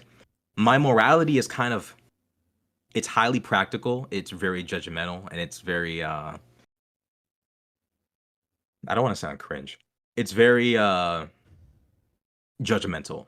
Sure. It's very like you did this, you need to take this consequence, If you don't, it's not for the better. Like if I don't do this, then like the fabric of society is fucked. It's unstable, it's chaotic. Action consequence. Like you have to have honor, you have to accept what you did. There has to be like, you know. Um that's just my way of looking at the world.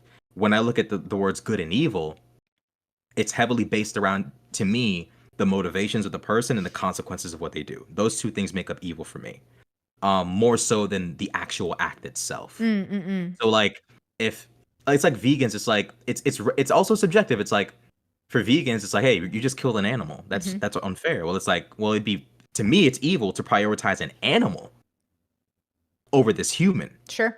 This human needs to eat, and there's nourishment and nutrients in this animal that they can't get from plant. And Sure. I mean, this is just a fact. To me, it's evil to deprive the human of proper nutrients when this is my species. Like, I'm not going to prioritize this species over that species, my own species. If that human died right now, give it 3 days, that animal's going to eat the body of that human.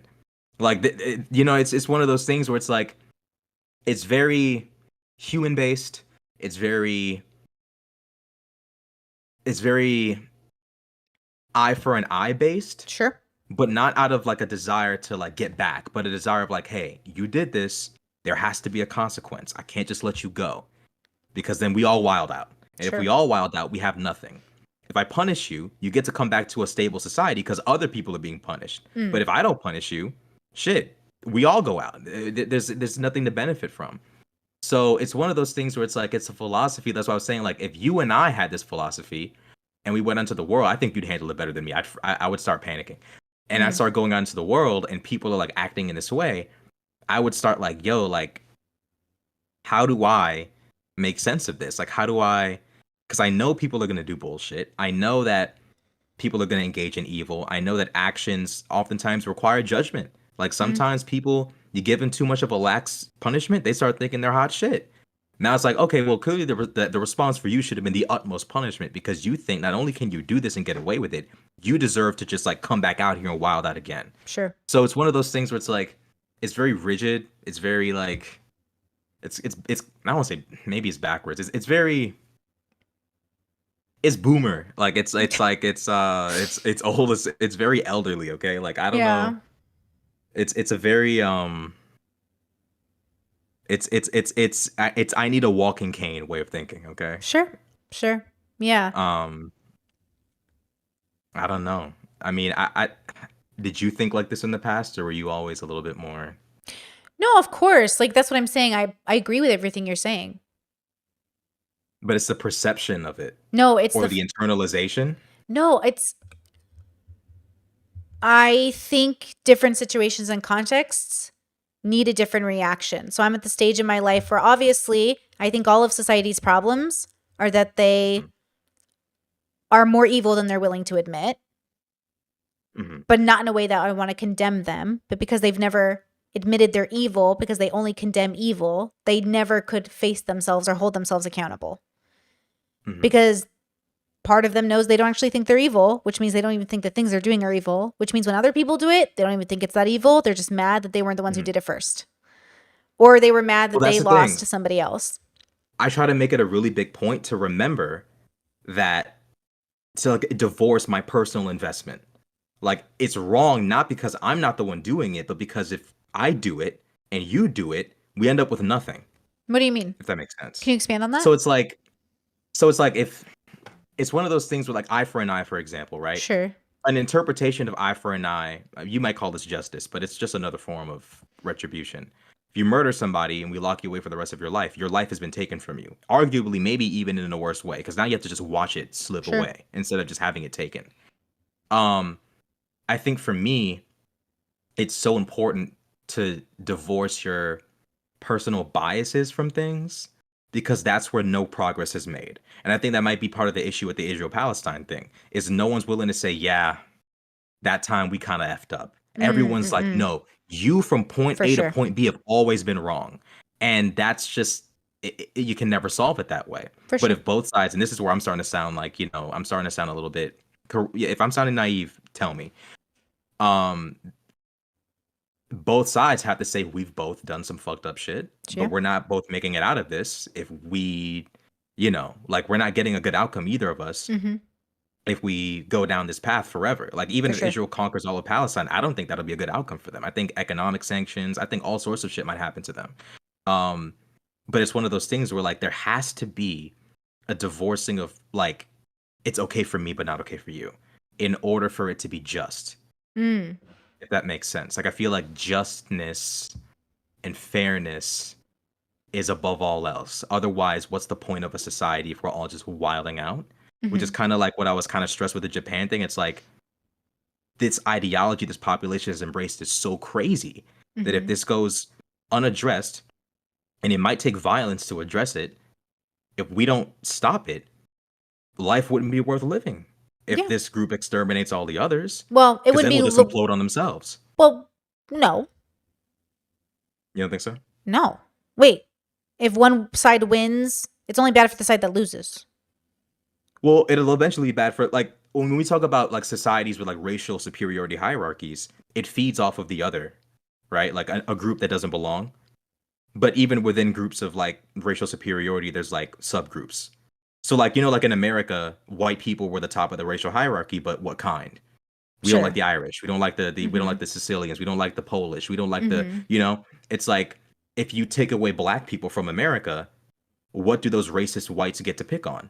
Well, not Sure. blacks. They got to turn to someone else. It's going to be Sure, the sure, sure. Irish, the Italians, and they might be the ones who end up becoming the generations long oppressed group. So it's one of those things where, like, if you allow these racially obsessed nations to go long enough, eventually they'll just destroy each other because, they'll make up reasons.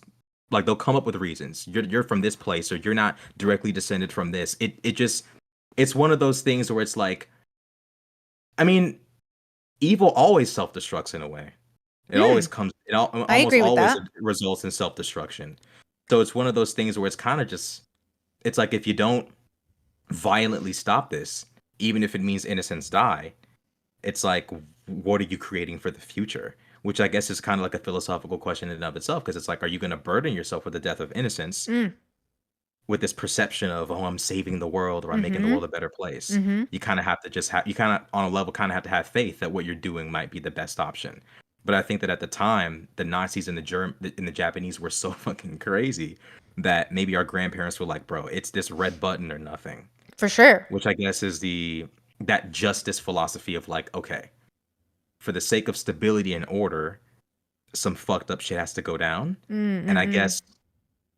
I guess where we were disagreeing was I wasn't willing to acknowledge the evil or apply the word evil to it while simultaneously still carrying it out. Mm. You're willing to call it evil and still carry it Mhm. out. I think my concern is the burden of the use of that word, but you're Mhm. willing to accept the burden of the use of Mhm. that word. Mhm. I think that's where we disagree, is the acceptance of that burden of the word evil. It's part I of my wanted honor as far code. away. Okay, that's interesting. That's part. Okay, so my honor code is these people have embraced such an insane thing. Don't even give them the validation of thinking that what they were up to is worth any sort of like, oh, what we did to you was evil. No, you were insane. We had to put a stop to you. You forced our hand. Mhm. But you take acknowledgement of the loss of innocent life, and you, I guess, prioritize that in a way and say, hey, look, this act, even though it was for the greater good, quote unquote, Mhm. took some innocent lives. Or even some I, innocent lives. All of them. I right, mourn right, but for that all of them, right. and then I take Okay. that mourning and I put it in its place and I move on with my life. But I acknowledge it first. I don't want to pretend I didn't do something I did. Mm.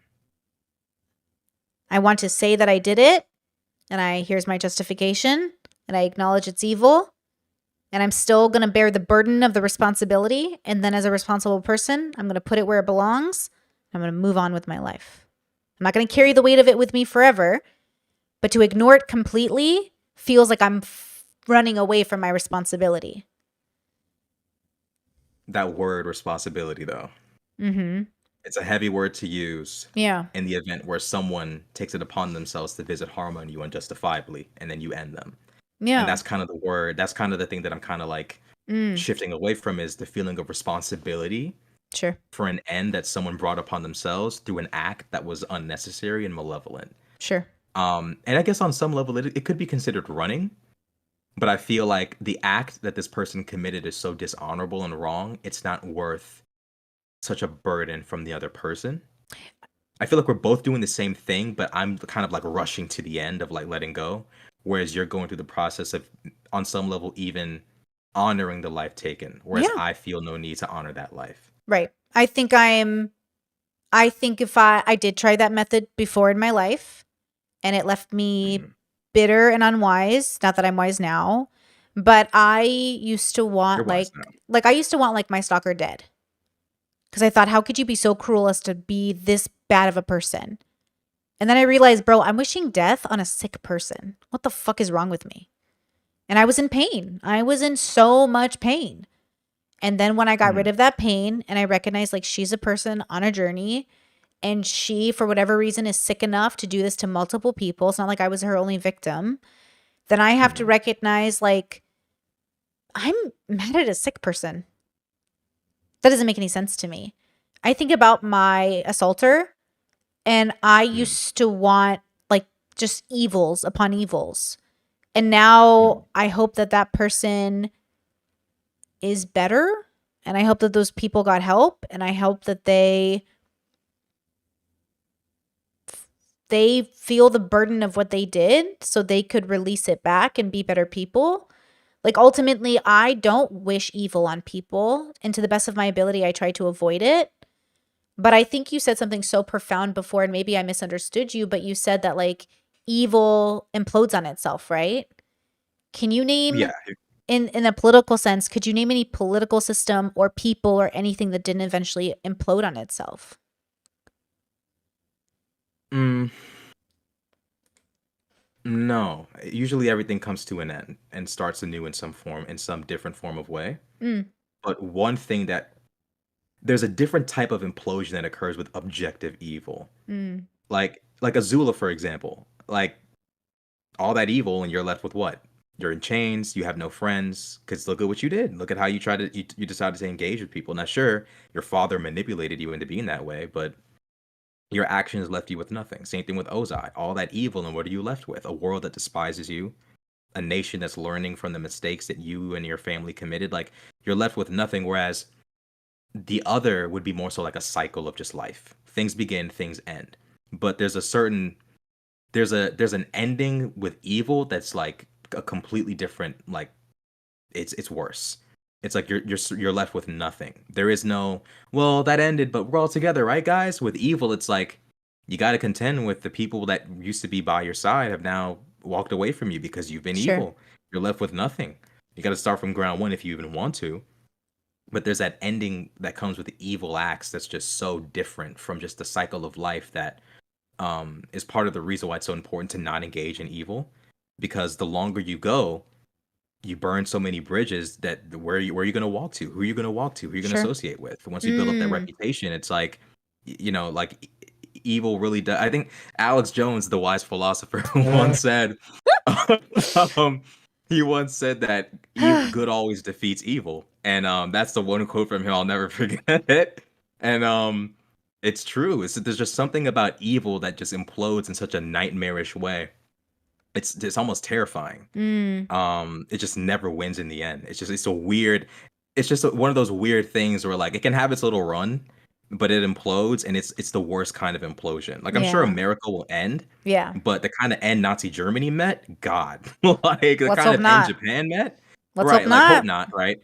Um, I don't know the kind though. of ends. Yeah, I mean we could meet a horrible end, but what I've seen mostly is that people and groups that engage in some really horrific acts, Sure. it just never ends well.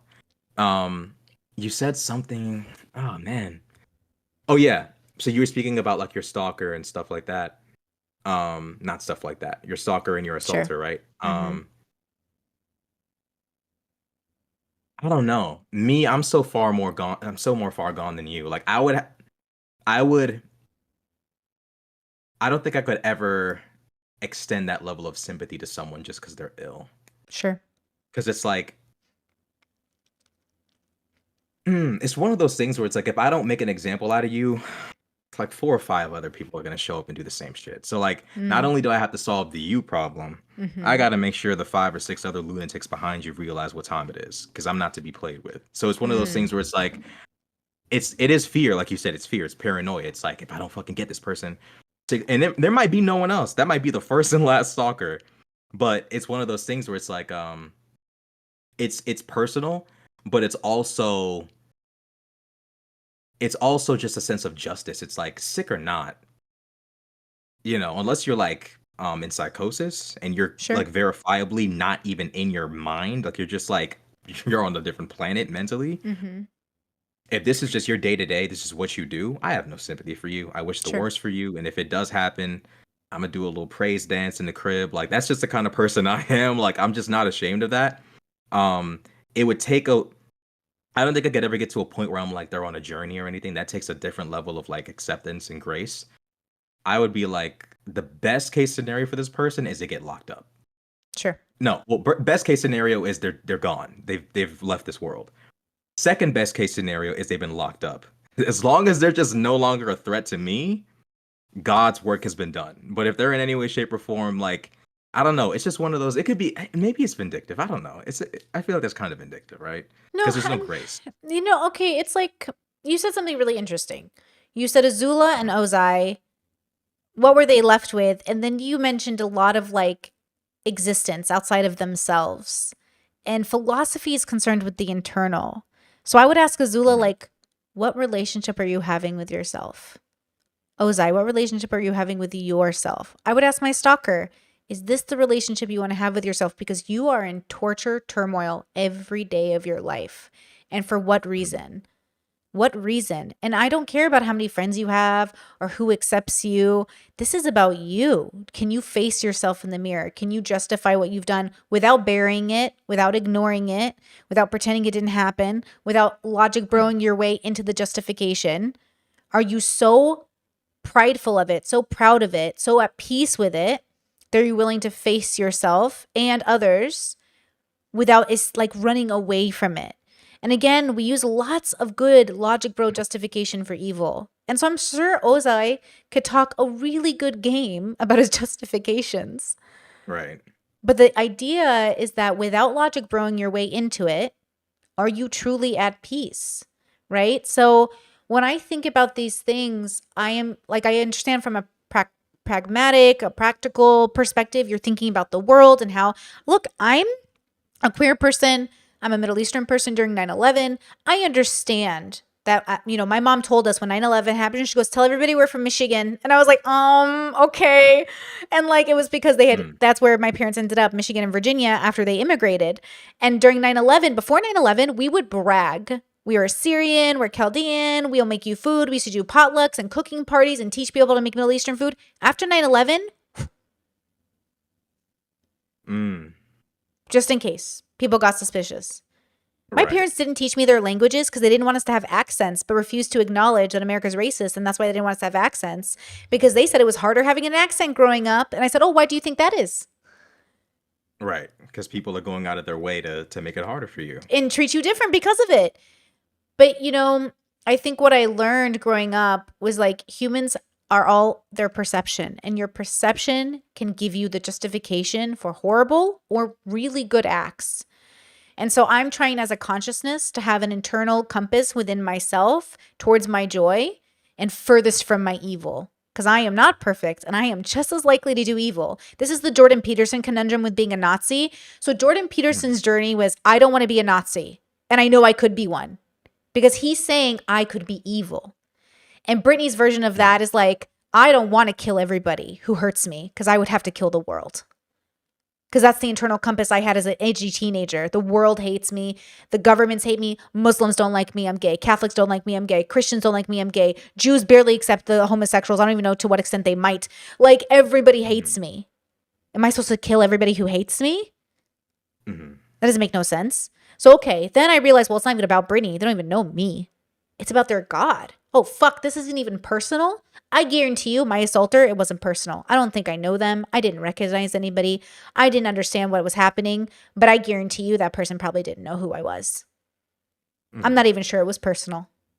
My stalker didn't fuck about me. It's not personal. She made it sound personal, but I wasn't even her only victim. I was just the next mark on her list. They're not even, it's not even about me. It's about the relationship they're having with their joy and their evil.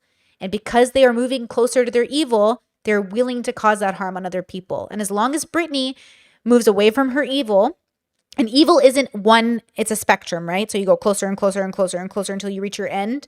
As long as I move towards my joy, I'll be okay. But like that is the struggle people in philosophy circles who are facing themselves. That's the journey Jordan Peterson is on, where he looks at himself. He's like, I could have been a Nazi. And most people are thinking, I could never have been a Nazi. And true. Anyone could. Like, and we're not even talking about a literal Nazi, right? It's a metaphor for evil. Yeah. So like, yeah, I'm not going to be a Nazi because like I'm a Syrian, but what's Brittany's version of Nazi? What's everyone's version of evil? And so look how Jordan Peterson, his epitome of evil is a Nazi. So all those people that are like, he's a white supremacist, I was like, his greatest dragon is a Nazi. Right. They don't even understand that because they're not having it with themselves. They refuse to examine themselves as possibly evil. And I'm saying that is the fault of humanity, but it also is my job to radically accept and let go of the attachment that humanity will be anything other than what it is. It is beautiful the way it is because it's exactly where everybody is on their journey. And I hope that the world goes on a journey faster. But even that, I have to let go of the attachment of it. It's not my business how fast or slow your journey is. It's my business what I do, which is your side of it. I might be forgiving, but I will kill a bitch if you show up to my house. I might have a forgiveness inside of me, girl. The spirit of Jesus inside of me, girl. But I will stab a bitch if you test me. Don't test me so I can stay away from my evil, please. I have boundaries. I will defend myself, okay? Yeah, but you're a better person than me. Okay, girl, I'm older than you, first of all. I don't know if I'm better than you. I don't think I'd change if I was 30. No, come on. Everybody grows. Everybody grows. That's the hope, though. If I had a stalker and I had a button I could press to send a missile to their house, best believe I would destroy that button. I would have said that too. I said that too. The first few years she was in my life, I hated that. The anger that spilled from my pores was it would hurt people being in a room with me. I was so mad at her. And then now I'm like, oh yeah, well, sick people do sick people things, you know? Yeah, me, I don't know. It's one of those things where like growing up, like it's that paranoia. It's sure. You know, like growing up like a young boy. I think academics was talking about this. Like in the Black community, we have like these expectations of how to act, and when you don't meet them, you got to deal with a lot of stuff. I didn't paint my nails. I didn't wear dresses. I wasn't gay. I wasn't zesty, but I was a soft kid.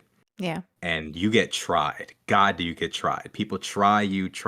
My dad warned me. I was like, nah, oh man. And then I eventually, you know, I figured out he wasn't wrong.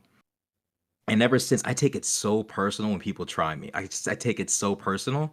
And part of the reason why is because the shit just doesn't stop until you make an example. And I don't know, maybe it's that like medieval, like put a head on a spike, like crazy ass mentality, like that. I probably but it's true though, right? Sure.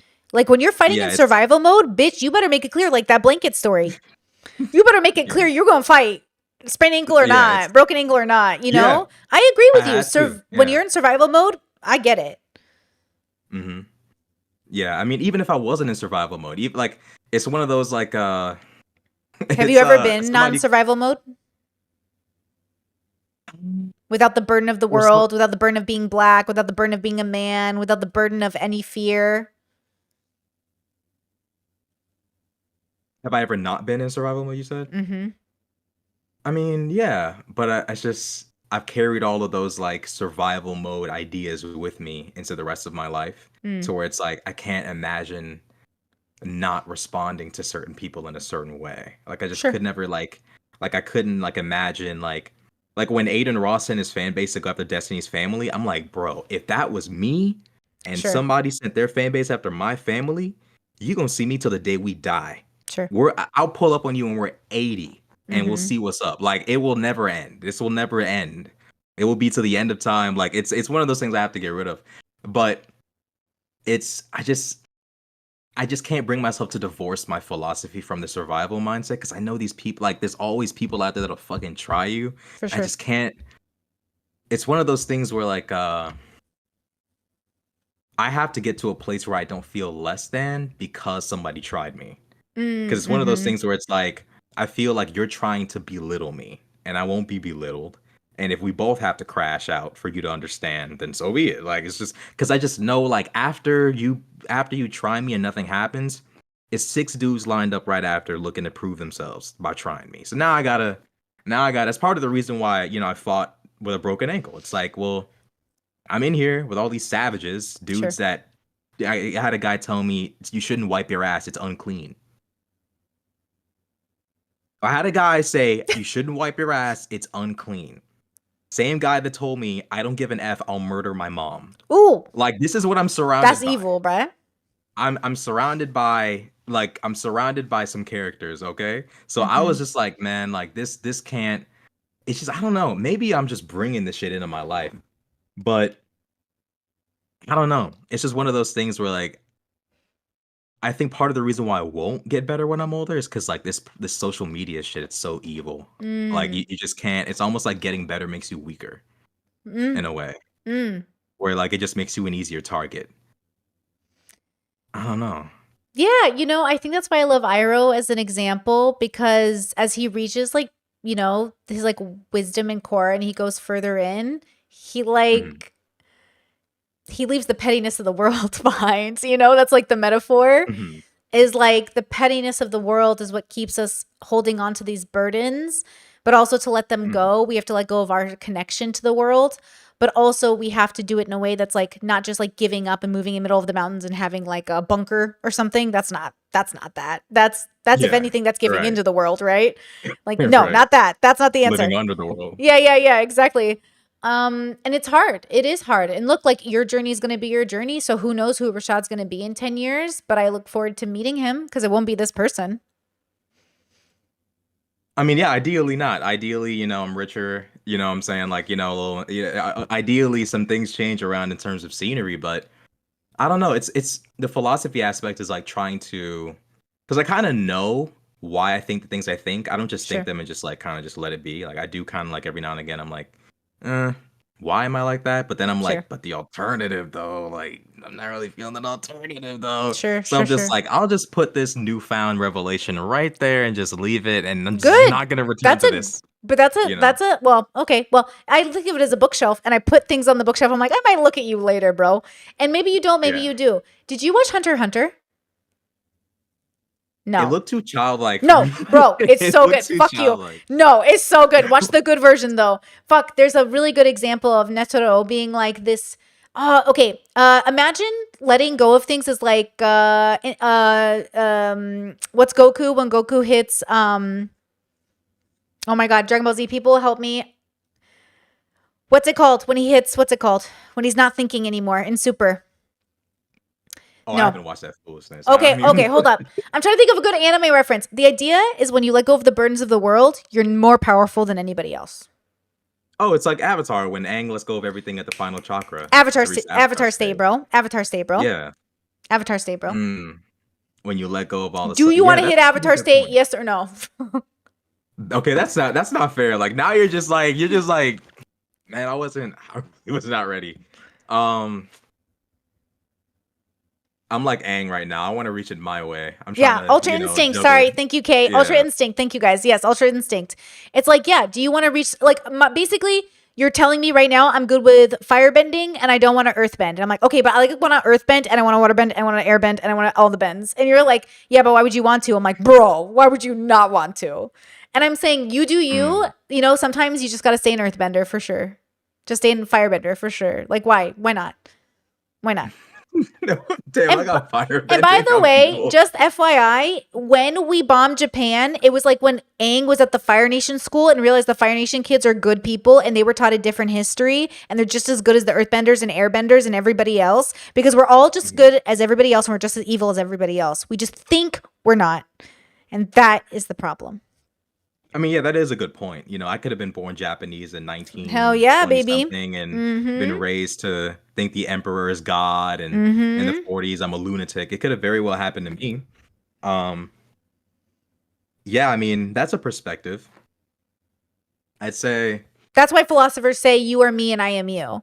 Because we didn't choose this. Like we could have been, I could have been in Iraq still. My parents maybe didn't immigrate. Maybe my parents never had me. The fact that I am me has nothing to do with me. hmm, I just am. that's a good point. But then I you're really still, you, so I get it. You are really a you. yeah, we are ultimately us, but there's always a possibility that we might not have been us. So we need to Exactly. extend that understanding to others because we could very well easily have been each other. Exactly. Which I mean, I try to do. I just always know in the back of my mind, most people are not even gonna. That's not even gonna cross most people's fucking minds. So I don't even waste my It's not time. about them, Rashad. It's about you. So the reason I pay homage to the soul I would have killed is because that was me. And I am so sorry, my bro. Right? Like you are me and I Mm, am you and I just killed me. And now I gotta live with I the know fact. exactly what you're. You know what I'm saying? This is philosophy, baby. So this is why I I know say, of exactly what you're course, the rest saying. of the world isn't doing this. It's too fucking hard. But I'm saying it's possible. It's possible. It is. It's just. It's one of those. It would take so much mental energy for me to extend that grace. Sure. Man, like, or I just to know. even be like, that could have been me. It could have, but you almost erased the actual me. Like you pulled up on me and tried to get me up out of here. Yeah. Like, oh, hold up a second. Like we could talk about this in a second, but like Mm-hmm. the me would have been gone. Um, yeah, it's one of those. That's a that takes a level of because I know this stuff. It's just I'm not willing to embrace it yet. That's And like fine. you're right, like it's a journey thing. It's one of those Mm-hmm. things where it's like on your own time you decide to embrace these things and explore these things. Mm-hmm. But I still am willing to die on that hill. You ever seen 300 where Yeah. the arrows are coming and he's screaming? That's me on this. There's no such thing as a bad person thing. I will die with the arrows coming on this hill. There's just one of those things where it's like because I've met people that do nothing but just malevolent stuff. Mm. Mm-hmm. And I'm just like, I'm one of those people, and maybe I'm wrong for this, but I'm one of those people where it's like, there is no saving you. The sooner you're gone, the better. Mm-hmm. And I could be wrong. For all I know, all it could Wow. You take gonna is somebody genocide to the come ones, along. Rashad? Rashad's gonna genocide the ones. He just said it. Whoa, whoa. That's you and Mr. Girl. I've seen that clip. I will not join this. Okay? That's between y'all. Um, but as it pertains to evil folks, I just Yeah. don't have any patience. Sure. And it's a good thing people like me don't run the world because there'd be no room for there'd be no room for redemption or growth or whatever. Sure. But like I've encountered people like it's kind of the same thing with the kid wiping sheets on his ass. I'm like, this is so like far from just an acted like just like good behavior that you have to be destroyed. Yeah. Like you like ideally I'd like you just wouldn't be on okay, that's a little extreme. But like I don't know though. It's like It's man, evil, like bro. It's closer to wiping evil than it's joy. Wiping your it's ass on closer to sheets. evil. It's closer to evil than Yeah, joy. and I'm like, you have to be destroyed. Like you have to be gotten rid of. Like Yeah. if you aren't gotten rid of, something's wrong with the world. You can't like somebody stop. That's why I was kind of like, That's somebody's y'all baby. ain't gonna say, That's yeah. somebody's baby. That little baby grew up and was a sheet ass wiper. Well, I was like, we even then I'm like, man, get his parents too, because they made this. So that just group them all up, and we just because I'm just like I'm like y'all don't see what he's doing. Like Mm-hmm. this, we're all cool with this. Y'all gonna let the bro? Okay, fine, I got it. So Mm-hmm. I had to confront that, and that's not the worst of it. There were these two kids you could pay them to knock out another trainee. Oh. There was these two black kids from Chicago. I think they were real Mm. gang members. Oh damn. You could pay them money, and they would knock out or smack the shit out of another trainee. Mm. Mm. And I was sitting there, and I'm like, I thought what I was dealing with over there was real shit. This is Yeah. a different level. I saw this white kid reading a book, glasses on. He didn't know Oh. what the fuck was going Oh on. no. Dude comes up, a white kid paid them to slap the. I'm like, I'm watching the exchange of money happen. He walks up to these two kids, pays them. Mm. They walk over, and it's the strongest slap I've ever seen in life. Mm. And then he's just sitting there. He doesn't know what to do. Because it's like no one in the platoon stepping up for him. No one. Damn. No one's like, yo, what the fuck are y'all doing? No one steps up for him. Everyone's just Is watching. that evil? And he's just sitting there. I thought it was evil. No one I was like, defending him yo, though? defending him wouldn't be evil in But any way, nobody shape, did or it. form. That definitely is. Now me, look, I'm about to cop a plea. My ankle didn't work, so my ass, you know what I'm saying? Like I'm not, you know what I'm saying? Like you know, I'm not about to, you know what I'm saying? I'm not a part of this. Sure. I Sure. surrender any and all moral culpability. I get a free pass. Mhm. I'm watching everybody else in the room. Y'all can't jump these two. Jump them. Like do something. Like these two smacked the life out of this kid, and they didn't stop there. They started talking. We from Chicago. We this. We that. They started looking around like, man, who else we about to get? They looked at me, and they were like, man, we should get you next. And I'm like, so I fight a booty bandit to get to this point where I'm about to get hands put on me by these two kids. Oh no. And I can't fight. Mm. They immediately were like, nah, we good. And I'm like, are y'all just like for the rest? I was like, bro, y'all too? Stay over there, bro. Like I was like, bro, like that was a funny joke. But like I'm like, bro, y'all know I cannot scrap with y'all right now. I'm already scrapping over, like I can't come over here. Like that was one of those scenarios where I kind of was like, yo, like these kids, some of these kids need to go. Booty wiper saying he can wipe his sheets on his ass because he's Jewish. White kid paying these two black kids to smack the shit out of another white kid. Race doesn't matter, but I'm giving y'all the imagery. Sure. I'm just like these. I'm seeing like because I'm coming from private school. Most kids were good kids, and I'm seeing like objectively, okay, not objectively, somewhat bad kids. Sure. And I'm just sitting there, and I'm like, wouldn't this world be a better place if just these three just poof tomorrow? Just they're gonna die a violent death, but if they just disappeared, would it be better if these three people disappeared, or would it be better if these three people found their joy? they gotta go. I'm sorry. They gotta go, bro. Like Dookie on the sheet, bro. It's best if you take your leave. Go on ahead and log out for me. Go on ahead and log out. You wiping your ass on sheets. You might go talk to God. You knocking people out for money. You and Jesus need to have a little long talk. You have a tussle, bro. But like, I'm like, I just don't have the patience for like that type of like stuff. I don't know what it is. I was just like, y'all had this dude threatening to wipe his ass on our sheets, and no one's gonna step up and say something. Ma'am. All right, fine. Since I'm the main target right now, I'll handle it. Paying these two kids to smack another kid's face off, and then they start threatening everybody else. I'm like, this is like, I hate the word objective, but it's like this is some real it kind of is. It's without a doubt. I agree. So from a philosophy perspective, I absolutely agree with you. Is that objectively evil? You agree that it's objectively evil? From a philosophy perspective? Yes. Okay, philosophy yes. Yes, because again, they are not in symbiosis with like all things joyful. Like internal joyful is not about happiness, temporary pleasure. Because that was temporary pleasure, girl. That was happiness. What you saw them experience was happiness and pleasure. Joy. Right. There's probably something going on in their mind that's negative that made them even conceive of this being a good idea. Right. You know, to receive pay to smack another trainee's exactly. head off. Like all of that. That was that temporary.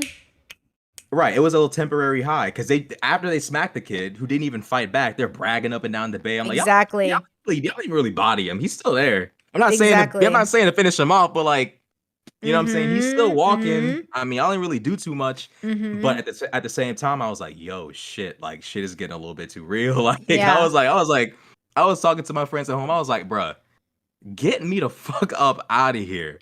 That was kind of the moment I realized, okay, there's objectively, because I was a little bit sheltered from that private school. Sure. And then going to the military and running into some questionable characters, people shoving pens up their ass, people, shoved a pen up his ass and then handed it back to the original owner and didn't say anything. People shoving each other downstairs, people like all sorts of stuff. I was like, okay, like there's bad people. Like there's objectively bad people. But I could never bring myself to see the redemption. Because in my mind, I'm like, you have to know better. Like you have to, like you see 50 some other people not doing what you're doing and you think you're the one who's figured out the meaning of life. wiping our sheets up your ass is the true meaning of life, you have to know you're wrong. Like, there's no way, like, you think you found the truth. There's no way Man, you think you they're not thinking discovered. about it. Like you said, they're not thinking about it. They're not having an introspective journey. They're not asking themselves, like, man, is this like the calling of my life, bro? Is this like, am I going to be 80 years old? Like, bro, so what's your reasoning? He's like, I'm Jewish, eye for an eye, which I knew was like him just trying to like play games and be facetious. But I was like, Obviously. bro, if you would use this as an excuse, I stand no Oof. chance. What could I say to you? Like, what could I do to convince you this is wrong? Like, if you would Sure. use the word of God to defend Dookie on sheets from you, I don't even know how I could convince you that you're wrong. Yeah. And then, of course, those two kids, I 'Cause- didn't even, Wait, Rashad, I would Um, tell you, it's not morally wrong what they did because in their morals, it's not wrong. But I would say if they started to dig deeper about introspection and joy and outside of their values, could there be a greater sense of right or wrong? It's really about that symbiosis with joy or evil. And if they were Right. really honest, they wouldn't want anybody else doing that to them. right. So Right. why are you doing it to other people, bitch? Why? There probably was some trauma. I mean, the kid who was wiping sheets on asses, he was kind of nerdy looking. If people want to know what his face literally looked like, look up Sam from Mafia, the what's the remastered version? If you want to know what his actual face looked like, if you want to know what the booty wiper's face looked like, literally, just look up Sam from the Mafia remastered. If you want to know what my drill sergeant's voice sounded like, listen to Zuko. Anyways, they had exact voices and they had the exact same face. Yo. Yes, I was like, where is his voice? I know this voice. I get home 6 months later, I look up Dante Bosco, same face, same voice. Shut up. And he was Hispanic. The drill It's kind of sergeant was hot though. Hispanic. And they It's had, kind of. I mean, I'm not gay, but I see where you come from. The reality is like it was an experience, bro. Like it was just one of those things where I was like, this is I kind of had to ask myself because I was becoming an asshole. Sure. At the time, I thought I was retaining my goodness, but I really wasn't. I was actually becoming a dickhead. Mm? I came back home and I was meaner, more disrespectful. You say good morning, I'll just walk right past you. Like just common stuff that you don't do in the South Mm-hmm. that I was doing because like it was just commonplace. It was just like the drill sergeant will say good morning. Good morning, drill sergeant. Shut the fuck up. That was just the way it was. And I kind of had to like, it wasn't until I did something that I kind of regret that I was like, oh shit, like I'm actually like, that shit actually fucked me up. Like I'm actually a worse off person after joining the military. I gotta reform a little bit before I start to actually carry this off. Cause like people don't know this, but basic training can fuck you up. Like, Yeah. and it's not even war. It's just Mhm. being stuck with questionable characters for 3 months can it can alter you a little bit. Totally. I've heard people go into basic training for the Marines and never being the same. It doesn't Mhm. even take like a bullet going off. I had a kid point his rifle at me and pull the trigger. A week later, a live round was in his rifle. He pulls it back and a live rifle round ejects from his rifle in front of like 5 of us. The Uh-oh. week before, Crenshaw points his rifle at me and pulls the trigger.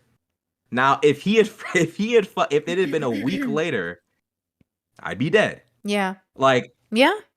Yeah. it was just one of those experiences where I was just like understanding the world, I guess.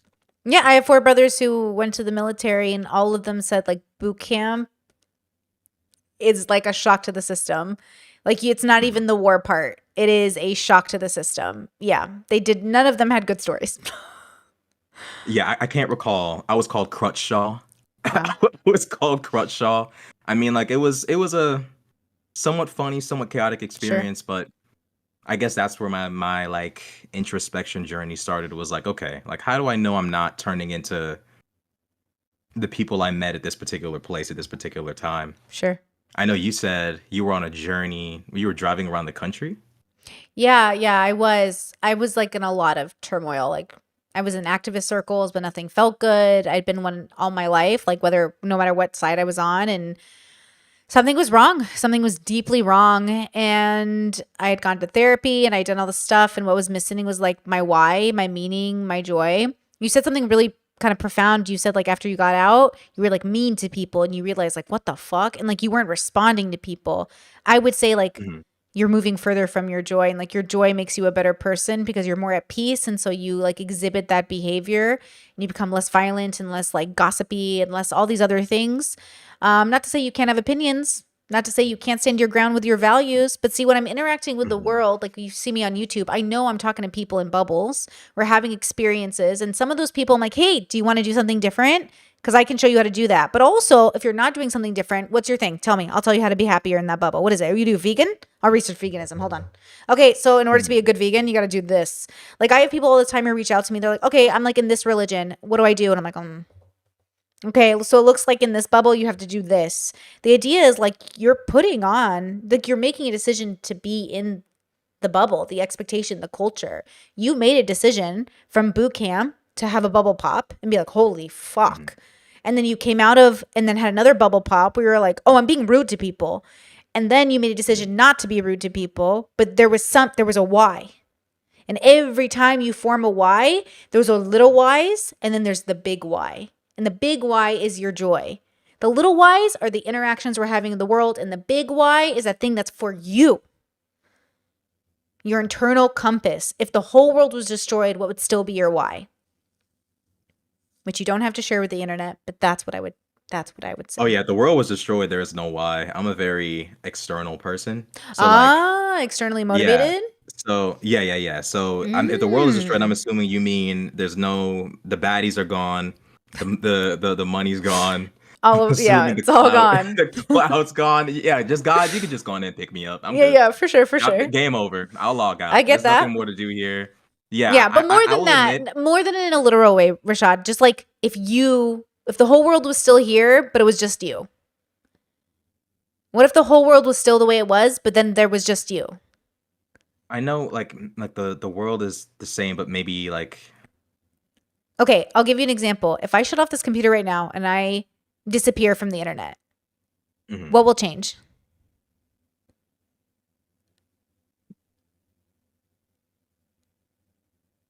Something and nothing. Mm. Like your chapter, as of now, your chapter on this internet shit is over because you're Mm-hmm. done. Mm-hmm. But like generally speaking, nothing's changed. Mm-hmm. You're still you. Mm-hmm. You haven't committed any massive sin. Mm-hmm. You can still have happiness in life. Mm-hmm. The problem is, man, I can't see him. I could never see some shit. If that happened to me, like, it's over. Like, I don't know. Do you think you could do that? Do you think that could be something you could see yourself I think I like? I practice it in meditation every day where I'm like, I could disappear tomorrow and that would have been just as good of a choice as to stay here. Like I am here playing the YouTube game because like this is the best way for me to facilitate and maintain my joy while still making money in the construct of the world that I was born into. So I play the game that is like the world. But ultimately, the moment I turn off my computer every day, I don't exist to anybody. And even if I'm still in your mind, that version of me is stagnant because I'm growing every second that computer's off. So you Mhm. aren't updating the version of me in your head, but I'm being updated in my real life because my life is about me. So when the computer stops, people stop with that version of Brittany in their head. When they watch my content, Mm. that version of Brittany is the one in their head. But the one that actually exists is me, and I'm living my life. So my life isn't dictated by the external. I don't give a fuck what you think I'm doing, what the world is perceiving me as outside of business, because that's realistic. When I'm talking about Okay. the real consciousness that is me, she exists when this computer is on and when it is off. It exists if the world is here or not here.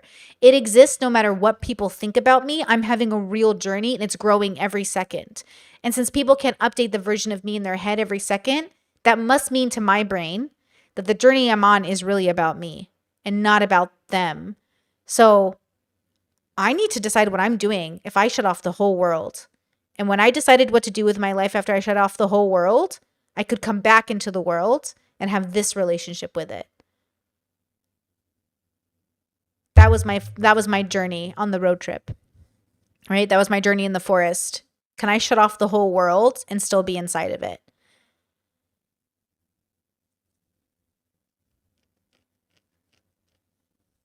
You just said something that I actually really needed to hear because I'm about to use that later on to like clear my mind of something that's kind of been like bouncing around for maybe too long, so it's time for it to Mm. go. And I think that's probably what's about to eject it. Um, man, like it's something I should do, but it's one of those things that it's like I've viewed myself in the lens of being involved in something like this for so long that it's like separating the two is like it feels like it feels oxymoronic almost, which might mean that I'm too attached. Hmm. I don't know. I would have to explore that because on one end, it makes so much sense. It's like if you want to be most secure in yourself, you got to let go of some things. You can't just keep viewing yourself through the lens of someone else. You have to, you know, start looking through your own lens. That's a pretty good point. That's actually really, really insightful. Especially for people like us who, I'm sure that you deal with this. I'm sure I'll deal with it in the future where people start thinking they know you Mm-hmm. and start coming to conclusions about you and Mm-hmm. saying stuff, and you might start internalizing it like, man, am I really that? Mm-hmm. And you're probably not.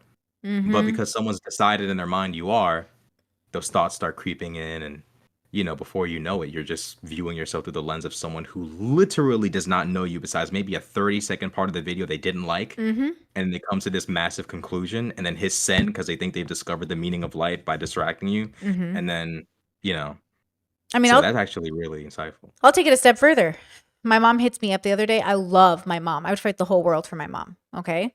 Mhm. But my mom has a version of me in her head that is not complete because there's versions of me that she can't accept. So she calls me the other day. She goes, "Oh, your dad and I just came to the greatest like realization." I was like, "What?" And she goes, "Oh, I was thinking, me and Brittany, our relationship gets better every year, and we're getting along so much. And you and I have just been getting along so much this year, right?" And I was like, "Sure." And she goes, "It's because you're not smoking weed anymore." And I was like, "Oh, no." Uh-oh.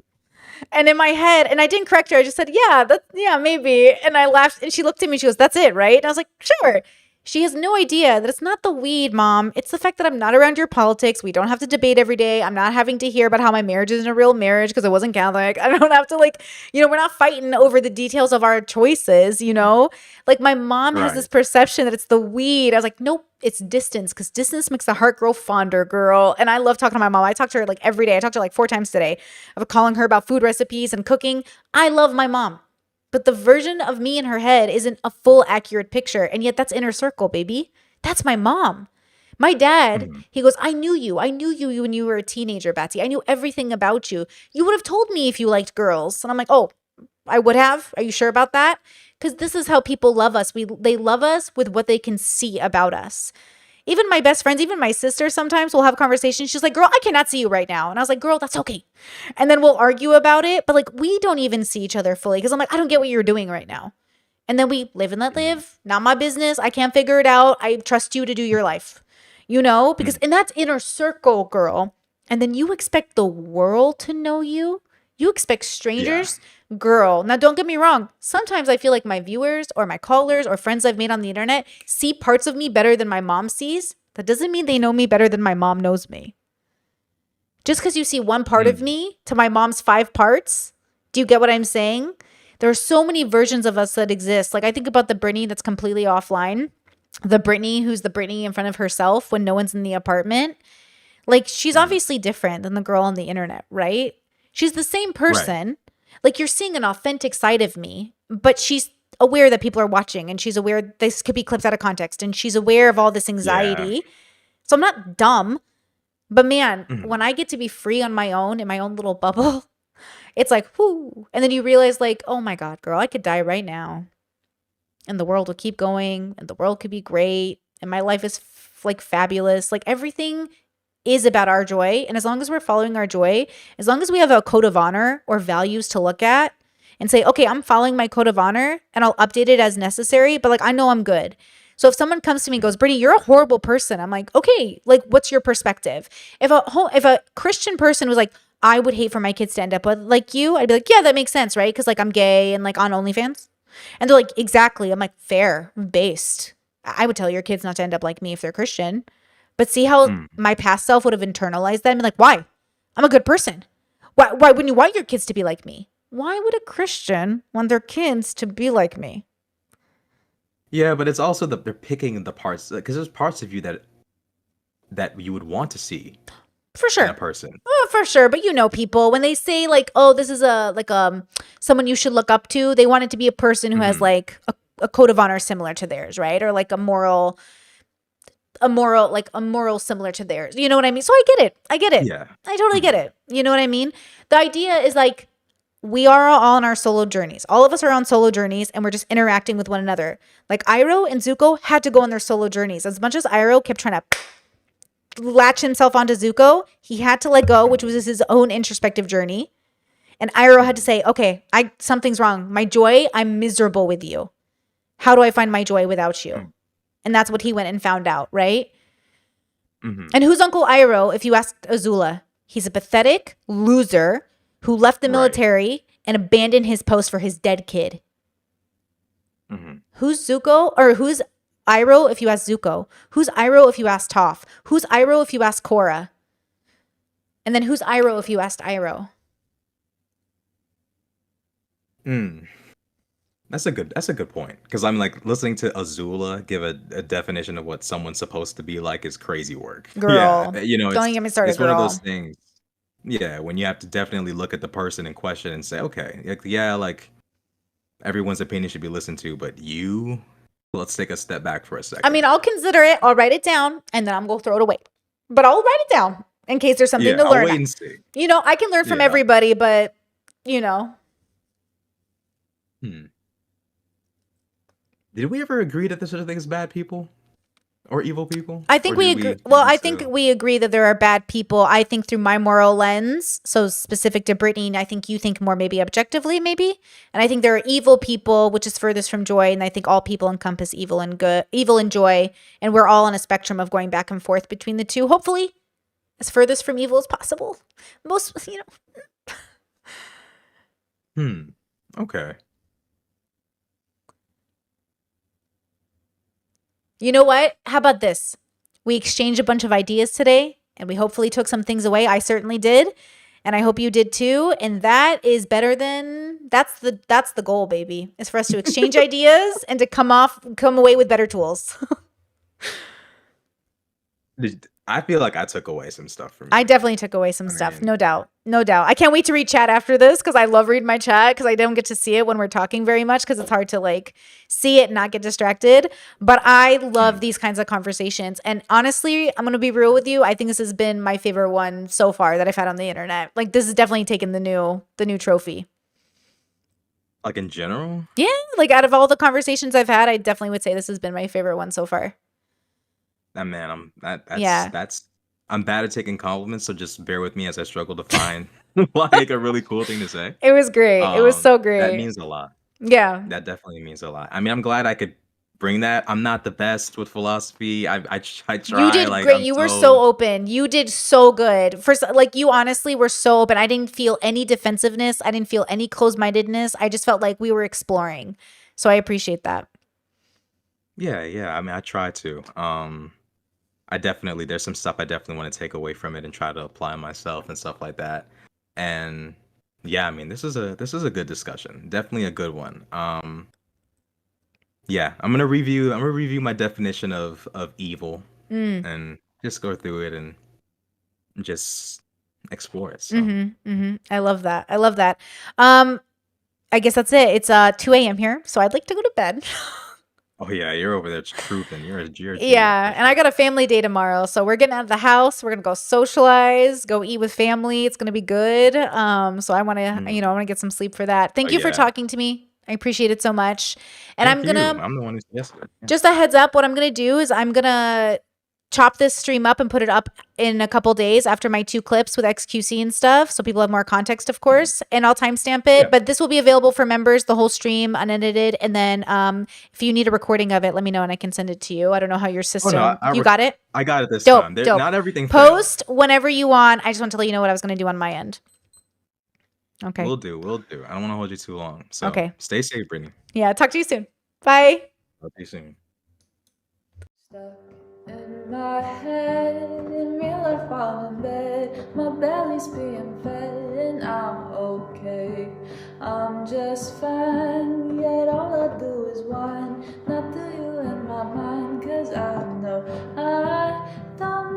since I've been nothing but blessed. So why's my life a mess? Please tell me, 'cause I'm sick of thinking. Yeah, I'm sick of reaching out for the truth and living life as a fool.